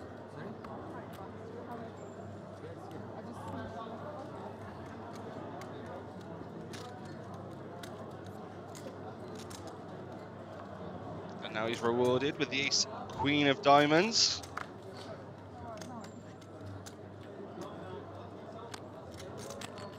Going to see an open here to 200,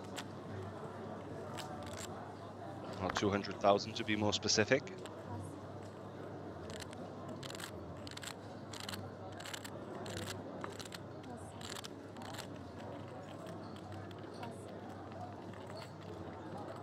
No takers thus far, though table captain Attila looks down at 6-5 suited.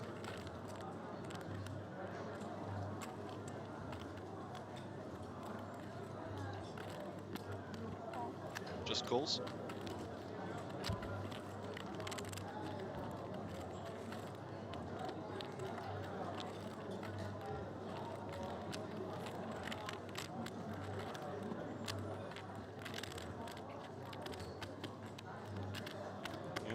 You know, Haddad likes to take a little bit of his time pre-flop. Gets rid of it pretty quickly this go around. And Andreas is tagging along there with a king 8.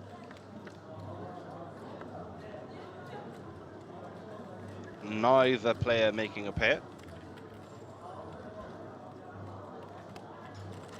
A 4 would give Attila the straight. Some backdoor wheel and flush draws for Fabian. Andreas with not much of anything. Let's check to the chip leader here on the feature table.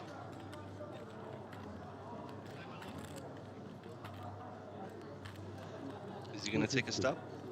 He is.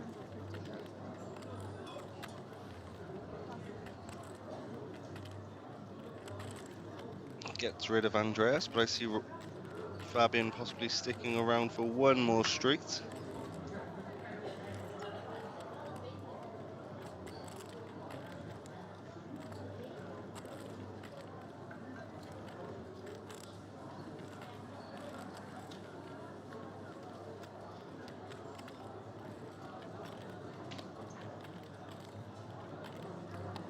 And that he does.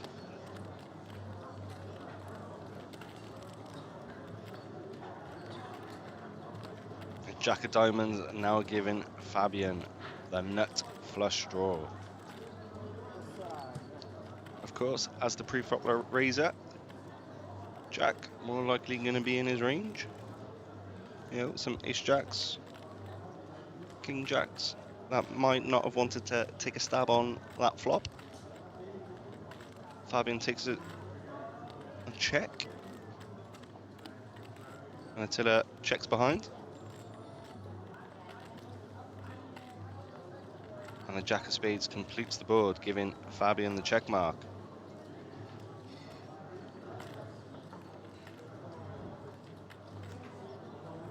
One of those situations where the hand has a lot of showdown value. You could bet maybe to fold out some deuces, some 2s and 3s. He checks it back.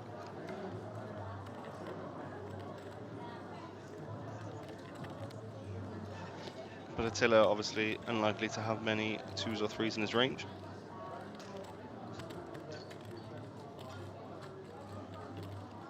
Maybe some suited ace deuces, but of course with the spades there, or with the diamonds there, it doesn't leave that many combos left of those wheel aces.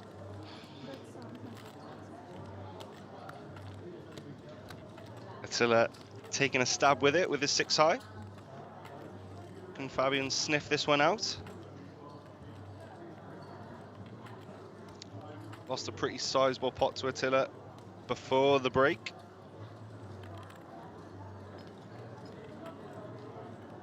Attila had queens full of 7s.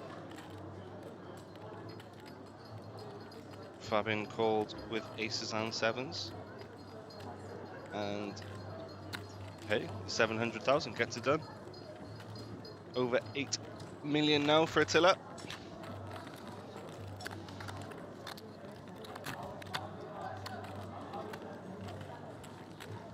Has had it pretty easy going on the feature table.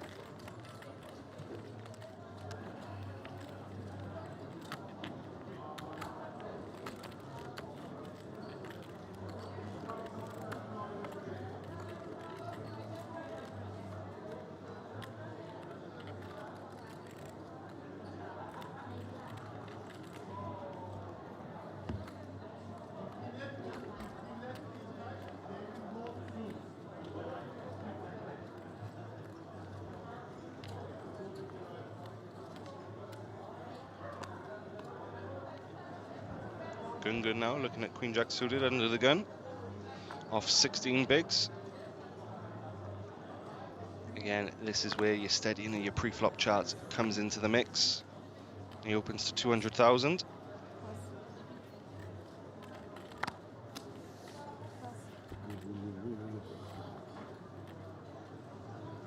With Pro Cop going out just before the break, I believe the players I have made the pay jump. But I'll just be able to confirm that for you momentarily.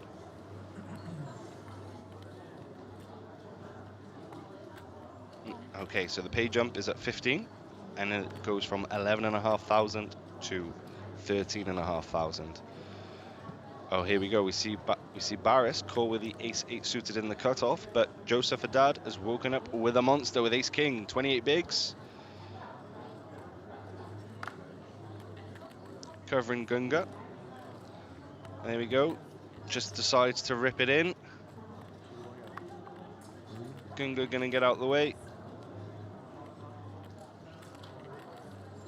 And so does Barris.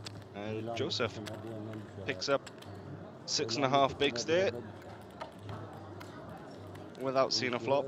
I'm sure the Lebanese player will be quite relieved about that. I'm sure he wouldn't have minded a call though, either way. Aldım 6. Ay 6.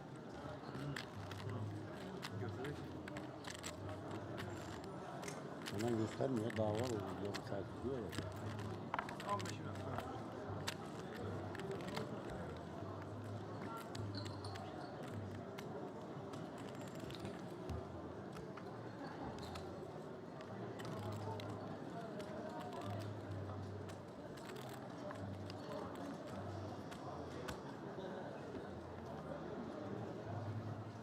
There you go, Andres Ballo now waking up with King Queen under the gun.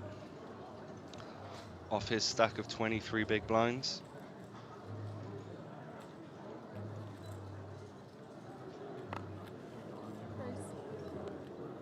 And opens to 200,000.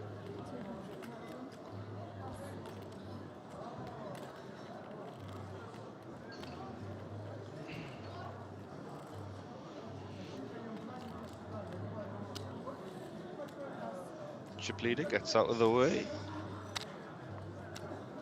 And we just saw Barris call with the ace-8 the hand prior. Got a little bit of improvement in terms of a kicker, but a bit less playability with no flush draw. Decides to give it up.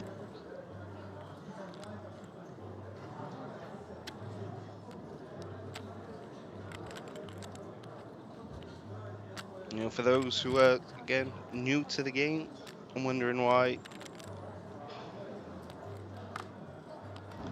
Barris would choose to play ace-8 and not the ace-9, well, it's because it's the suited and, you know, the possibility of making the nuts. Very important.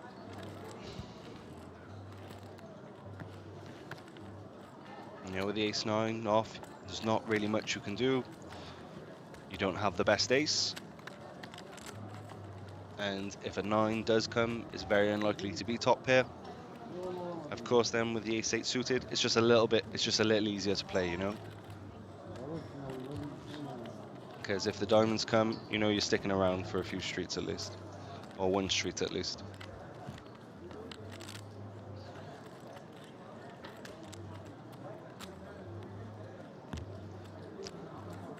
And by the diamonds coming, I mean in terms of a flush draw. Of course, if you flop the flush, you're in dreamland. And speaking of dreamland, the Chamada Hotel, an absolute paradise for some poker. Some great hospitality here, players, free food, free drinks around the clock. Beautiful serene surroundings here in North Cyprus with the sea at one end, mountains on the other. If you got a bad beat story, you get to do it in the sunshine. There you go, we got Haddad getting rid of the Queen 9 in the hijack. Probably want to be opening that one. But Andres is quite active. Let's put in some light 3-bets. And is open quite wide as well. But here we see the ace-4 off being opened to 2.5. A bigger sizing than what we're seeing most of the players use. Most of the players just going for the 2x. Andreas opting for 2.5. Gunga folding his ace-deuce. And Ballo gets rid of the jack-7. Another round of blinds there for Andreas.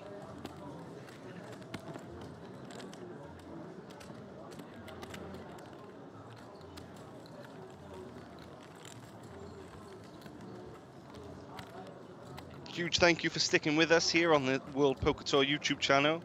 If you've not subscribed, maybe worth doing so. Get notified, tick the bell.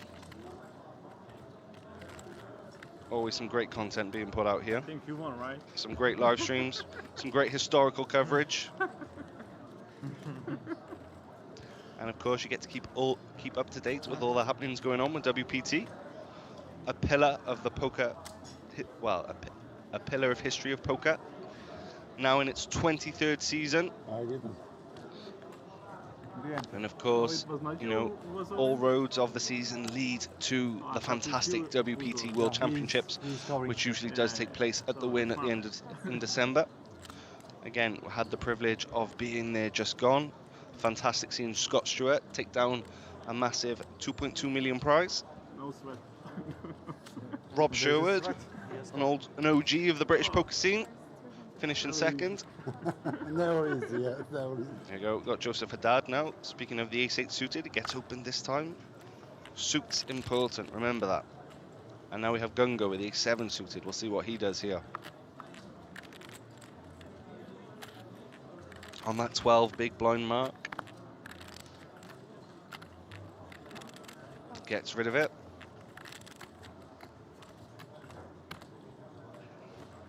We are on that pay jump, of course, going from 11,500 to 13,500. How much? 200? Sinan with a nice looking 6-4, very defendable here in the big blind. As theory suggests nowadays, players should be defending more from the big blind. Pretty much any suited hand should be a call. Within reason, of course, when it comes to stack depth. And both players making a pair. Joseph with a pair of 8s there for the middle, and Sinan with bottom pair.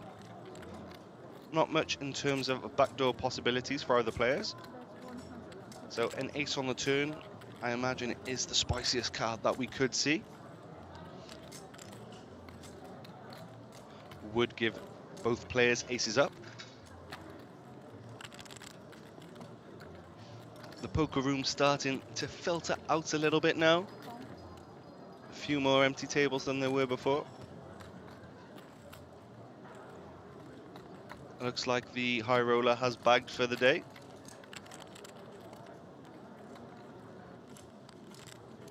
There we go, we see the 10 come in on the turn after a bet and a call.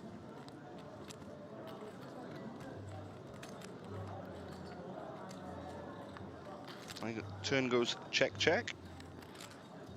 Son's fireworks on the river.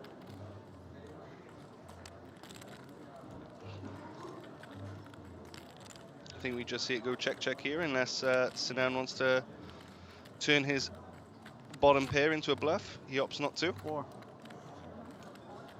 Haddad happy to take in the 8.5 big blinds there. There we go. Since returning, Haddad adding on 12 big blinds to his stack. Sinan floating again around the 2 million zone. Of course, very lucky to be here after finding a 2-outer against Marek about 3 or 4 eliminations ago.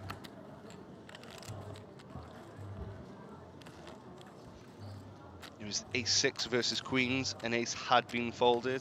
But of course, the ace always comes on the flop, right in the window.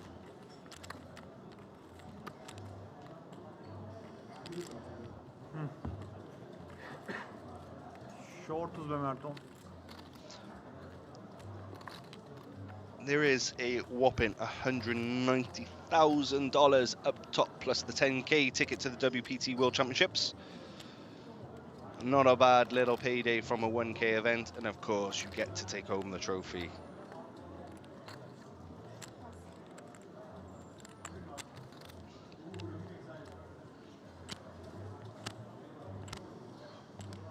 There we go, we see Haddad, or Joseph Haddad, finding another ace. This time, a little bit less playable than the ace-8.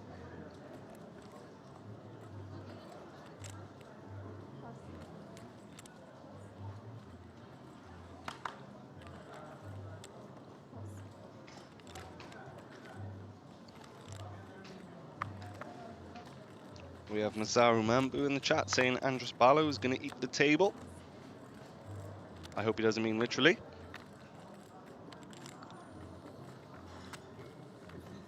There we go, Sinan finding big slick now. He's in the small blind. Attila. The big blind is the table leader. You can see his mountain of 100k chips there, the ones in red. The blue chips, well, the dotted blue chips are 25ks. And if you see those little oblong chips, they are the time banks. And Sinan's just gone sneaky with the ace king. And Attila opting to check his jack 10. And trips for Sinan to basically lock this one up.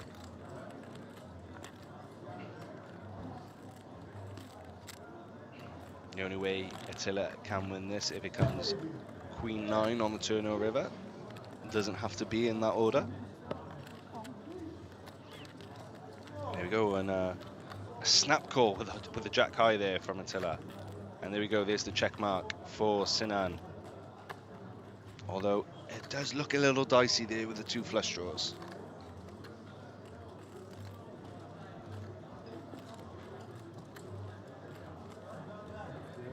We haven't really seen Attila get out of line, or well, I suppose he did. You know, he bluffed with the 6 high against Fabio and Rolly earlier, but that was sort of the only time that we've seen him take a stab at a pot. Has played fairly straightforward from what I've seen so far, and it's worked out for him. No thrills, no fuss.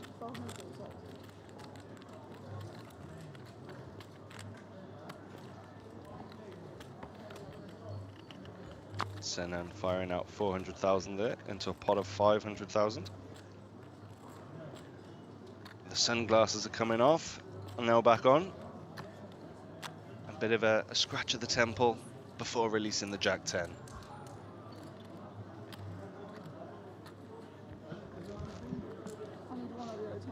Yes. Yes. As you see there, those little oblong chips were the time banks, and the dealer asking for one from Sinan.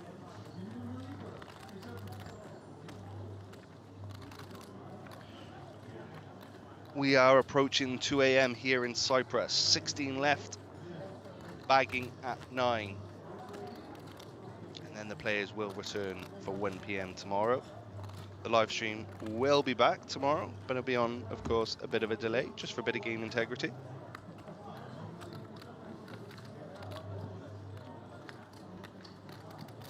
But of course, cards up coverage, and there will be some of your favorite WPT personalities back in the booth tomorrow. Wherever you're watching, thank you for tuning in. Hope we're entertaining you here on either your Sunday afternoon or night, or maybe your Monday morning. There you go, Andreas opening ace-9 there, and Fabian picks up the ace-queen this time. We saw him 4-bet shove the ace-5 suited before the break, or just after the break, sorry. There we go, and he rips in his 18 big blinds there. Will be interesting to see how Andreas plays this. He loose openings perhaps, and of course, there we go. He just gives it up straight away. Not even a thought.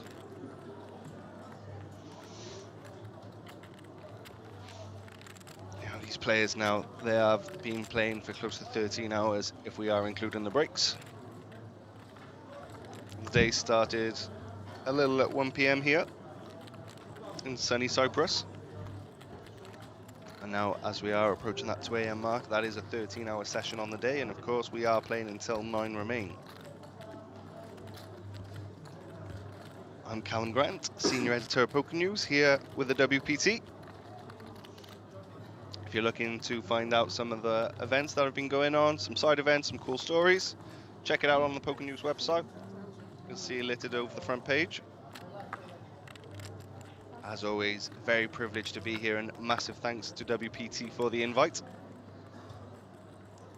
And of course, Chamada as well. Great hosts. Andreas opening ace-5 this time. And again, running into a better ace. Don't see Attila getting away from this one.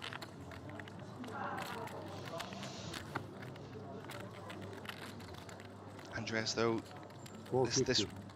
he does put in the 3-bet.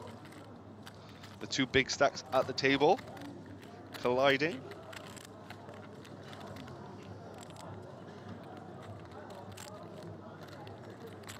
Barris and Joseph Haddad getting away from the blinds with their less than spectacular holdings.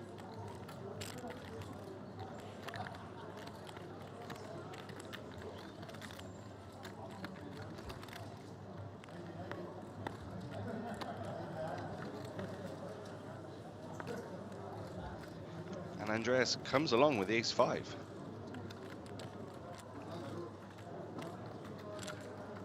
In this sizable pot here now, just under the 1.2 million mark. 20% of a chop, but Attila's kicker playing at the moment. And it comes in on the turn. Jacks and 10s for Attila. And Andreas takes the wrong time to take a stab. 400,000 he goes for. Repping the clubs or a jack.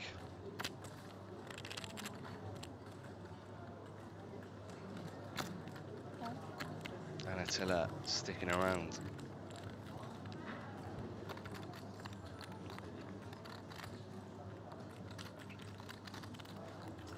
The 4 of diamonds gives Andreas 80% of a wheel, but of course no good, and it goes check check, and Attila shows the winner again. Cruise control for the Turkish player. Andreas, the Cypriot, chipping down slightly. Of course, imagine many Cypriot players will be wanting the hometown hero to squeak into his way into the final table. I suppose squeak may not be the best adjective to use there. Cruise, perhaps.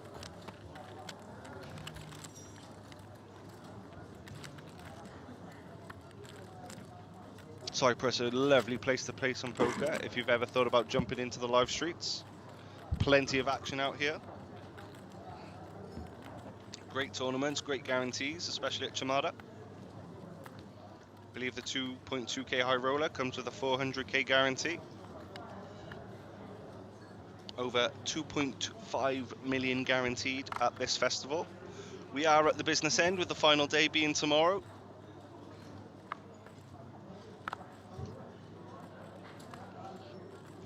I think it will just be the 2 events here, the high roller and of course the Prime Championship. Cash games will be running as well. And the cash games are running big as far as I remember. I think the smallest game is 510. Oh, and we're going to see Gunga here. He ships it in with the 7s, and Attila just continually to be rewarded by the deck. What a dream spot.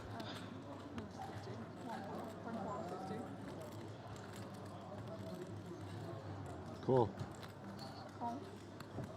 He just calls from the cutoff.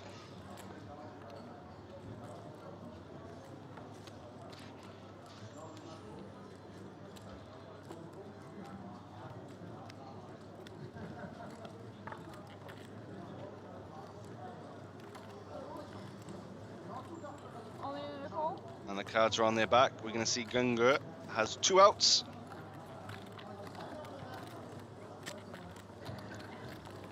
And as we see, we have lost a player on the outer table. So Gunga has made the pay jump.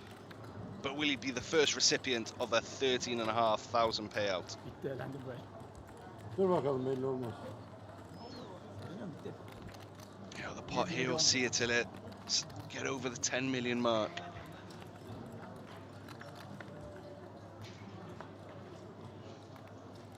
Jack 9-3. No help for Gunga. Still needs a 7. A heart would bring in a flush draw, but of course the 9 of diamonds is not what he wanted to see. A 7 and only a 7.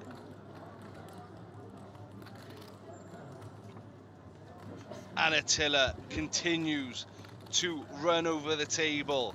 The first player over 10.3, over 10 million, now at a stack at 10.3. We are down to 14 players here at the WPT Prime Championship. And Attila is definitely the man to beat at the moment. Look at those towers of 100Ks. It's the stuff of dreams when you're playing a good 1K structured tournament with a meaty prize up top of 190,000 plus a 10K ticket as well. There we go. You count the stack out, Attila. You've earned it. You've done very, very well over these last few hours.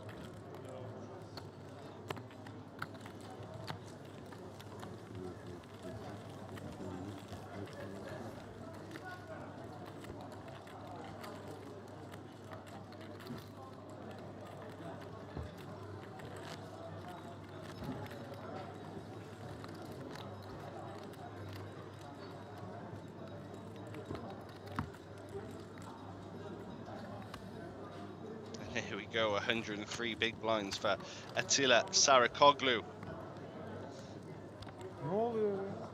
The man of the hour. Oh, sorry. I don't know. Missed it.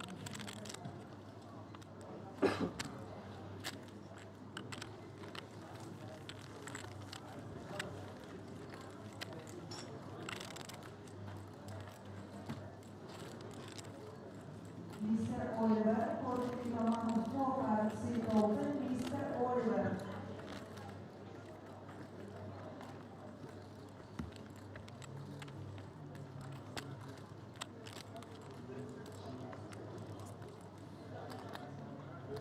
One more poker, Mr. Oliver, positive amount of poker, sit open, Mr. Oliver.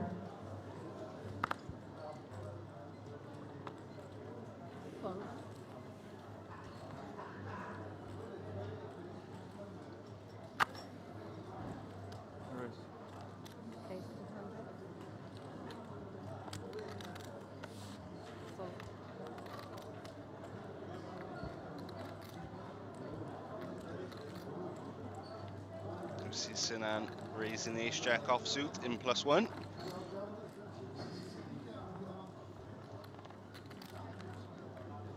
Both tables playing 7-handed now.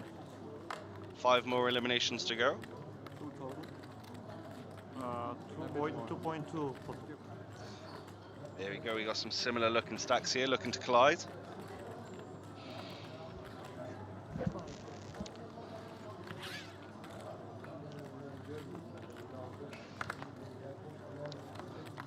Fabian coming along with a very nice looking 8-7, but it's not looking good on that flop, especially when Sinan flops the stone cold nuts with Broadway.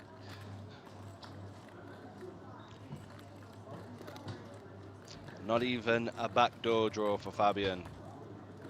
Drawing basically dead unless a chop comes, but of course Sinan is going to down bet and take down the pot. Who said ace-jack was a hard hand to play?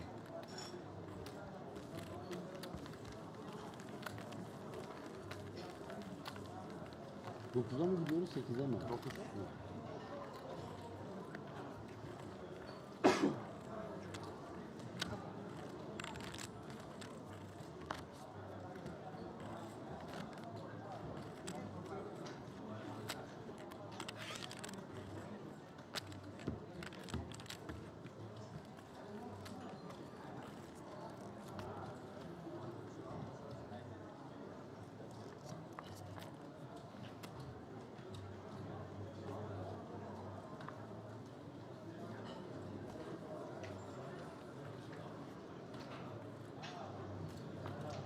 I'm inclined to agree with you, Miseru. Andres Barlow probably is one of the strongest players over here.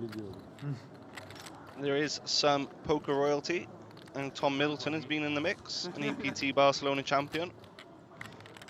Reggie Kono, a WPT Prime champion. Tudor Purist, the defending champion, who unfortunately exited early on day 2.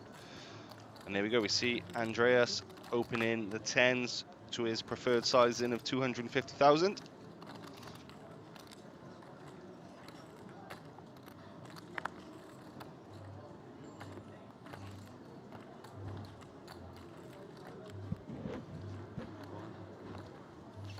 And we see Fabian Raleigh rip it in with the Queen Jack offsuit. He's going to get looked up by Andreas, and we'll see what's going to happen now. Just going to get a count. And Fabian is going to be delighted to see that he's up against 10s.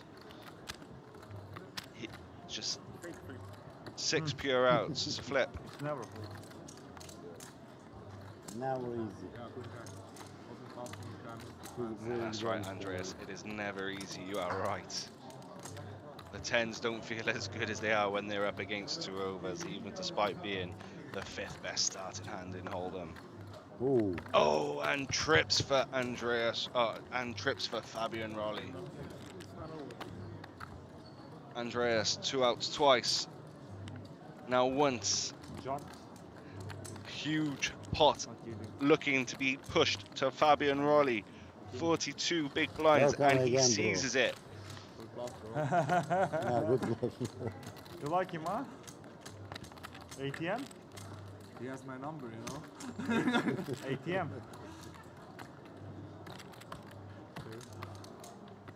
Raleigh with a smile on his face. He's found himself in some frustrating situations over the last few hours, but it's nice to see a good player get some just desserts. Andreas, unfortunate, has not really put a foot wrong. Well, has really put a foot wrong on this final table. Unfortunate there.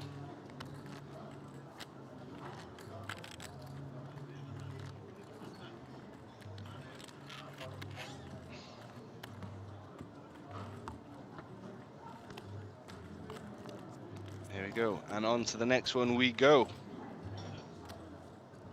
Now this is going to be interesting. A strong player, Raleigh, with a 42 big blind stack.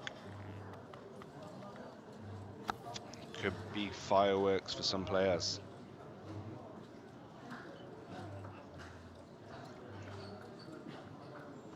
Atia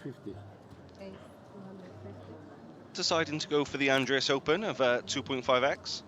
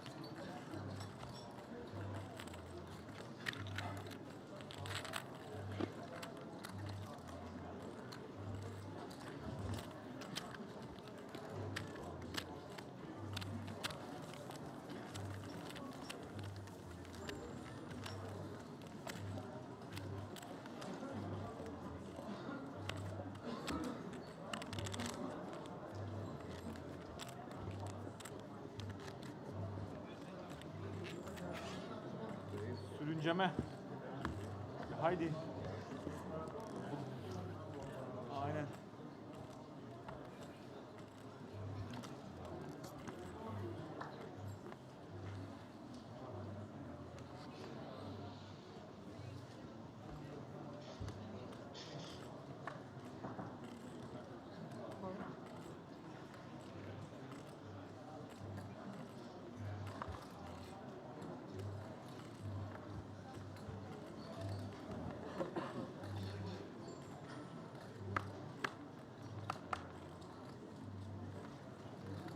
There you go.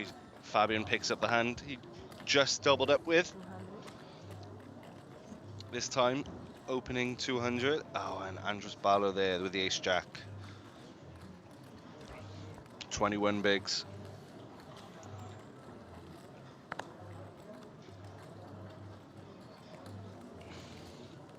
against the cut-off open. Flicks in the time bank chip to give himself another 30 seconds of thinking time.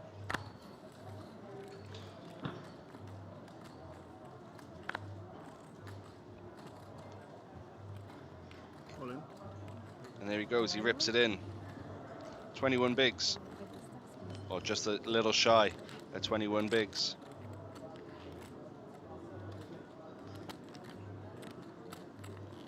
I don't think we'll see Fabian call this one off. Attila asking for a count. 2,050,000.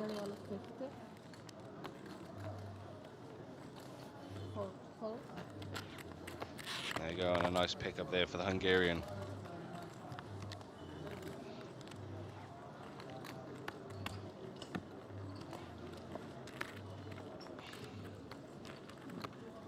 Thank you.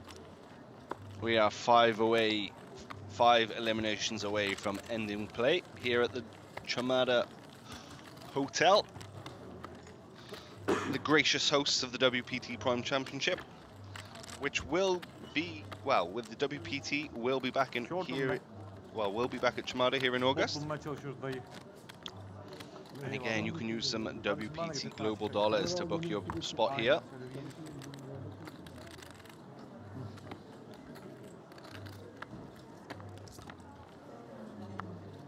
There you go, big thank you to Sergio Cunha here for bringing some refreshments up. One of the fine guys at WPT.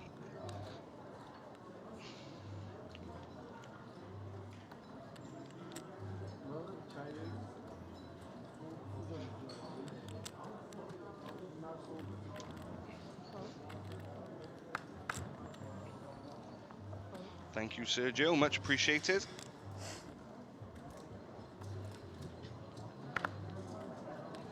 Now Andres sees his ace-jack improve to ace-king.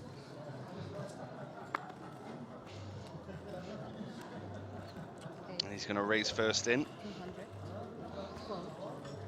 That's RFI for any of those who like a bit of online poker and are unsure what any HUDs mean. The stats, RFI, raise first in. Fiyatlar çok güzelmiş. Sat tamam. Şey böyle. Finalde değişti ama.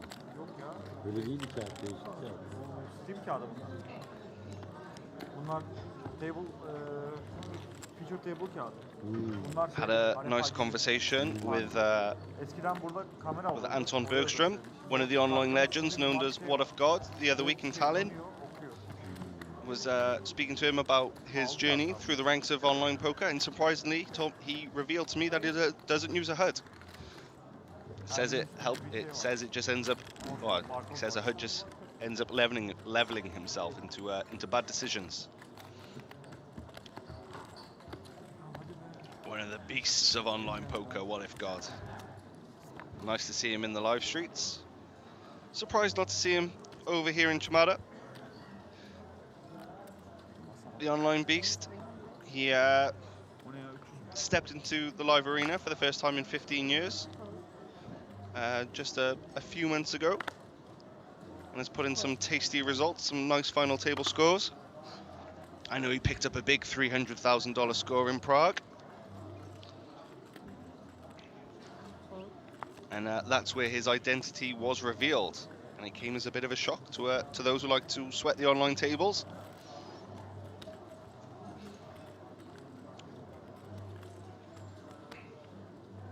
A Swedish maestro, along up there with the likes of Nicholas Atstedt, Anton Wigg. We've seen Sweden produce many poker talents over the years, and it's finally nice to put a face and a real name to the screen name.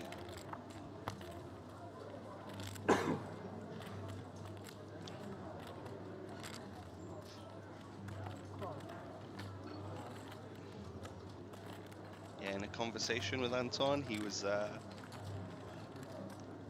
regret might not be the right word, but I think he maybe would have liked to have got involved in poker's heyday. Would have been an easy candidate for some sponsorships when the game was booming. or when the game boomed first originally. Of course, we are in this second poker boom now, post-COVID.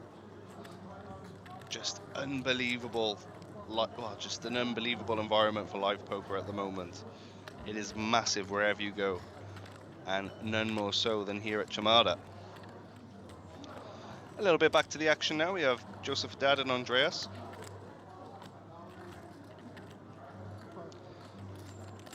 Andreas taking one down.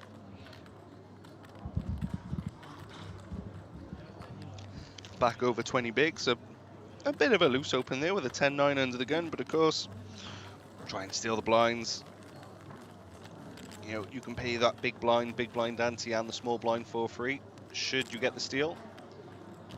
This time, he got an extra big blind with Haddad calling and then folding to a bet on the flop.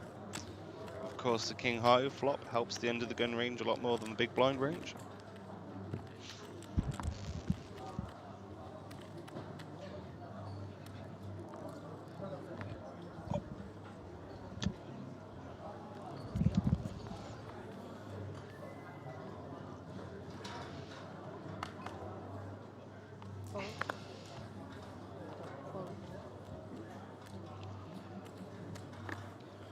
There you go, Sinan, who's been nursing this sort of 2 million, 2.5 million stack for quite some time. Doing some nice navigating. Now wakes up with ace-9 suited from the hijack. Nice hand to open here. Attila now looking at a king-5 suited.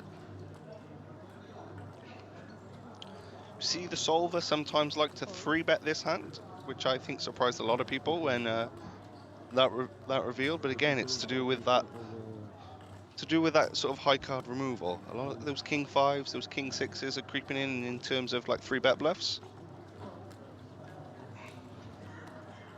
Obviously not at 100% frequency. But Andreas here calling with the dominated 10-9.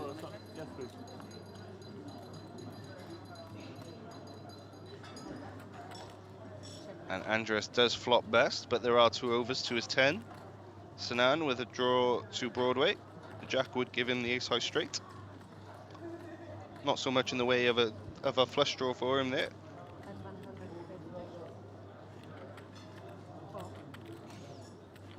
Andreas check calling his bottom pair.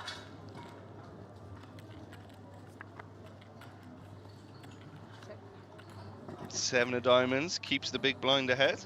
Andreas, the Cypriot player. Sinan, I believe, from Turkey.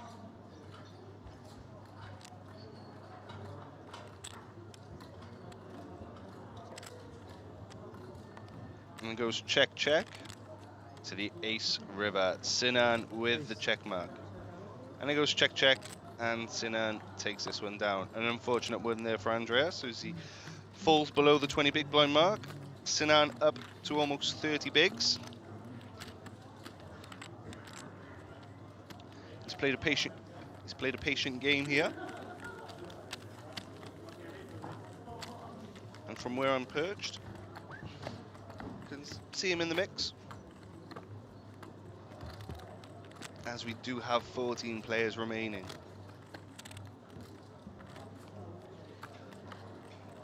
A little bit of a rail forming around the stage. A handful of spectators.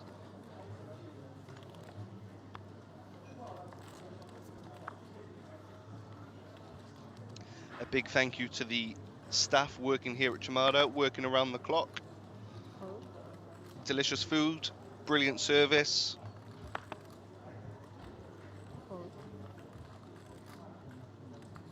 A big shout out to them for making the whole event run seamlessly.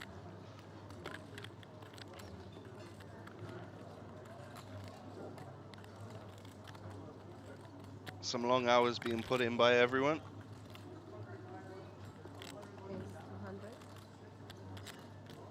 I know the players really appreciate their efforts. A lot of compliments from the players in terms of how the staff conduct themselves here.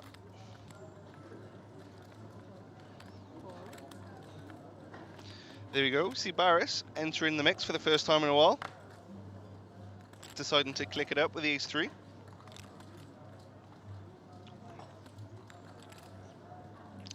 Andreas with a suited hand in the small blind. 750. Sorry, excuse me.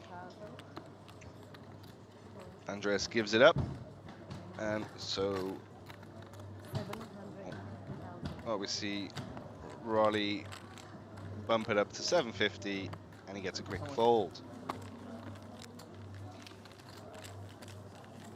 Perfect, thank you, sir.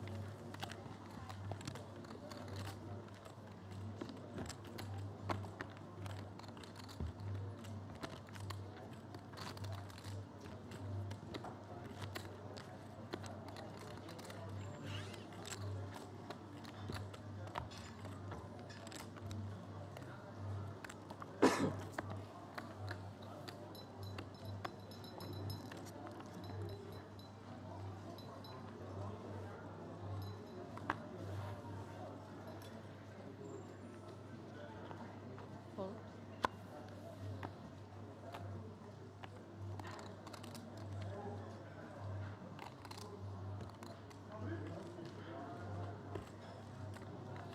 $250. There's 250,000.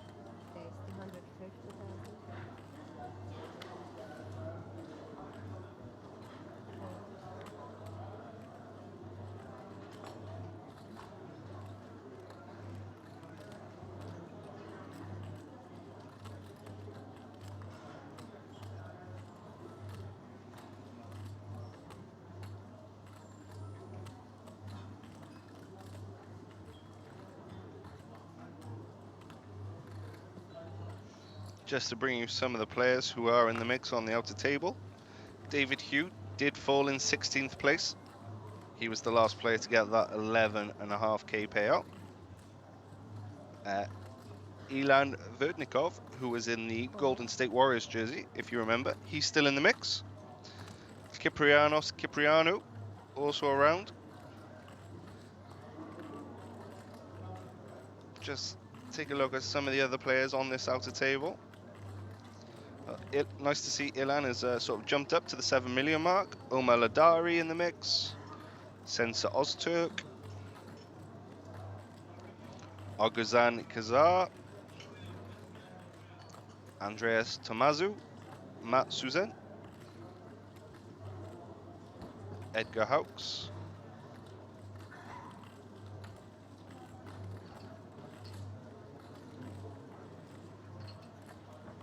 Ahmad Garamian.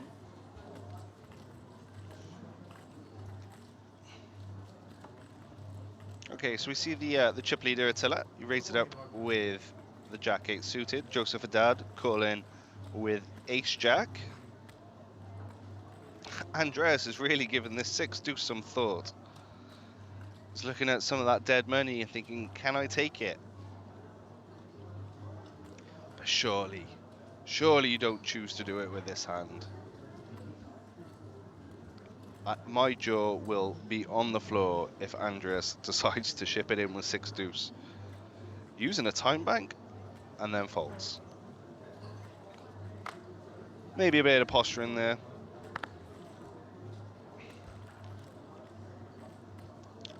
But he did have me convinced for a second.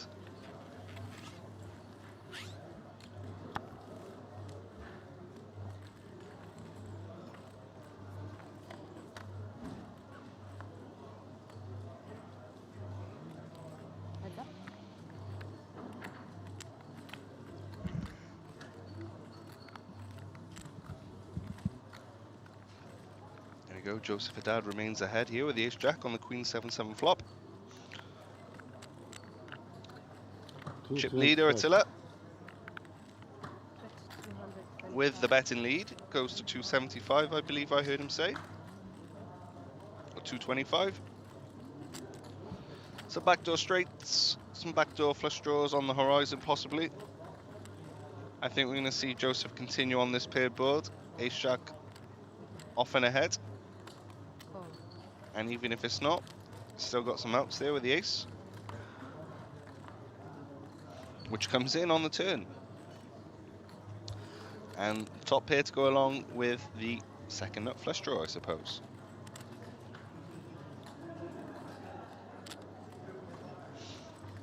Haven't really seen Attila fire a second barrel when he's missed the flop.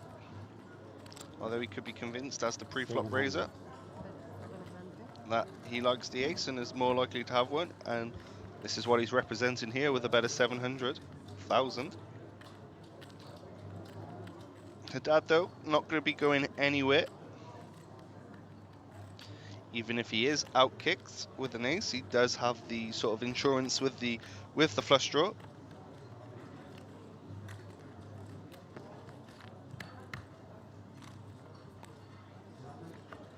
Buyurun. Efendim. Oo, ikincim ne haber? And the 9 of spades peels off on the river, confirming the check mark for Joseph Haddad. Do we see the triple barrel come in from Attila? He's really put a foot wrong, but could fatigue be setting in? What can he really represent here? Does a naked, say, king of spades go bet, bet, bet, bet?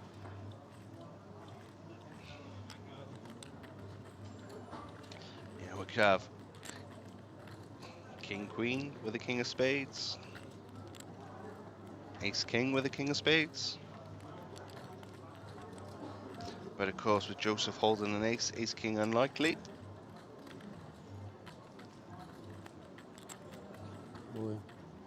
Wow. Attila goes for the jugular with just jack high. Joseph with just 21 bigs. Do I understand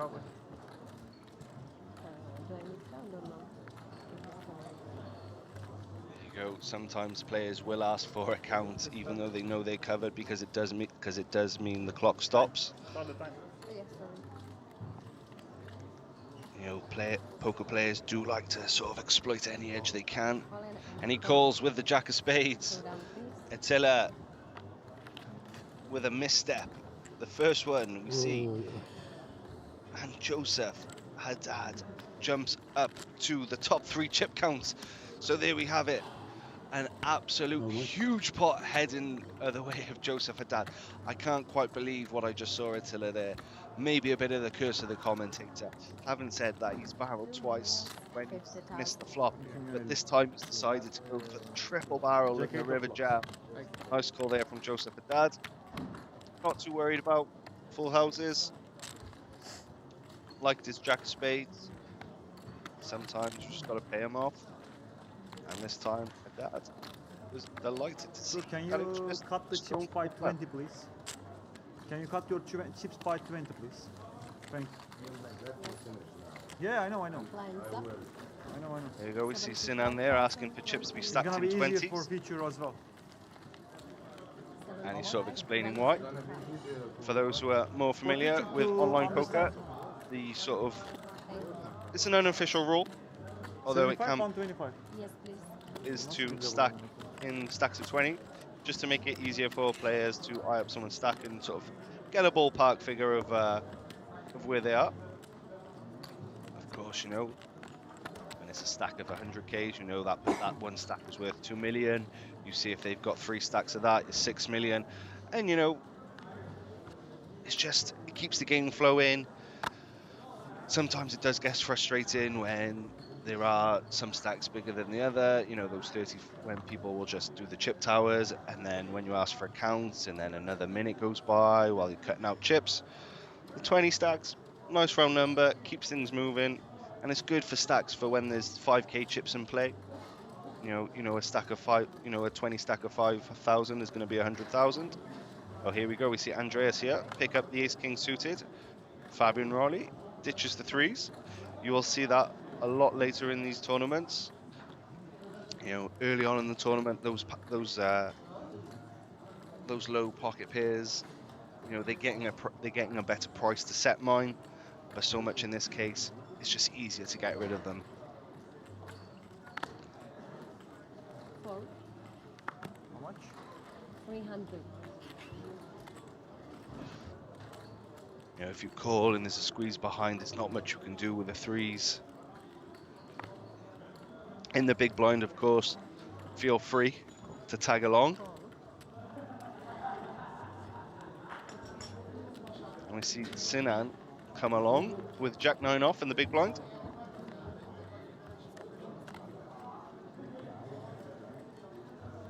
And flop best.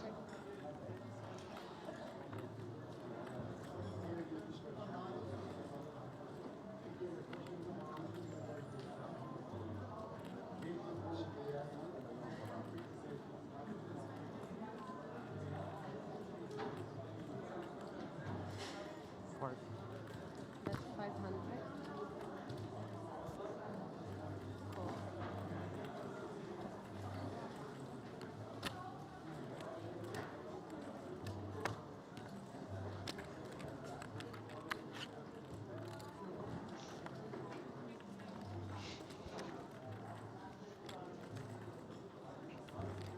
Here we go, we see Sinan check or bet out 400,000. A little block bet there.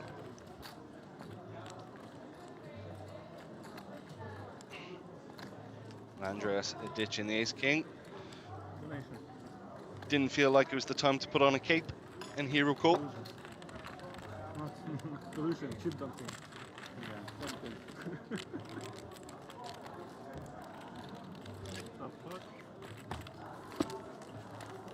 What's reverse?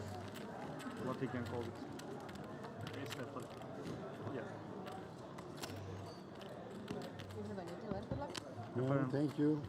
I'm kind of sure it's not the diamond.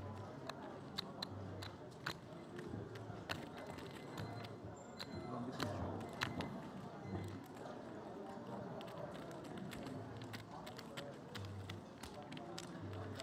And there we go, we see the updated chip counts. Andreas Tamazu, 725. Andres Barlow, 2.5.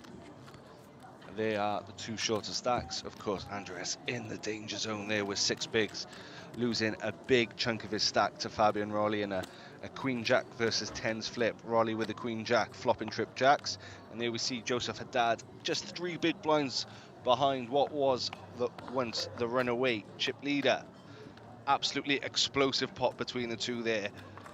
Attila going for the triple barrel bluff with Jack 8 of clubs on a 4-spade board. Attila turned top pair and then rivered the second nut flush. He faced the call for his last 21 big blinds for his tournament life. A bit of a ponder, and then I call. Disaster for Attila, but a delight for the Lebanese Joseph Haddad. The only real misstep there from Attila, but he should still be the chip leader. And we see Andreas there put in his final big blinds. Oh, we have, wow, we've gone up a big blind now with that to 75, 125. 7 bigs.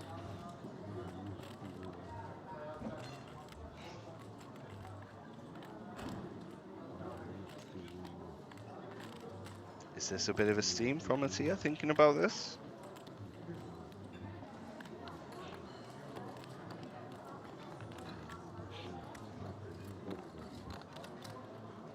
Cool. Oh, he calls. And Andreas is going to love to see that Medya only has 3 immediate outs. The ace-9, a huge favourite, heading to the flop with 14 players left in the WPT Prime Championship. And that's a 9. A great, great flop for Andreas. Leaves Medya still with 8 outs! Oh, with 3 outs! But the 8 comes in on the turn to turn the tables. Andreas sickened. Medya getting a little bit of the rebate from the chips he just lost. The 4 of clubs rounds out the board. Medya runs hot when the cards are face up once again. GG's Andreas Tamazu, the 14th place finisher of the WPT Prime Championship. An absolutely brutal turn for the local Cypriot player. And it looks like straight to the group chat for the bad beat story. Kötü. Görmeye de bilirdi ya. Ya görmeyebiliriz derken Çünkü av maçısı olmasa, küçük bir maçısı olsa görmeyecek. küçük maçası nasıl olacak ki? Yani flop kız 7 2 tane maç yani kurdun. Ası olsun, 6-6 ile kızı mi olsun. görecek? Ben onu kıza koydum. Kız da maça geldi. Başka renk. Onun kombinasyonu bana uymadı, öyle söyleyeyim. I am stand the 8 on the turn. Beni. Belki peri vardır dedim. And we lose another player. We are 4 away from bagging for the final table. Ben chip lideriyken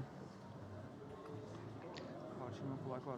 This 1,391 player field is down to 13. Şeyin azaldı. Hareket kabiliyeti azaldı. Evet. Hareket edemedik ki bu sefer kadar.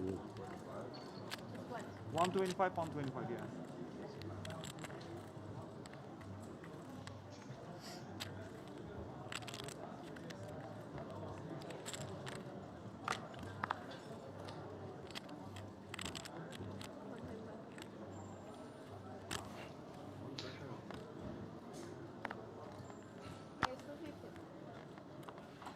Andreas did collect 13,500 for his 14th place finish. The 13th placed player. Excuse me for some muddled words. It's been a long day here at Chamada. A very fun day, but we have been putting in the hours. So when 12 remain, there will be the payout will be 16,000. And that will be reserved for 11th and 12th place. 10th will get 18.8k, and so will 9th. And then from 8th onwards, we see some pretty steep pay jumps. 24k, 31k, 40k, 53k, 70k, 93k, 125k, and then of course 190k for the winner plus the 10k ticket. And if we want to get pedantic, it's 190,430 plus the 10.4k ticket.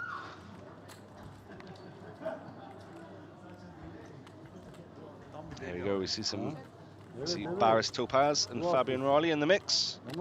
Neither player with much. Well, Barris has third pair.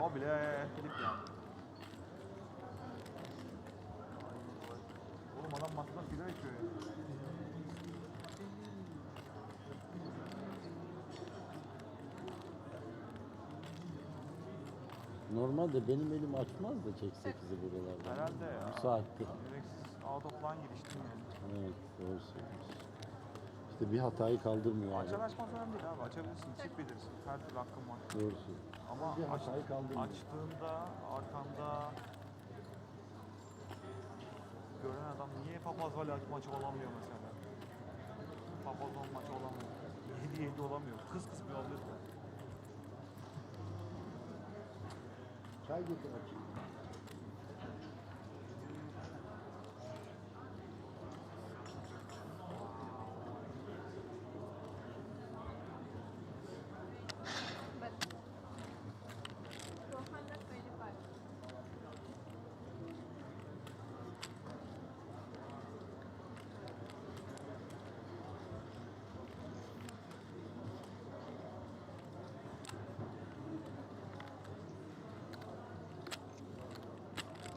Barris is ace-8 best here on this board, but is facing a bet of 425,000.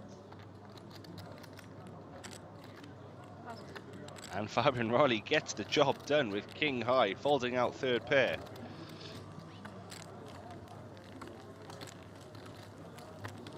Topaz has Barris Topaz has not had much joy since joining the feature table. Haven't really seen him dragging a pot.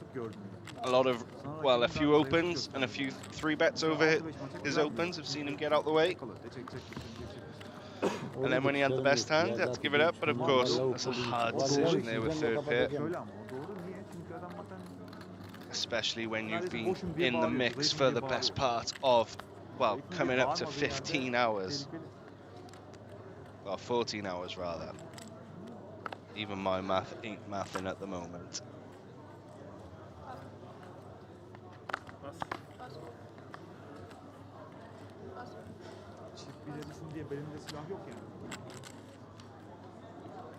Altı geçiyor, çıkarıp makineyi. O işte onu diyorum. Olsun, sıkıntı yok, bunlar olacak. Bu hataları olmazsanız tecrübe kazanacaksın. And we are down to 12 now on stream.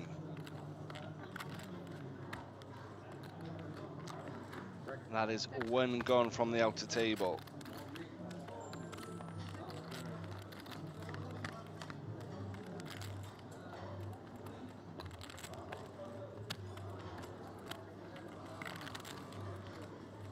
So now, whoever the 13th place finisher was, that means we are now, well, the players are all now locked up.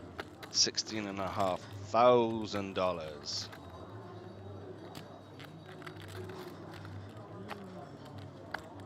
Uğur. Bu sigaramla çakmağımla sana da. Was Oguzhan Kazar eliminated in 13th place by Omar Ladari. Omar Ladari raised to 275,000 from the cutoff. Matt Susan called on the button. Kazar moved all in for 1.25 million in the big blind. Ladari called before Susan got out the way. Kazar tables pocket fives while Ladari tables the ace king. And Kazar was drawn to 2 outs from the flop, with Ladari making top. And then, of course, no saving grace for Kazar on the turn or river. And that cements him as the 13th place finisher.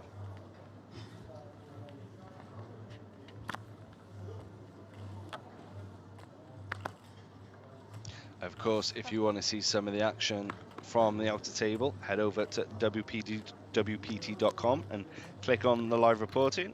You can see the action taking place there, as well as WPT Rolling Thunder Championship.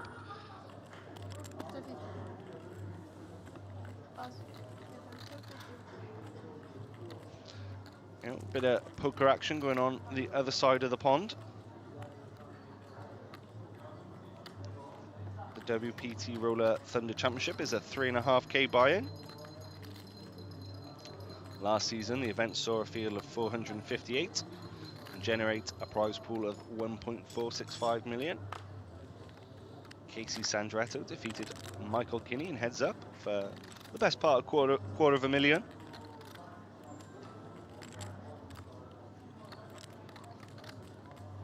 Let's see who's in the mix over there, shall we?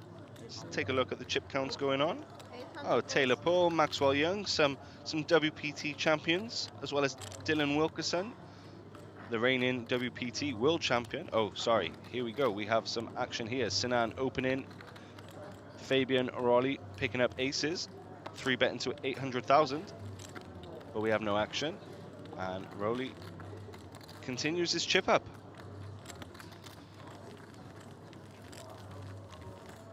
Getting back to some of the action at WPT Rolling Thunder, you have the reigning WPT World Championship champion Scott Stewart in the mix, along with Michael Wang.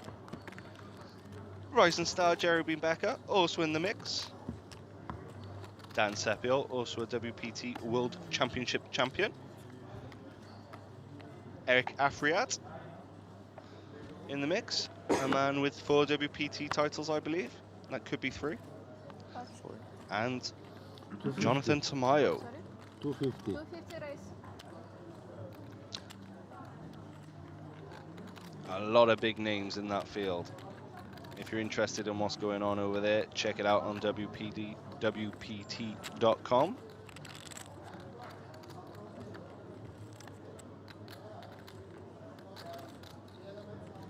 Festival running from the 16th to the 19th of March.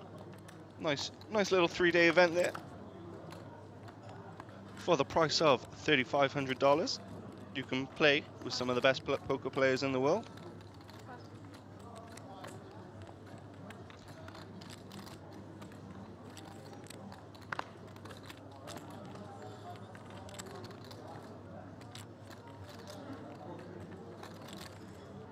And of course, don't forget, you can use WPT Global Dollars to play at WPT events. 2 lots of 12.4 thousand packages are up for grabs on WPT Global every week. That's almost 25 bags of sand, 25 grand. And of course, WPT Global do have somewhat of a relationship with Triton Poker. I know you could use WPT Global dollars to play at the Triton in the Triton event just gone. I know WPT Global sponsor event there, the Global Slam.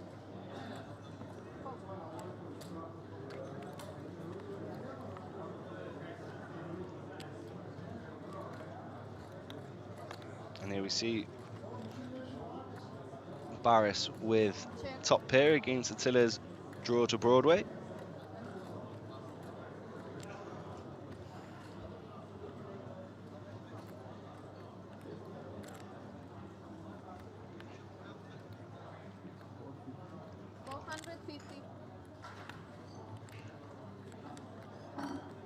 Barris bets 450,000 into a pot of 1.2.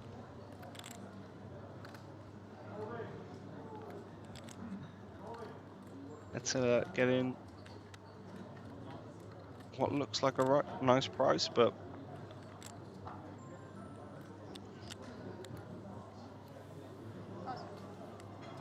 decides to give up his Broadway draw there, and a rare pot for Barris on this feature table.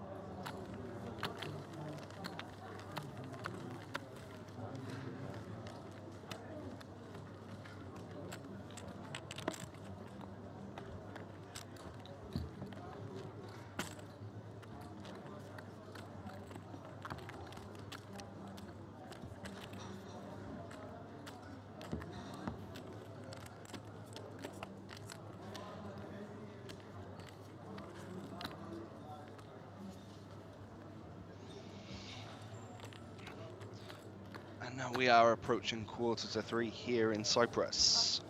Thank you for sticking with us all day long. Hope you're enjoying the stream, the commentary. Any constructive feedback, please let me know.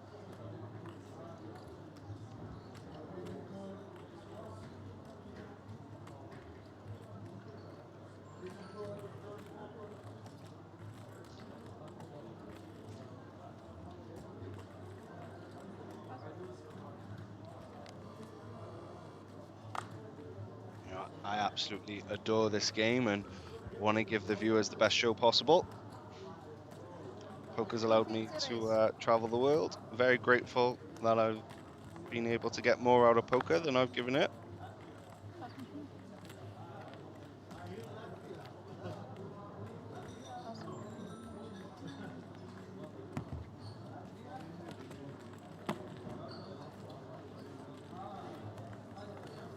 Would have loved to have the time to fire some of these side events going on over here. Structures look great, look a lot of fun. The PLO bounty looked like a whale of a time yesterday. Walking through the tables, a six-way all-in caught my eye. $1,500 a bounty on the line. Not even aces shown. If you want to find that video, head over to Poker News. Or you can check out the Poker News social channels as well to see that video. You won't guess the hands that appeared in that six-way all-in, by the way. And what hand ended up winning.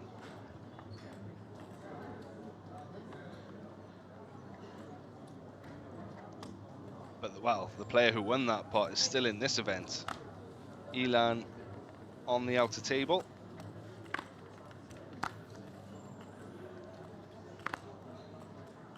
He was involved in that six-way all-in. He said he felt good, said he was running good. Nice to see that that's transported over for him today.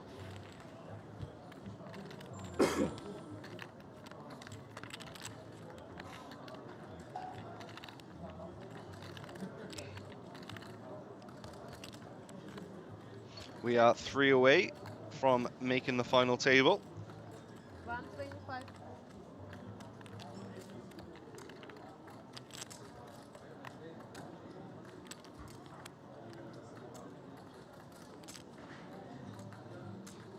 There will be a break after this level.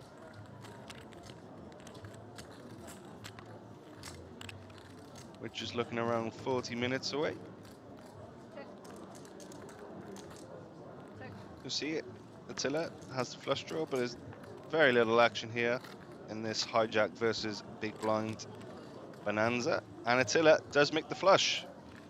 And with Joseph Haddad holding the ace of diamonds, the nut flush blocker here could make for an interesting, well, could give Joseph the opportunity here to raise.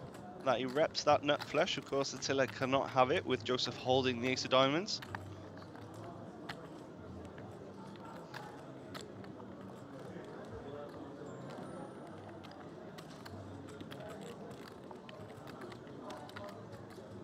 So we had Joseph raise, Attila defend in the big blind, check through to the turn.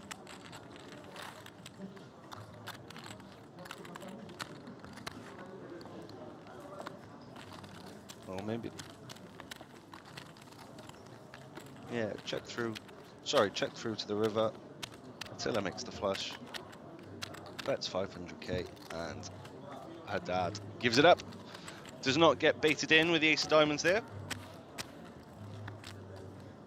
You know, some people will think that is a mandatory bluff spot when you're holding that card. I don't particularly know what the answer is for that. Especially when it may be a paired board dynamics come into it. But the way the action went, could Attila really have a full house?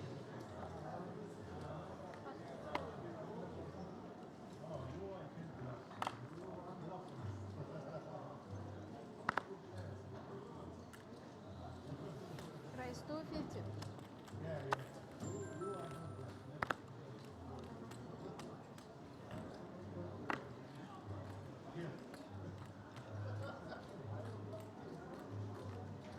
There you go, Fabian Raleigh, Jack 10 suited, a nice looking hand here, opening to 2,500, and Andrus with the jam there with ace queen.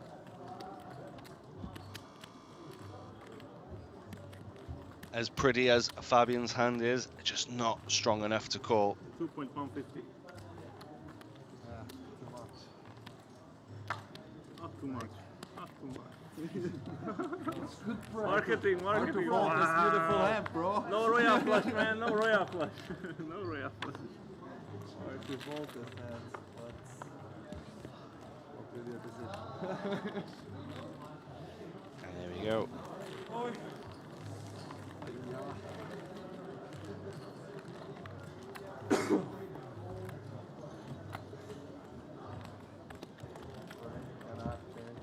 Just excuse me one moment, gentlemen. A little bit of a frog in my throat.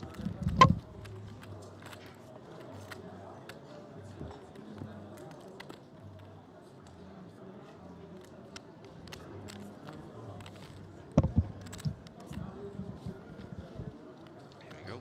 We'd hate to cough down the microphone and curse you all with those sounds. I think we'd take it down a little bit. We're getting into the twilight hours here in Cyprus. No two in a row.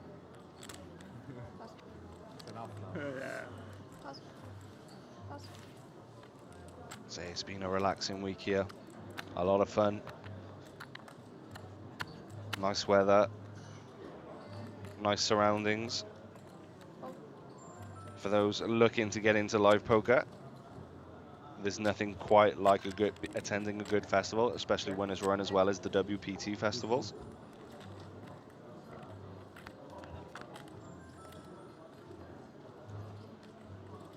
Of course, we're here in Cyprus for the WPT Prime Championship. WPT are also in Thunder Valley for the Rolling Thunder Championship. And of course, there's a few stops coming up on the horizon.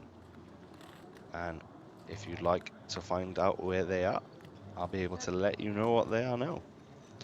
So there's the WPT Seminole Hard Rock Poker Showdown. That kicks off in a few days on March 19th and runs till April 8th. Then there's WPT Choctaw. I know that's a favorite for many. April 16th to May 5th. Then there's the WPT Slovakia Passport to World Championship, May 22nd to June the 2nd. And then, of course, the WPT Cyprus Festival, returning to Chamada on Festival. Dates are August 7th to the 18th. Of course, winning a WPT main event is 1/3 of a Triple Crown in poker. I believe only 10 players have managed the feat.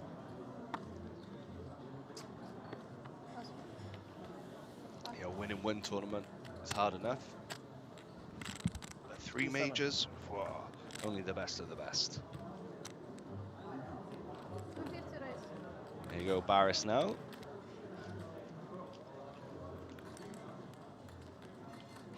Still hovering around that 30 big blind mark.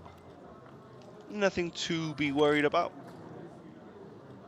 Of course, play will start getting tighter with each of these final 12 looking to make tomorrow's final table.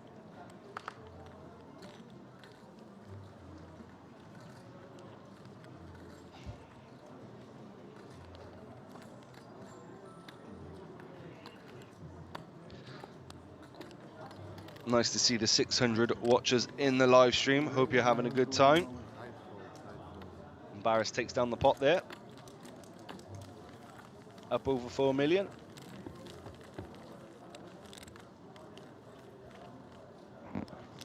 If anybody does have any questions, feel free to put them in the chat. I will do my best to answer.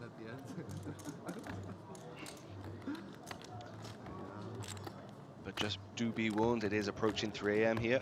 The brain might not be firing on all cylinders.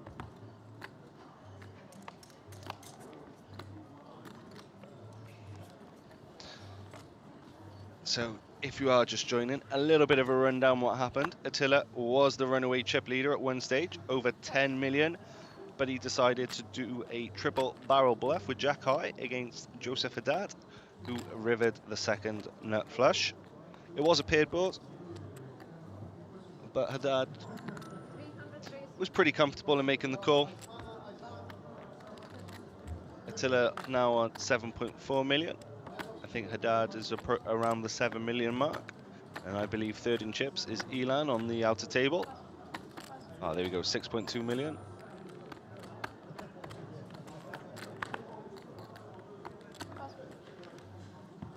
And there we go. Attila's raised to 300,000, gets no action.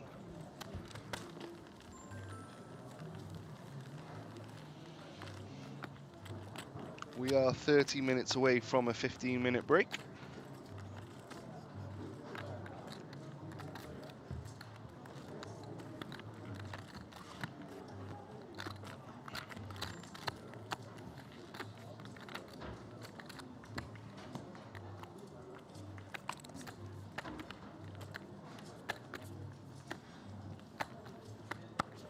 For those wondering who is behind the mic, my name is Callum Grant, one of the senior editors over at Poker News.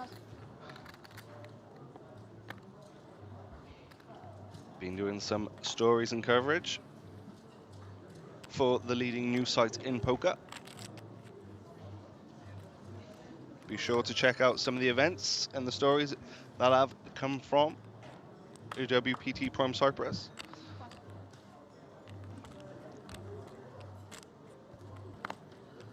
Got to sit down with Dan Charlton, who's been crushing the WPT scene this year. He came 6th in Cambodia for 82 grand, or 82,000. 3 final tables here. You know, over 1 million in live cashes, over 5 million in online cashes. And we had a very candid conversation. And you know, Dan was very open of some of his struggles in the past with alcohol and other substances, and yeah, just talked about his journey to sobriety, and hoped it could be a sort of a message to people looking to do the same. If you're looking for something quite candid and heartfelt to read on this Sunday evening, head over to Poker News and check out that. I believe the article's titled Dan Charlton Reclaimed His Life and is now crushing poker. And of course, got to speak to WPT's Alex Gray, one of the faces of one of the most recognizable brands in all of poker. Alex was a part of the hit TV show, The Traders. You know, where trust was a currency, a lot of bluffing, very strategic game. Interested in finding out her journey to poker. Oh, and we see Andres Ballo here flop the flush. Of course, Sinan with just a draw to Broadway, but of course is drawing dead. But he doesn't know that just yet.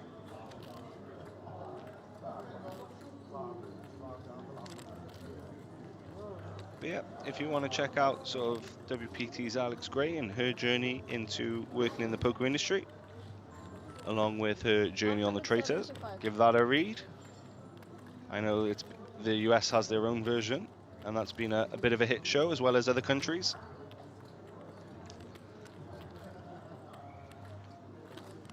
And of course, you know, there's some good tournament recaps over there. All the side events have been covered. I know Leonard Durlowanga won the 660 PLO bounty yesterday for around 8.5k, plus any bounties he picked up along the way. Philip Suki also among the winners.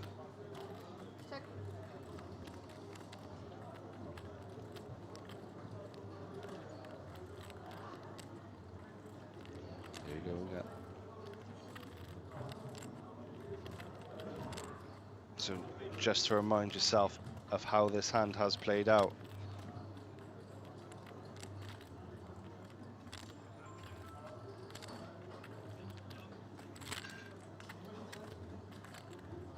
Yeah, so we had Sinan raising to 400,000 from the small blind and Ballo calling in the big, Andres limping in from the small blind.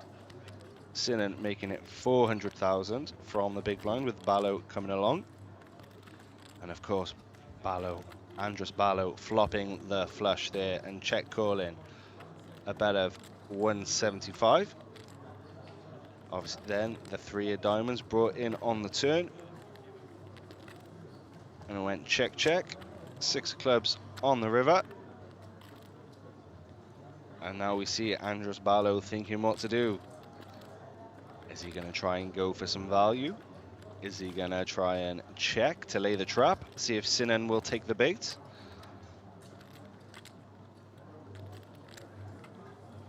$925. 925. Fast. Andres sizing up. Of course, Sinan as the pre-flop raiser has a lot of aces in his range, some ace kings, ace jacks. But of course, he had a whole lot of nothing this time around. You know, you see a lot of players now in those sort of big blind versus big blind, very polar ranges, raising their very strong hands, raising their very weak hands. All about the balance. There you go. Attila Sarakoglu, still the chip leader with 8 million. Joseph Haddad, 6.2. Fabian Rowley had a nice double up earlier on to get his stack. Baris Topaz, you know, been mingling around that 30 big blind mark. Ballo, again, has not seen too many peaks and troughs with his stack. And the same with Unlu, really, as well. Earlier on, he did drop down to 1 million and was 1 foot out of the door. But a 2-outer kept him in the mix.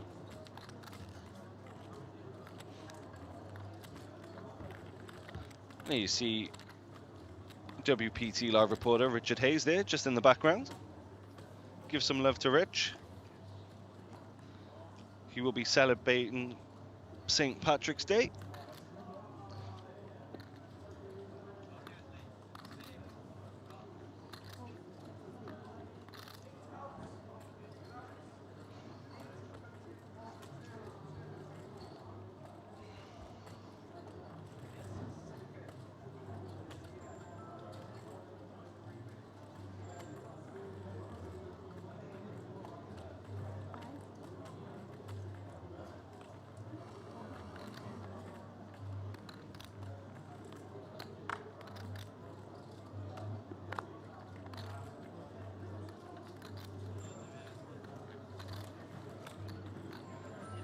Like also as well to give a little shout out to Lisa Thum and Anastasia Ivko. Lisa, my colleague at Poker News, and Anastasia from Chamada have been producing some great content on their channels, on the Chamada Poker channel and the Poker News channel.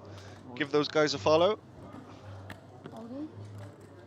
They've been working around the clock to provide some content, a little bit of feel and flow from the festival. And here we see Sinan jam over an open, over Fabian Rolli's open. 45. No, 5. Attila asking for a count, which he's done pretty much every time someone's gone all in. But this time he does have a decision. 2,425,000.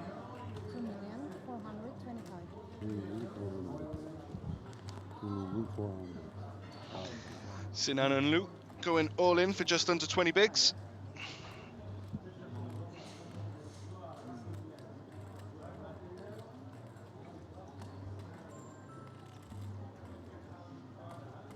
Pretty reasonable over a cut-off open.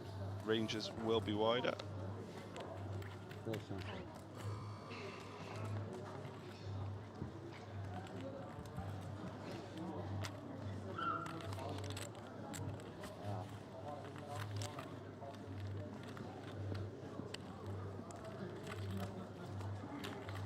Ik wil race folder vooral.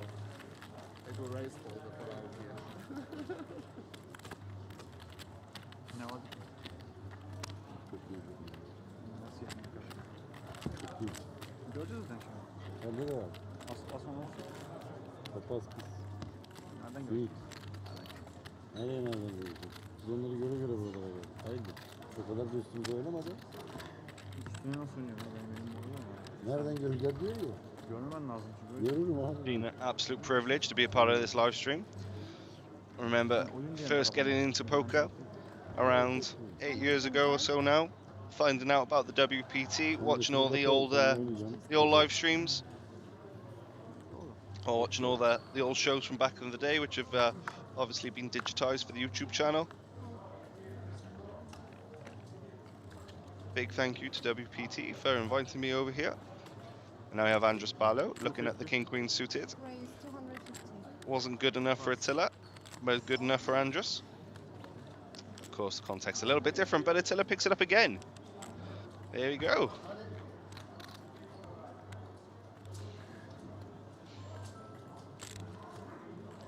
Not that guy.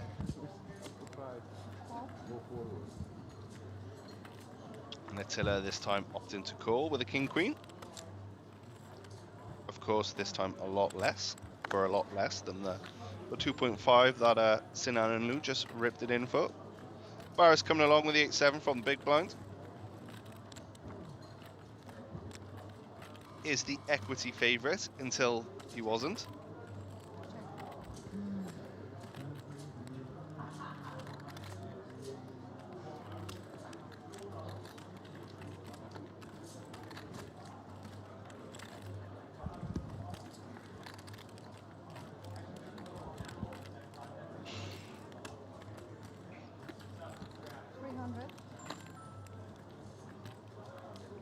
Attila and Andres here both flopping top pair, king kicker. Not so much for Barris to pass.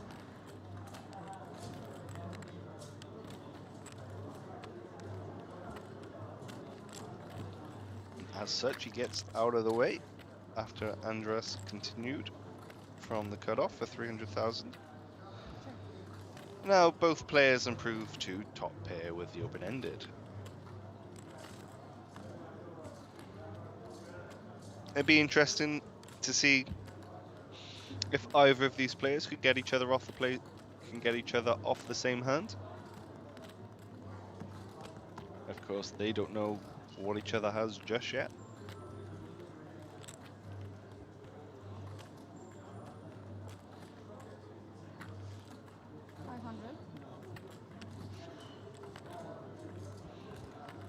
Andres going for 500,000.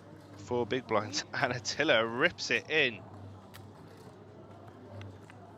This is not a nice spot here for Andres Barlow. Oh, and we are down to 11 as well. There has been an elimination on the outer table.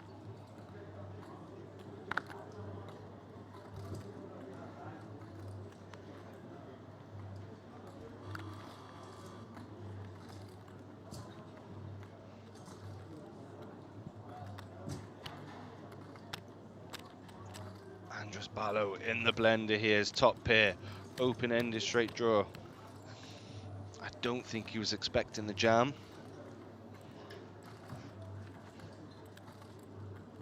You know, look, with Andres, with the tier just flat in, we can sort of rule out the jacks and the tens.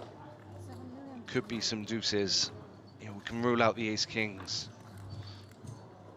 Of course, you know, Andres is blocking the top set of queens as well.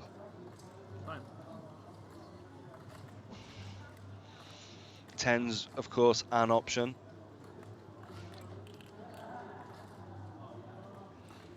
But and we have seen Attila play his strong hands on the flop passively, in terms of just check-in, setting a trap, or just calling.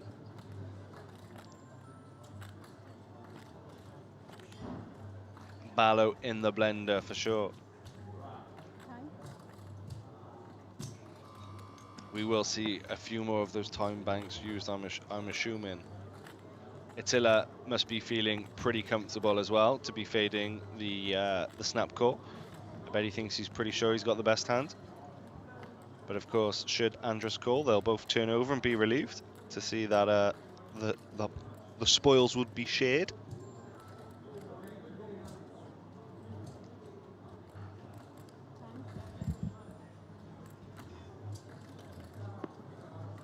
Another time bank for another 30 seconds of thinking time.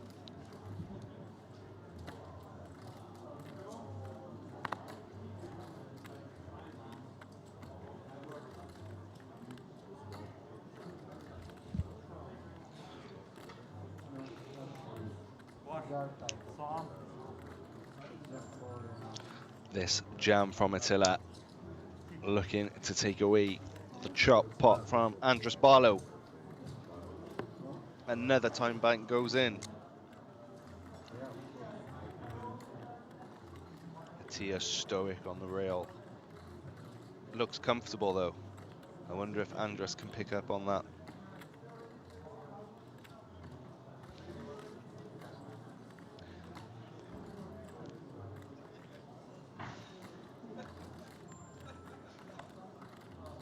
Ace 5 off.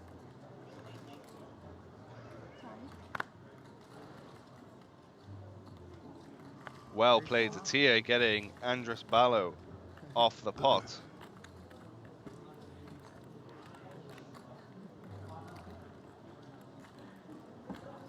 The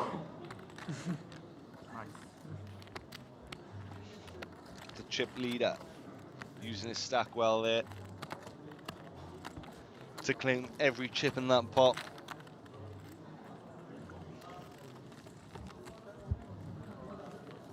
Nice little recovery there after his triple barrel bluff earlier, which saw him drop around 32 bigs. Was cruising with a stack of around 103, I think, at the time of the hand. Dropped down to that 70 mark. Of course, there's been a blind increase or two since then.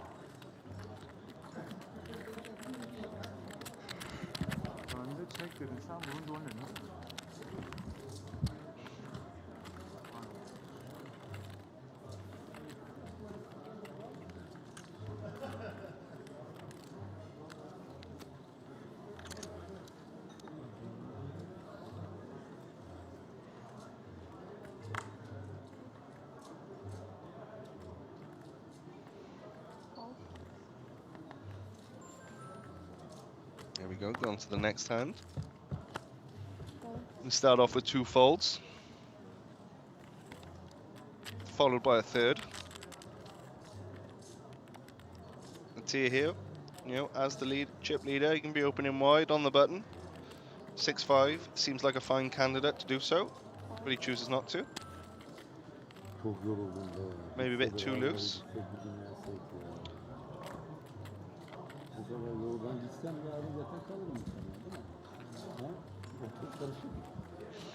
But of course, you know, with that big stack, you can put on that ICM pressure here. And we see Baris Topaz with the 10-8 suited, raising to 275. With Joseph, we just have one card scanned on the RFID system, it being the 9 of hearts.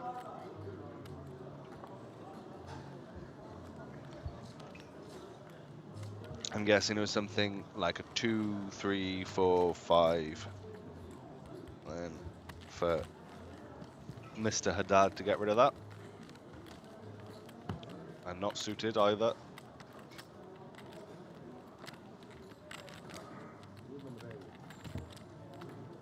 Çok yoruldum ya. Kart sattığım zaman. Bol şans abi. Bol şans. Kat şata atmayayım dedim ya. 9 deuce might be a nice looking hand for blackjack, but in poker, not at all.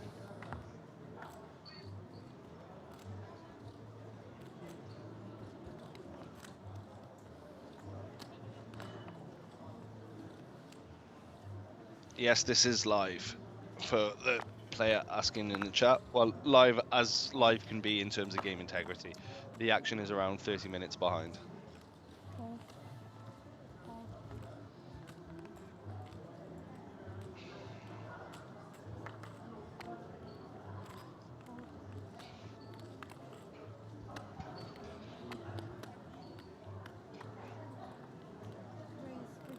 There you go, Joe Haddad, open it up to 10s. Fabian Rowley pipped with the 9s.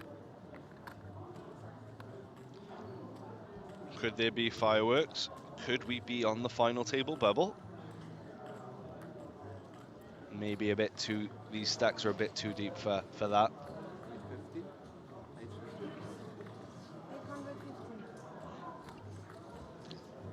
O'Reilly, though, does go for the 3-bet to 850. Oh, sorry, forgive me. I say the stacks may be too deep for this, but in terms of this small blind versus big blind configuration.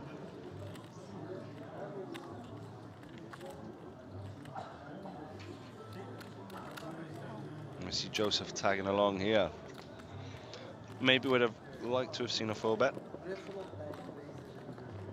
Especially with how wide ranges can be in the small blind versus big blind. And Fabian, a very capable player of 3-betting light.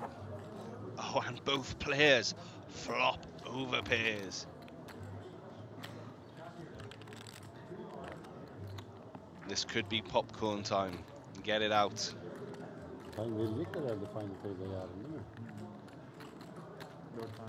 Joseph in an absolute dream spot here.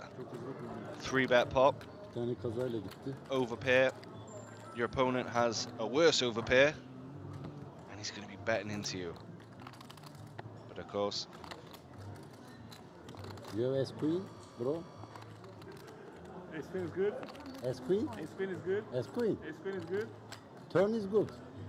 For who? For you or for me? There you go, that's Attila and Andres Ballo talking about the hand that he just played. I don't think so. I don't know. Attila got Andres off a chop. VC what's Yeah, I this? can't wait, man. I can't wait.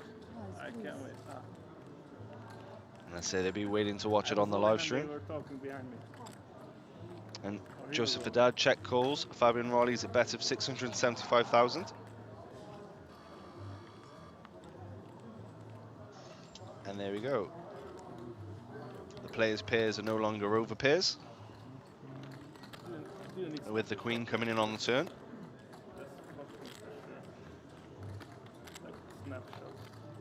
Haddad checks. I think Fabian might pick up. Joseph Haddad maybe playing a little tight. 900. My downsize is to 500,000 now. Oh, 900, sorry. I thought he said 500. I was going to say, that was a surprising bet size.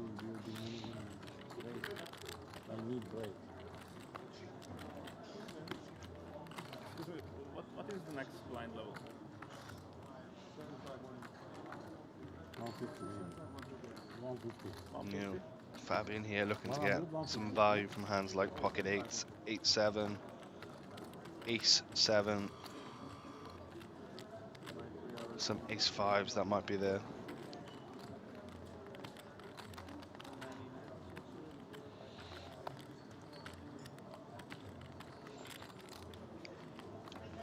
Although Joseph doesn't know it, he is a 95% favourite to win this hand, but of course, it's never that simple.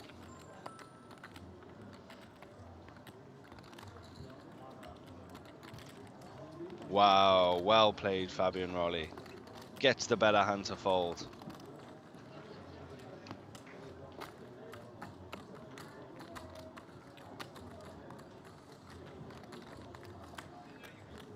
Herkeste 2 tane. Kafan yok mu? Kimse çok tek değil. Benim sağım short, ben short. Sen 2 tane short var.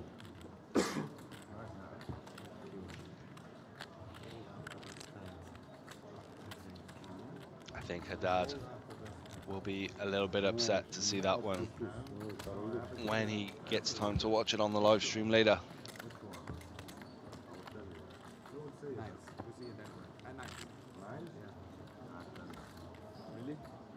Since that double up, Fabian Raleigh has really come to life. Was showing a little bit of a sign of frustration earlier on, but that double up has sort of settled him, and he is now second in chips on this feature table. We are 2 eliminations away from bagging for the night. I know. Farkında olmaz mıyım ya? Kurban olayım.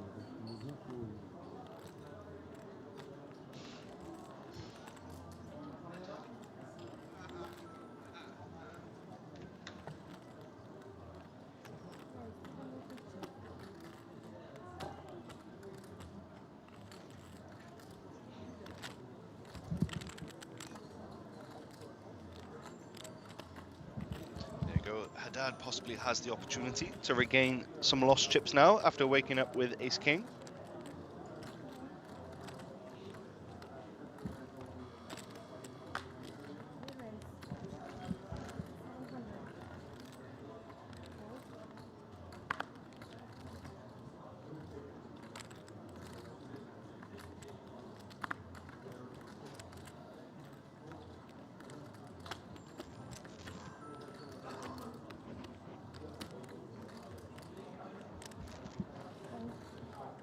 Apologies here if you heard some rifling. Just had a accidentally grazed the mic with my hand.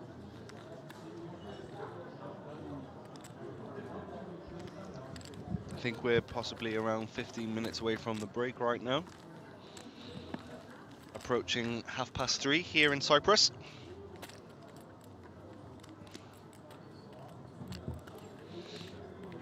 I think around 9 hours ahead of Vegas time, possibly 10. It depends on the daylight savings, I think.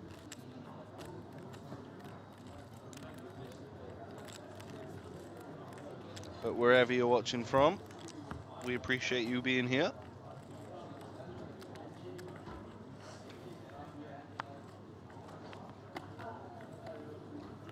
Give some love to the WPT YouTube channel with a subscribe if you haven't already done so. And of course, check out their amazing content and live reporting on WPT.com.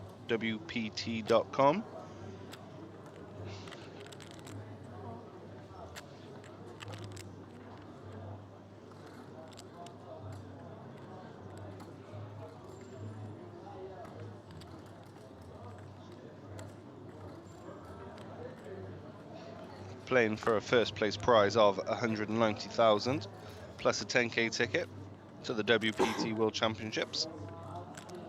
1,391 players in this field and just 11 remaining here on day 2.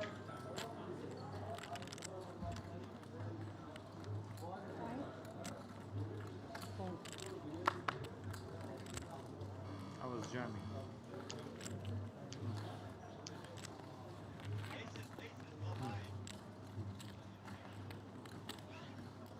All cold. 10-3-0. I had similar last time when you had the big last time. Let's see, I'm curious. All the time.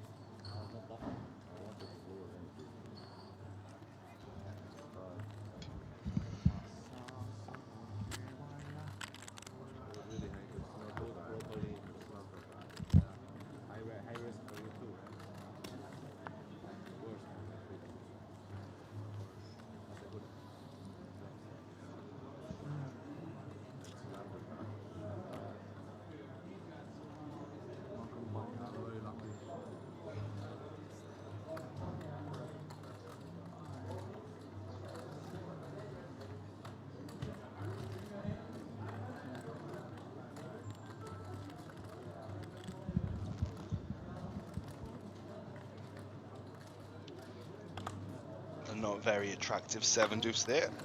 And gets it put in the bin. Walking around the floor earlier in day 2. There was a short stack who shoved, and the player in the big blind grimaced. He knew he had to, like, it was like a shove for, I think, maybe 4 bigs. And it was a big stack player. He really didn't want to call, but felt he had to just because it was 3 or 4 big blinds and he had a stack. He turned over 7 deuce. And the guy who shoved for 3 or 4 bigs had ace king. Thankfully for the big slick, it did hold.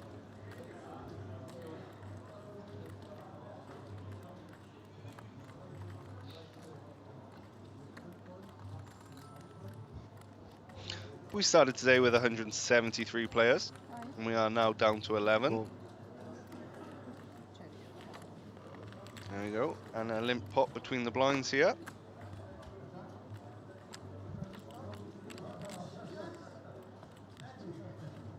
Which sees Attila have an open-ended straight draw.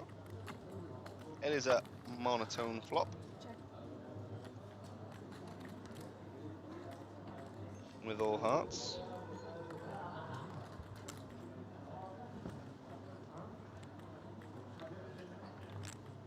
Although I've always wondered whether it should be monotone or monochrome, because red is not a tone.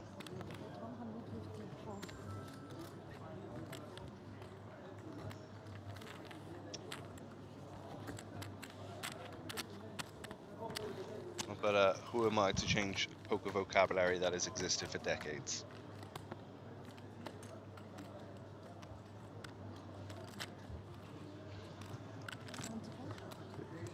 Last time to break.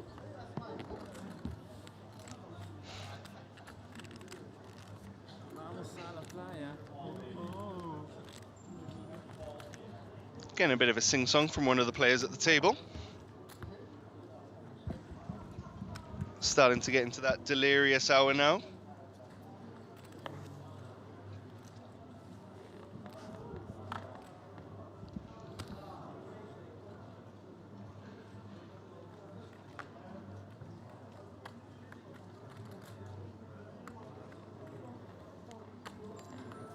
And Andres Ballo here waking up at Queens.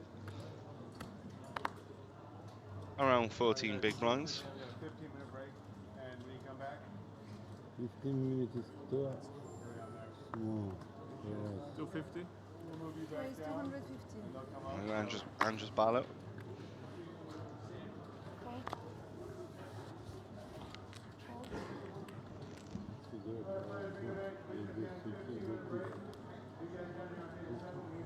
There with the queens. Ben Weaver made me chuckle here with his "I can hear red" comment regarding the monotone.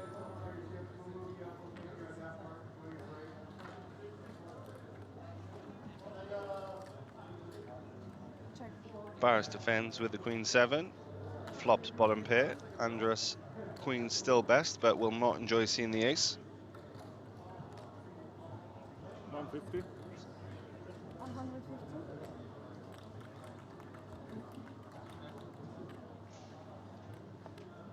Call.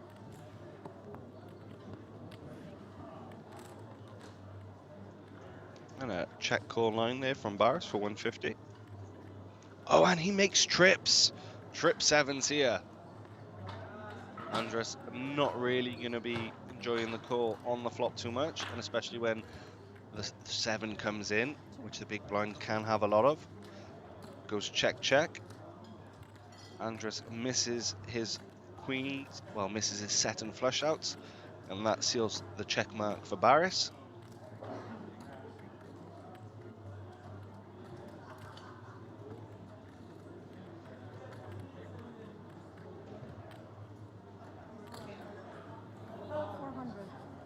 Just Ballo, just sick. Every time he's picked up a big hand today, Jack's earlier ace high flop. Same time this time around, although it is Barris who has turned trip 7s. Frustrated. 400. 400.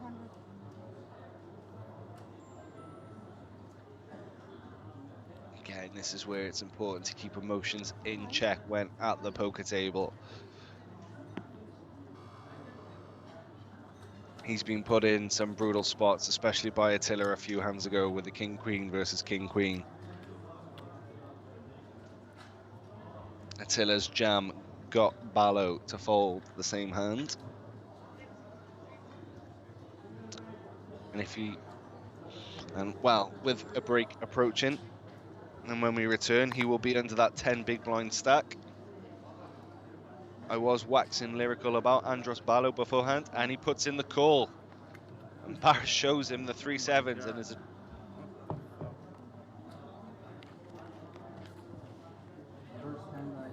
well, that reaction just says it all. But of course, Barris will be delighted to take it. So we're about to go on a 15-minute break here at Chamada. Stay tuned. This is Callum Grant bringing you the graveyard shift from WPT Prime Cyprus Championship. Say we'll be back in around 15 minutes time with Attila Sarakoglu as the chip leader with 9 World million. Poker Tour returns to Choctaw Durant Casino and Resort for an action-packed WPT Choctaw Festival running from April 16th to May 5th. With over 30 events on the schedule, the highlight of the festival is the televised $3,800 WPT Choctaw Championship featuring a $2 million guarantee beginning May 1st. Last season, we saw James Mackey outlast the competition to take home just over $360,000, claiming his second WPT Choctaw Championship title. With $2 million guaranteed, the Sexton Cup on the line, and the cameras rolling, Choctaw Durant is the place to play this spring. For the full schedule, preferred rates, and all the details, visit WPT.com. We'll see you there.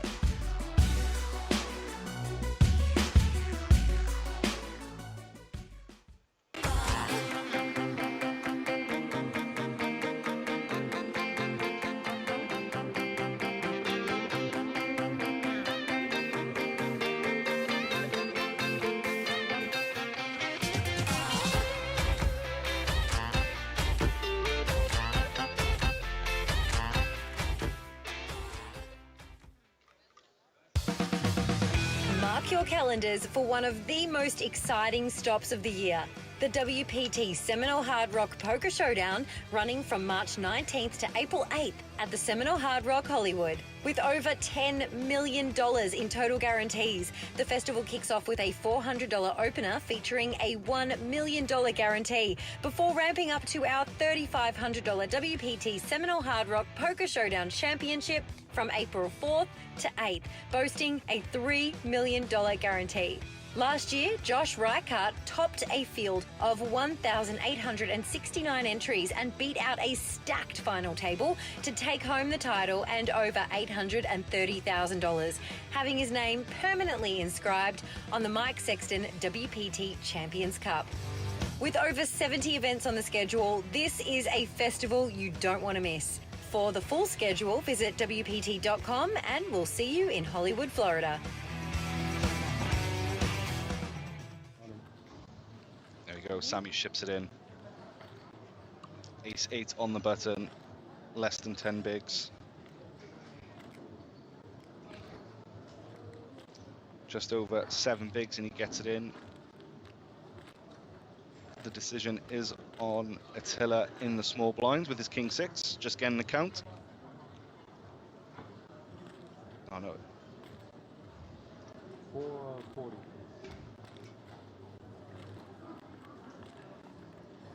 Sammy all in for 435,000. After getting the count, Attila releases the thing, and I think we're going to see Matt call here with the pocket threes. It is for a third of Matt's stack, but with the big blind ante. It's not a spot you love.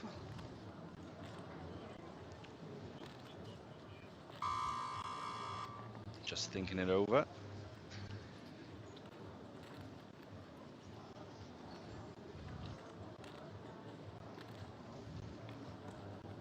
There we go, and he flicks in the call. Cards on their backs. There we go, we see Sammy with the ace-8 offsuit. He's going to be enjoying seeing that he's only up against pocket threes. Of Of course, Matt is ahead at the moment. You know, if we could see a high paired board, so to speak, add some outs for Sammy to counterfeit the small pocket pair. Just like what we've seen there, the 5-5-6.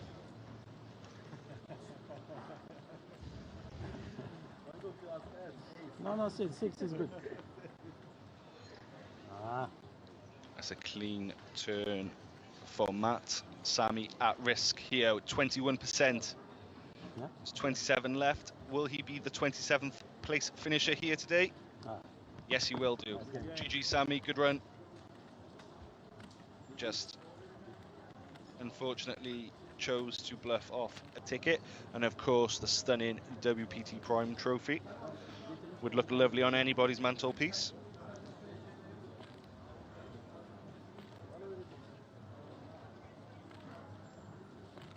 And as mentioned, you know, the YouTube channel of the World Poker Tour has content running around the clock. But of course, you can download Watch WPT to catch all the classic WPT moments gone by over the years. Now, Roman finally picks up another hand. The ace-jack suited. He had to ditch ace-jack earlier, as there was a 3-bet in front of him. Albeit he did have the best hand at the time. Just decided to get out of the way. Oh, this is a sick. Attila has just picked up big slick here.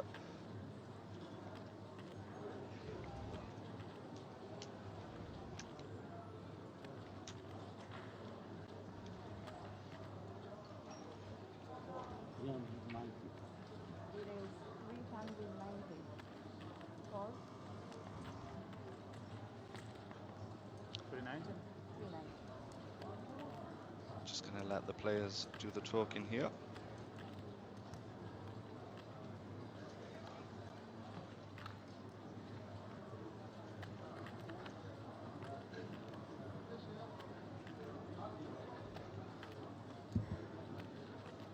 The tension palpable between Roman and Attila. And we see the jam, and we're going to see the snap call. Just one double check first. I suppose Attila has been asking for a count when people have been jamming, but of course he's never really folding here. Not for 21 bigs. But he doesn't seem to like it too much.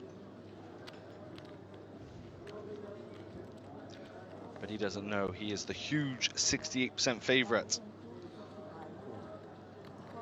There we go, we hear the word call. I think Roman's going to be a bit surprised there to see ace-king. Yeah. Roman feels he's been a bit nit-rolled there. We've all been there before, I suppose. The jacket is coming on, the stand-up equity is coming out. Can he find a jack or spades? And it's a king in the window for Attila with 2 spades. Here we go, that stand-up equity working well. Once again, Roman with the draw to Broadway, the nut flush draw. 11 outs. Now 11 outs once after the 9 of diamonds gives no help to the at-risk Roman. Will we see another player exit? Yes, we will. Roman departs in 25th place after the Queen improves Attila to kings and queens with an ace kick up. I think rightly allowed to be a little bit cheesed off with the helping out with the WPT. Having a blast in North Cyprus. I think we're going to see Andre get in the mix for the first time on this feature table here with the ace-8 suited. I think it's going to be the jam or the fold. Nursing around 12.5 bigs there.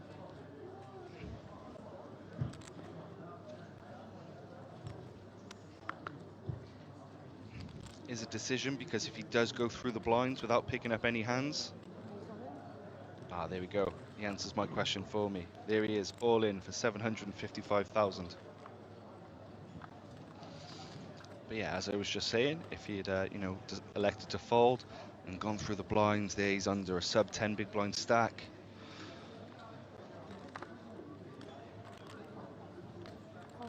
the ace-8, you can just take it down now, move up to that 900,000 mark. Oh, and he's running into it. He's run into it here with Sinan with the dominating ace-queen. Sinan reshoves, and that is bad news for Andre. Attila is going to get out the way here. Cards on their backs. Disaster for Andre. He needs a date with an 8. Otherwise, he's going to have his tail between his legs at the rail. Kıza çıkarsın. Bir şey boş yaşa.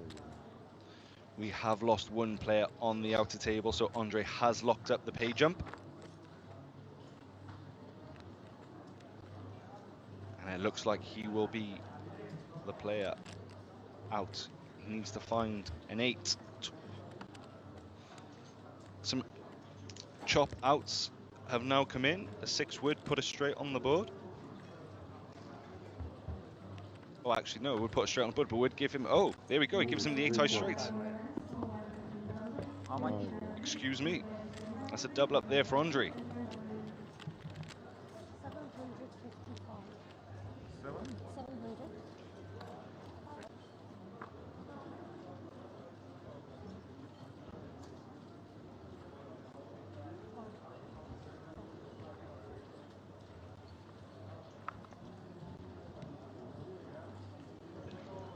700. Say we are down to the final 23, playing down to the final 9. All in. There we go, Sinan shipping it in with the ace-6 from the cutoff.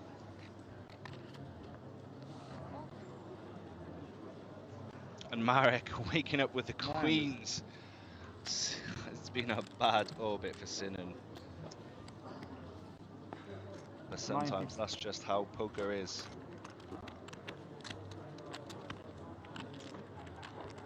But of course, he'll be praying for the suck out that he just experienced. Or well, was inflicted with.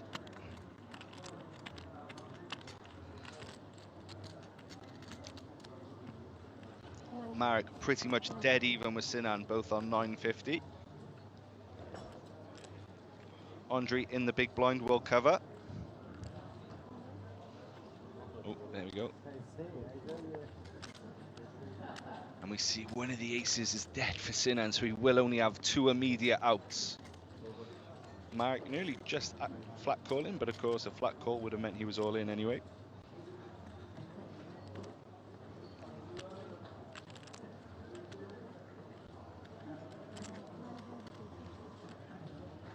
Andre is going to give up his ace-deuce.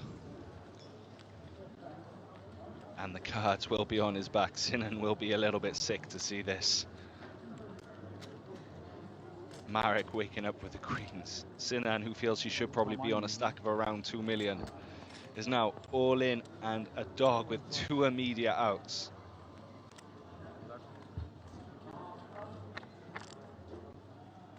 Oh, and he finds the ace in the window. There were just 2 aces remaining and Sinan finds it. He'll feel he might be owed this one, but of course it is not over. Marek with 2 outs of his own. Turns into 6 now after the 10 gives him the draw to Broadway. We hear there from the table, it's never easy. If you've ever played this game, you'll surely know that is the case. But that is a safe river for Sinan. And there he is on the stack he feels he should have been on. Oh, probably a little bit more. A gross.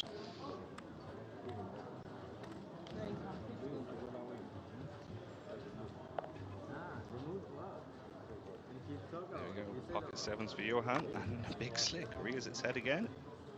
Moving 1 spot to the left from Sinan to Attila. 450 raise. Raise 450.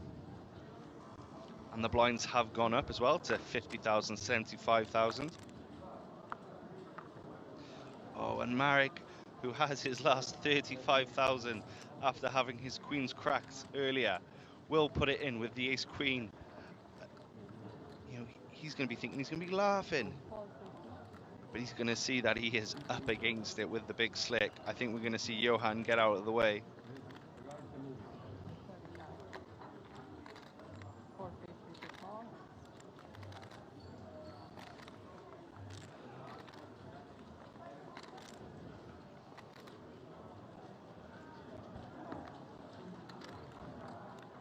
It has been a rough ride for Marek since he's been on this feature table after the 3-table redraw.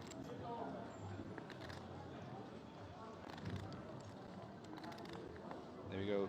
Let's see what Johan does here with the pocket sevens. And he just gets rid of it. And the best hand folds, but of course would need to fade a lot. Don't really want to just be calling there with the sevens. Okay. There's going to be a lot of flops that you don't like to see. So we go, cards on their back. Opportunity here for Marek to,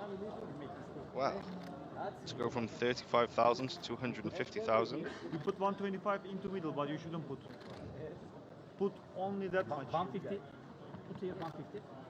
Put the 150 It's like going to be taken. Open, then you will let. How much? O kadar alacak sadece, kalanı burası. Going to be taking some of Johan's arrays because, of course, Marek cannot get all of that. Geçse bile seni. Oh, queen in the window. Not now. King. Has Marek fortunes changed? Always behind. Good luck. And now he picks up the diamonds as well. Just for good measure. A king and only a king will give Attila the check mark. 3 outs once. 115. And there we go. Marek makes the nut flush. From here. Sen de oraya 35 vereceksin ama. Ha? Oraya 35 verecek. 35 doğru. 35. A huge hand for Marek, who has had 1 foot on the jack 7 to the ace 7, and this will be going in. 3 bigs, auto jam. Andre looking at the floorman there. Potential about stalling. There we go. And the 250,000 goes in, and Andre wakes Good up. luck, bro. I am waiting for movie. And we're going to see Andre rip in for $1 million. Oh. Marek had queens an orbit ago, and they were cracked by a similar ace. This time he'll be hoping to do the cracking.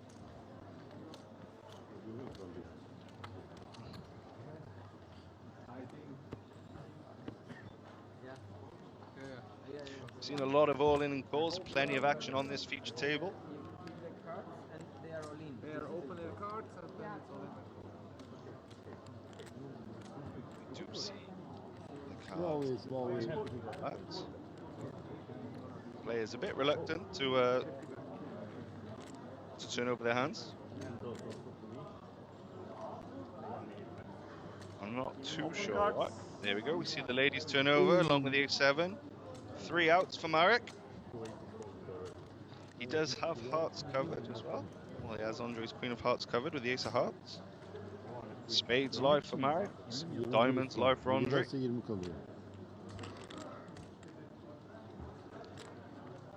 Marek will win this. Just a little bit over 1 in 3. He finds the 7. Sees his outs go from 3 to 5.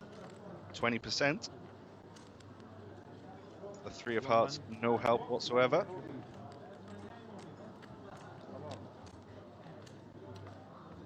Oh, welcome again. Bro.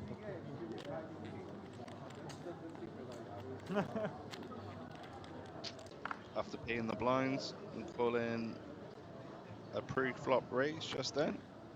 Seeing as his stack cut down a little bit.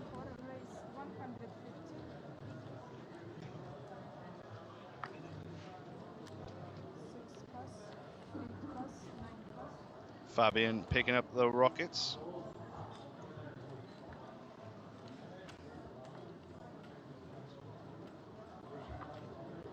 And then Marek's picking up the queen jack here. And as we see, we have lost another player with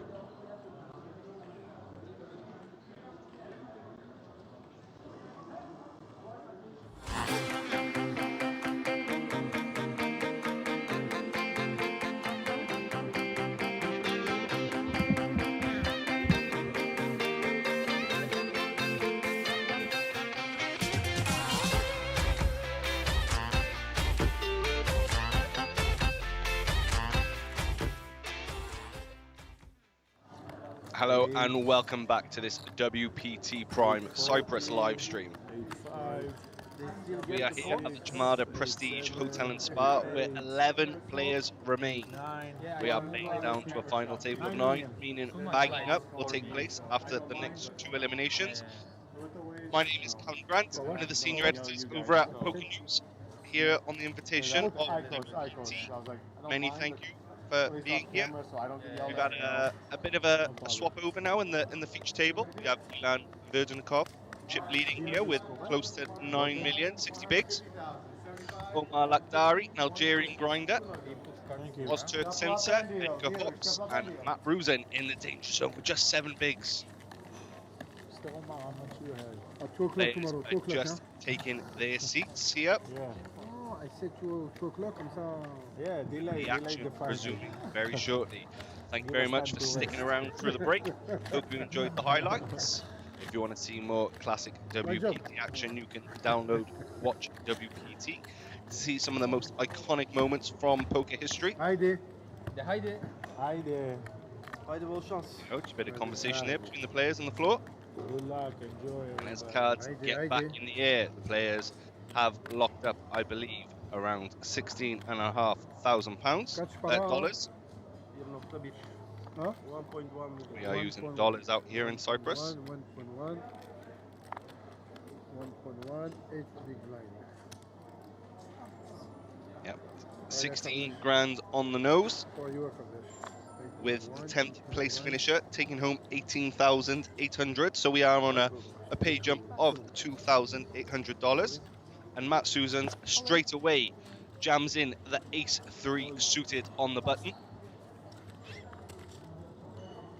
And he gets it through. Chipping up. Back over, well, to around 10 bigs. With 2 players ready, well, with the day ending after 2 players. I can't imagine we'll be here too much longer now. So we are going to see some absolute We are the fun carnage, I table, believe. that's why they switch. Because we are more fun than them. And that, I believe, is Ilan in the 8 seat saying the switch is due to a more enjoyable table. And Matt Susans again picks up another ace and he rips it in, this time with ace-jack. Chip leader Ilan on the button. Gets rid of his 9-7 suited. 475. Edgar's Hawks. Gets rid of it in the small blind. And Ozturk is going to release his hand in the big blind. Here we go. And that is Matt chipping up to 1.9. Yavosh, it's slow. It's the same. My language. We are now at the 100 to we are now at the 100 150k big blind. Same language. Level? Slowly. Yeah, slowly. I remember this. International, international. Yeah, of course, every language. Yavosh.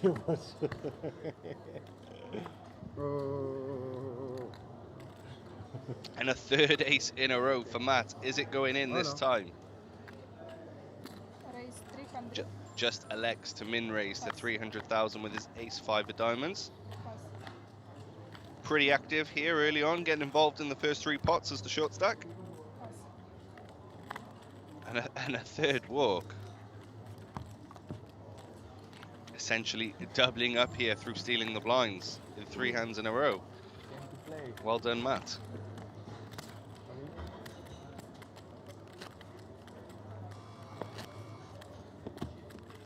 Oh, 11 players. Say we are at 11 players. All the yes. I'm not the big blind, sorry. The big blind now back on Matt.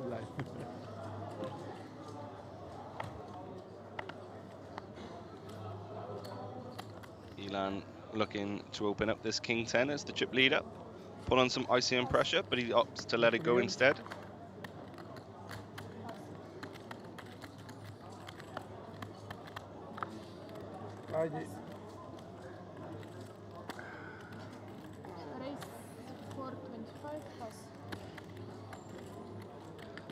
And Matt's streak of hands comes to an end as Omar Lakhdari takes this one down.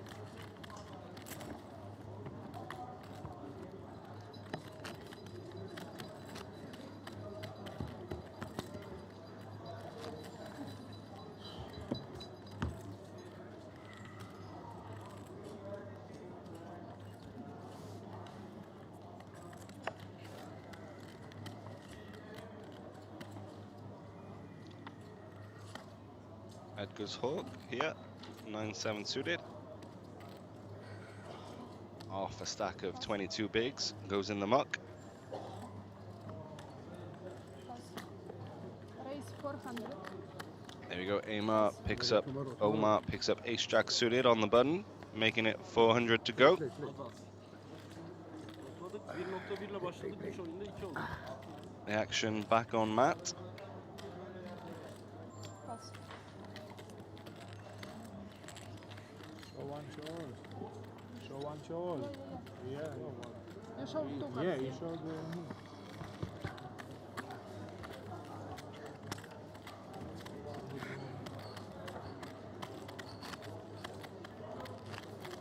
You never show. Me? Oui? I show. Never. Never. Me, He know his stuff. me, I'm a fish. Always I show. Always I show. I show also. Pay jump 3008. I don't care about pay jumps. Of course you don't care. Pass. Allez, I go. I go. Pass. Do your job. Do your job. And Matt Susan's here, finding another ace, this time ace 8. And Elan here with the pocket threes.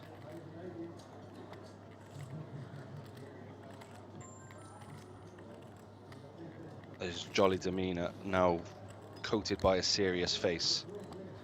Please. Raise 875. He makes it 875 to go after Matt made it 350. We're going to see Edgar's get out of the way, and likely Matt is going to put it in. On just calls. I help you. Thank you so much. Gentlemen. Oh, ace 3 queen. Bottom set for Elan, top pair for Matt Susans, and it goes Set. goes check, all in, snap call. Original calls. Matt Susans drawing just to 2% equity.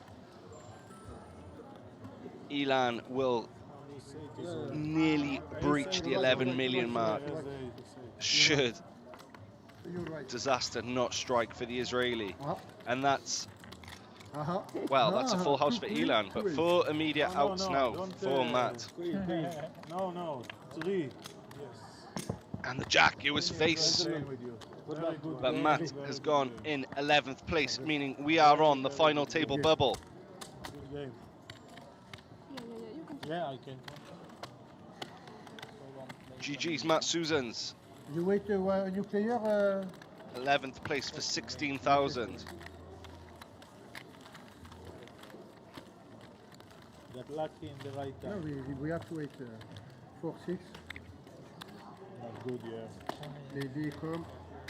What a flop, an absolute setup. Mr. Handy, we wait a new player. That's now 18,800 for the 10 players remaining as we are on the final table bubble of the WPT Prime Cyprus Championship. If you are a man, go to swim now. They will end on one more elimination. Like you bet in the dark, I go to swim. After comme ça, voilà, now, voilà, go. No. Yalla, bet. Swim in the morning. No, now. Now it's not a good idea. Not a good idea. Give me good ideas. Elan and Omar full of smiles here as one more player hits the rail. Yes. Hello. Hello again. A bit of hand-for-hand action now going on, it looks like. Make sure both tables are playing the same amount of hands. What? How do you gentlemen feel about Finish? final table tomorrow at 1 o'clock? Are we going to be happy with that? 2 o'clock. We It's got finished? 9 players ring. We got 9 players? Plus them, plus the one there. Yeah, final So, table. Sorry. No. Celebrate. Celebrate. Enjoy. Oh, it looks like we have reached the final table with a bust out on the outer table. We see draws tonight, but we see it tomorrow. It is a computer, so. We'll just see if we can get some details on that last hand. But that was a quick finish from the return from the break. We are officially at 9 players remaining. No. Okay. I believe. And those players will be returning at 1 o'clock for the WPT Prime Cyprus Championship final I table. have the chips. I have the chips. Ilan Verdnikov will be your final table chip leader with 10,750,000. I believe Lakdari will be in second place with that 9.15 million stack. I think Attila on the outer table will be coming in third in chips. Crazy. I saw good game. Turk and Edgar Voilà. from the middle bottom of the pile with their sub 30 stacks. We have reached the final table. one field here at Voilà. Cyprus. Hosted Afiyet. 700. Health. 900. We'll just let you listen to what's going on at each table as the players are bagging. I'll see if I can get some details on what happened on the table. 20 is 5.